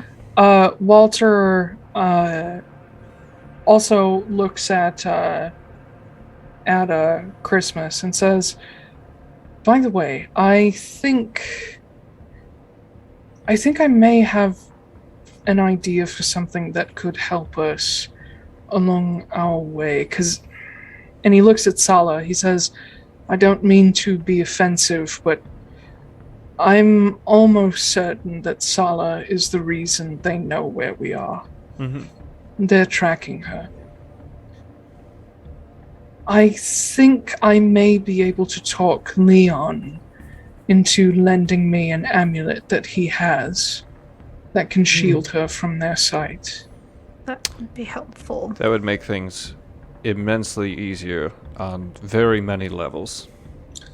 I'll send a message to him to ask, but I can't guarantee. He has a lot of enemies out there, and he may not be willing to give it up. Well, it's a good thing we made a good first impression on him. I don't know if I'd call that a good first impression. Well, Adequate? it could have gone worse. Well, everyone, come up with your ways of confirming each other's identities now, because we have people out there who are going to try to take our places if they can, if I understand how the crows work. Sala, she looks at all of you and she says, and if at any point, like, someone needs to disappear or I need to leave for people's safety, just let me know. I can hide people, I can get lost myself, whatever needs to be done. But as long as they're not right on our heels, we should be okay. I don't think Tane would have followed us here. I imagine he's watching, but he's not right outside. Also, while we're here and while we have at least a few minutes, you and I do need to have a private conversation. I know. Oh, we know. Been a while. Not the time.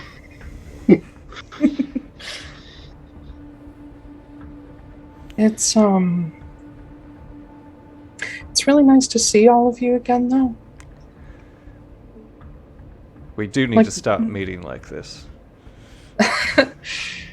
Don't make me laugh or I will cry. It genuinely, it's good to see everybody still here. Not just Chris. Could be worse. You could have met us yesterday morning. That was a lot worse. What It was happened a lot yesterday? We're not even going to get into it. Oh, you know. Been a long few days. It's been a long day. I mean, it's been One of those. long 10 years. One of those days that just seems to run in real time. It's been like one of those.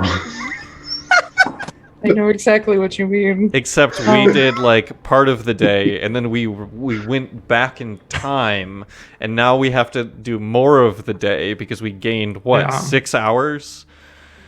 Yeah. Roughly? Yeah. God. Yeah. Place your bets on how long this day is going to take in the amount of sessions. Well, we're planning on taking like a long rest before we go and do stuff. So I'm assuming we'll like make plan and then tomorrow morning go out. Yeah, I'm sure plans are really going to be something that helps us. Yeah, we I'm just saying we totally have 24 most hours of us have been like had a third of their health taken out. So I think a merciful god just would be nice. fun fact, by the way. Turin 22nd, if we take it in real time, lasted 12 hours. Jesus. Because it was 3 sessions. Mm. Bold of you to assume we only play for 4 hours every session. Yeah, well, I try.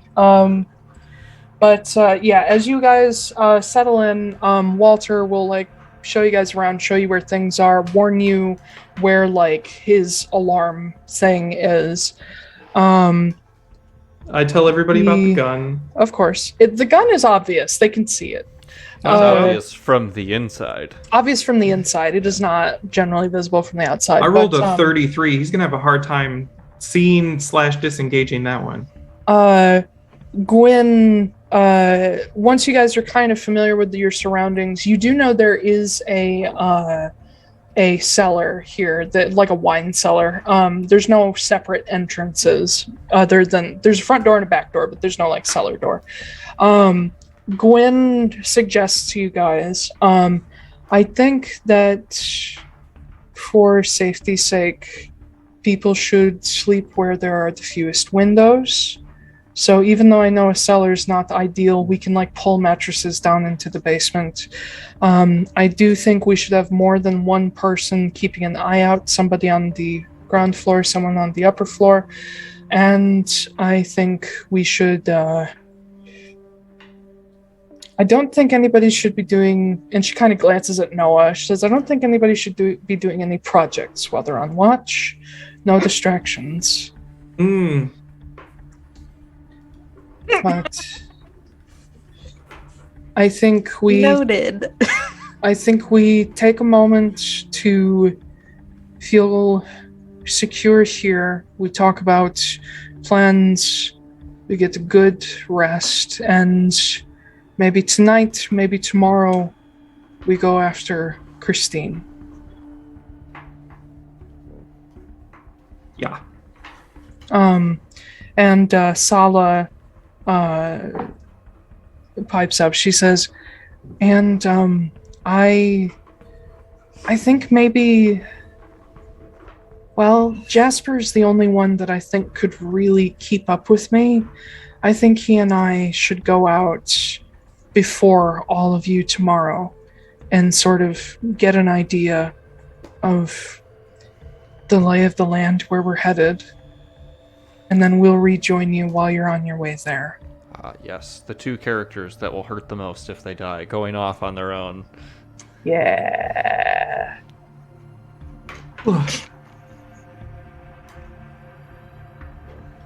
Sounds like a plan. Yeah. And yeah, Jasper nods. He's like, yep, okay. Cool. Everybody rest. Yeah. Let's call that a session. Cool. That seems like a good point to start. So, for next time, this is important if we're getting into the Crow's hideout stuff. Grab your background character, your backup character. Have a backup character ready. Because I actually have an idea how to get you right back into the game if you want to, if somebody dies. Crow defectors. As the Wiccan? No. Yeah, have your backup characters ready. Genuinely do, discuss stuff, because we're not going to spend... I feel like it would be better if we don't spend a ton of time discussing in-game what you guys are going to do, because we've had a lot of sessions of just discussing shit in-game. So come up with an idea of sort of your plan of attack. Sala can answer questions for you. Walter can answer questions for you about Konstanos. And then when we come back next time, because we're going to pre-record this next one, I believe, because somebody has something to do next weekend. We will lay the plan in stone when we get into the session, and then we'll actually do it instead of spending a ton of time discussing. Because I feel like we need a little jazz, a little sparkle, a little conflict. Plan. Go in guns blazing. Yes. Yep. They'll never expect it. They Yeah, actually they wouldn't. They They wouldn't. actually wouldn't. But yeah, like I said, if you have questions for the NPCs, you can ask them in chat, and I'll answer as them. But anyway, until next time, let me grab my outro shit. Thank you everybody for joining us for what I thought was really fun and exciting episode. I know it was a lot of talking, but I was really, really happy with it. Thank you for joining us. You can find us on Twitter at @LarenADVCo. We also have a link tree. It should be on screen. It should be in any description. It should be on the podcast. It should be anywhere that you're listening or watching. That links to all of our stuff, including the things these guys are about to talk about. And our Redbubble shop. Go buy a design. Support the stream because they're cool. They were made by us. I highly recommend the sheep that says fuck. So, we are working on a novel version of Campaign 1, the Sleeper Campaign, which we are hoping to have out in June. Like I said, we will be pre-recording next session. Not that that's going to affect any watchers or listeners, but we will still be streaming it on next Saturday. Ash. Hello. Hi. Hi, my name is Astrid Knight. You can find me basically everywhere at Astrid K. Writes or on my website, astridknight.com. I'm writing a book. It's called Perception Check, Book 1 of the Mages of Elmira saga. And it's going to be going on pre-order on March 18th. Coming out on May. Yeah, it is. I moved it up. So coming out on May 24th, but I'm putting up pre-orders on March 18th. So you can pre-order that, and I'll even have stuff on my website if you want to get a signed copy. You could order a signed copy, and then you'll also get some fun stickers designed by Harris's beautiful wife Elena, and they're really cool. She is, and they're really cool stickers. And you'll also get a D20 as well. So yeah. Nice. Wait, that's with a pre-order? Yeah, you'll get I just ordered like a big sack of D20s, and then yeah. What's funny is you probably bought that, and it made a minuscule impact in the number of dice you actually own. Yeah, no, I have more dice than that. Yeah, because there were like 20 D20s or something like that. Gotcha. So an additional 1% of your stock you already have. Yeah. Yeah. So yeah. Nice. The end. Like. Cool. My name is Blake R. Wolfe. You can find me at blakerwolfe.com. BLAKERWOLFE. I write fantasy books. I've got a series out called The Crystalline Chronicles, which is complete. There's 5 books in that you can read if you want. There's a trilogy that I'm working on called The Tales of Bermoria. Book 1 is out in that. Book 2 is in production right now. I just hit the halfway mark yesterday. And then I've just released another book. I just released another book last week, 3 days ago. What? I just released second. Yeah, I just released the second book in the Bone, Stone, and Wood series, Arbitrium. Oh my God. So that was my 10th book out so far. Yeah. Shit. Oh no, yeah, you're right. Yep. No, I know. It's out. Yeah. No, I know. Sorry. I just remembered. You're right. You did release a book. You're right. I forgot, and then I was like, "Oh wait, you did talk about it's a safe assumption every 2 weeks or so." That's way too fast. I can't write that. Yeah. So that's how James Patterson does it. Yeah, but he has ghostwriters. He hires people. The Bone, Stone, and Wood series is epic fantasy series as well. So I don't know how long it's going to be, but it'll be at least 4 books probably. Yeah, so I guess if you like D&D and being gay, that's where it's at. Yep, I signed it. Okay, someone else. Gale. Hi. Hello. My name's Zack. You can find me on Twitter at Zachary G. Author.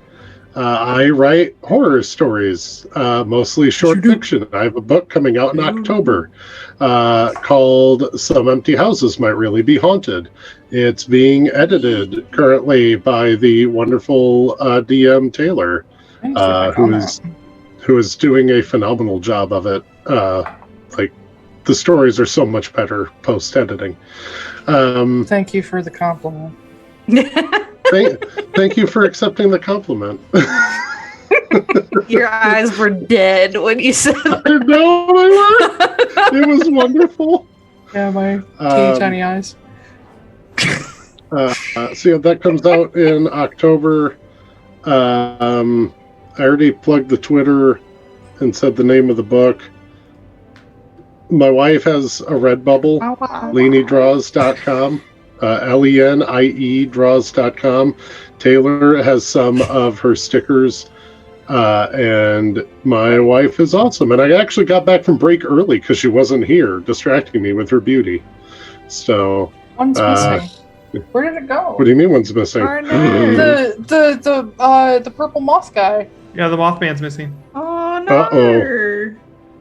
I always called that one Glomer, and she hated it. Huh. Glomer pile.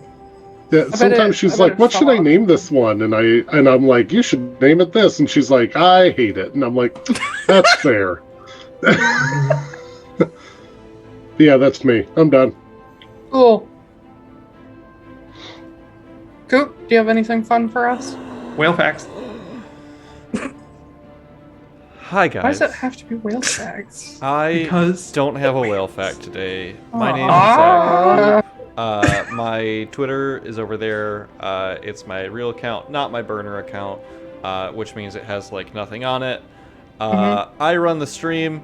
and today we're coming at you in slightly more high definition than normal, because that's a thing that I discovered. So that's, if before you were like, man, why are these people blurry? We're not. That I just needed. That was just. I fixed it. Hey, have you ever wanted to play Dungeons and Dragons online? Hashtag not a sponsor. Yes, I have. But when you play with Roll20, did you ever you thought it's like too bright and Is shit, there an and you're opposite of like, Sam oh Riegel? man, I wish that my screen wasn't so bright all the time. This is wasting so much energy. Well, Roll20 has this cool new dark mode feature that you can Not a use to sponsor. make it Also dark not new. and No. save energy.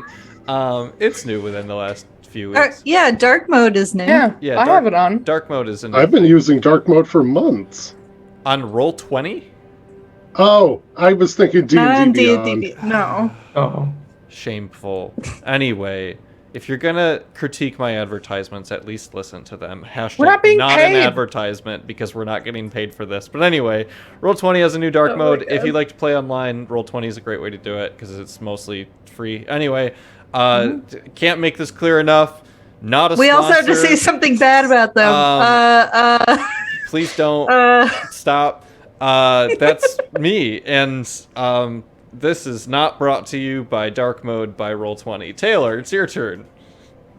That was a train wreck, Koop. That This really sounds- was. Basically, the dark mode. always- No other feature. Hey, I have found my niche in this group, okay? I don't write To books. advertise shit we're not I getting just paid for? advertise shit poorly until they pay me to do good advertisements. No, you gotta- I mean, until they You gotta- pay you to stop. It's Yeah. like the opposite Or they of bill Sam you for the Riegel. damage. You gotta have fun facts ready for us, like Whale fact. last time. I fact. had a whale fact last time. yeah, but like Yeah. other fun facts. Okay, like, whale You know the facts blue help, whales are not help actually fight blue? climate change. There you go. Or Whales you have could a- Okay. just like pick up a new hobby that you would like to monetize in the future. Well, you know and then what? advertise it like us That is and be sad and miserable. That's a choice. Whales Speaking have a of, baculum. anyway, Taiylor, go. IY. I hate this family. Hello, everybody. Velkommen. Good morning. I'm learning Norse, if you can't tell. You can find me on Twitter at TA. Beef noodles. Beef noodles. Noodles? TA. Are they noodles made out of beef? I don't know. TA. No. TAIYLORWALLACE. Make sure you misspell Taiylor, or you will never find me. You can also find me on Sonder_editing or SonderEditing.com because I am indeed an editor. Like I said, I'm currently learning Norse, and I can introduce myself, and that's about it. I can also figure out how to sing in Norse, which is fun. I don't know what I'm saying when I do it, but I can do it because I know how the sounds work. I learned how to sing Once Upon a December in Norse. Ah, cute. It is really nice, actually. But anyway. That sounded so unenthusiastic. Just Yeah. like, No, I Aw, meant cute. it. I meant it. That is cute. Thanks, Ash. You know, It is. I'm not. Oh, Nothing special. man. just Aw, country. cute. There we A go. country. And Yeah, that was that's better. really condescending. A country that I really like, and like they have a cool culture, and they're super like nice to their people, and they have a beautiful language. And you're just like, cute. Yeah. Hey, I way that we- love the Norwegian God. people.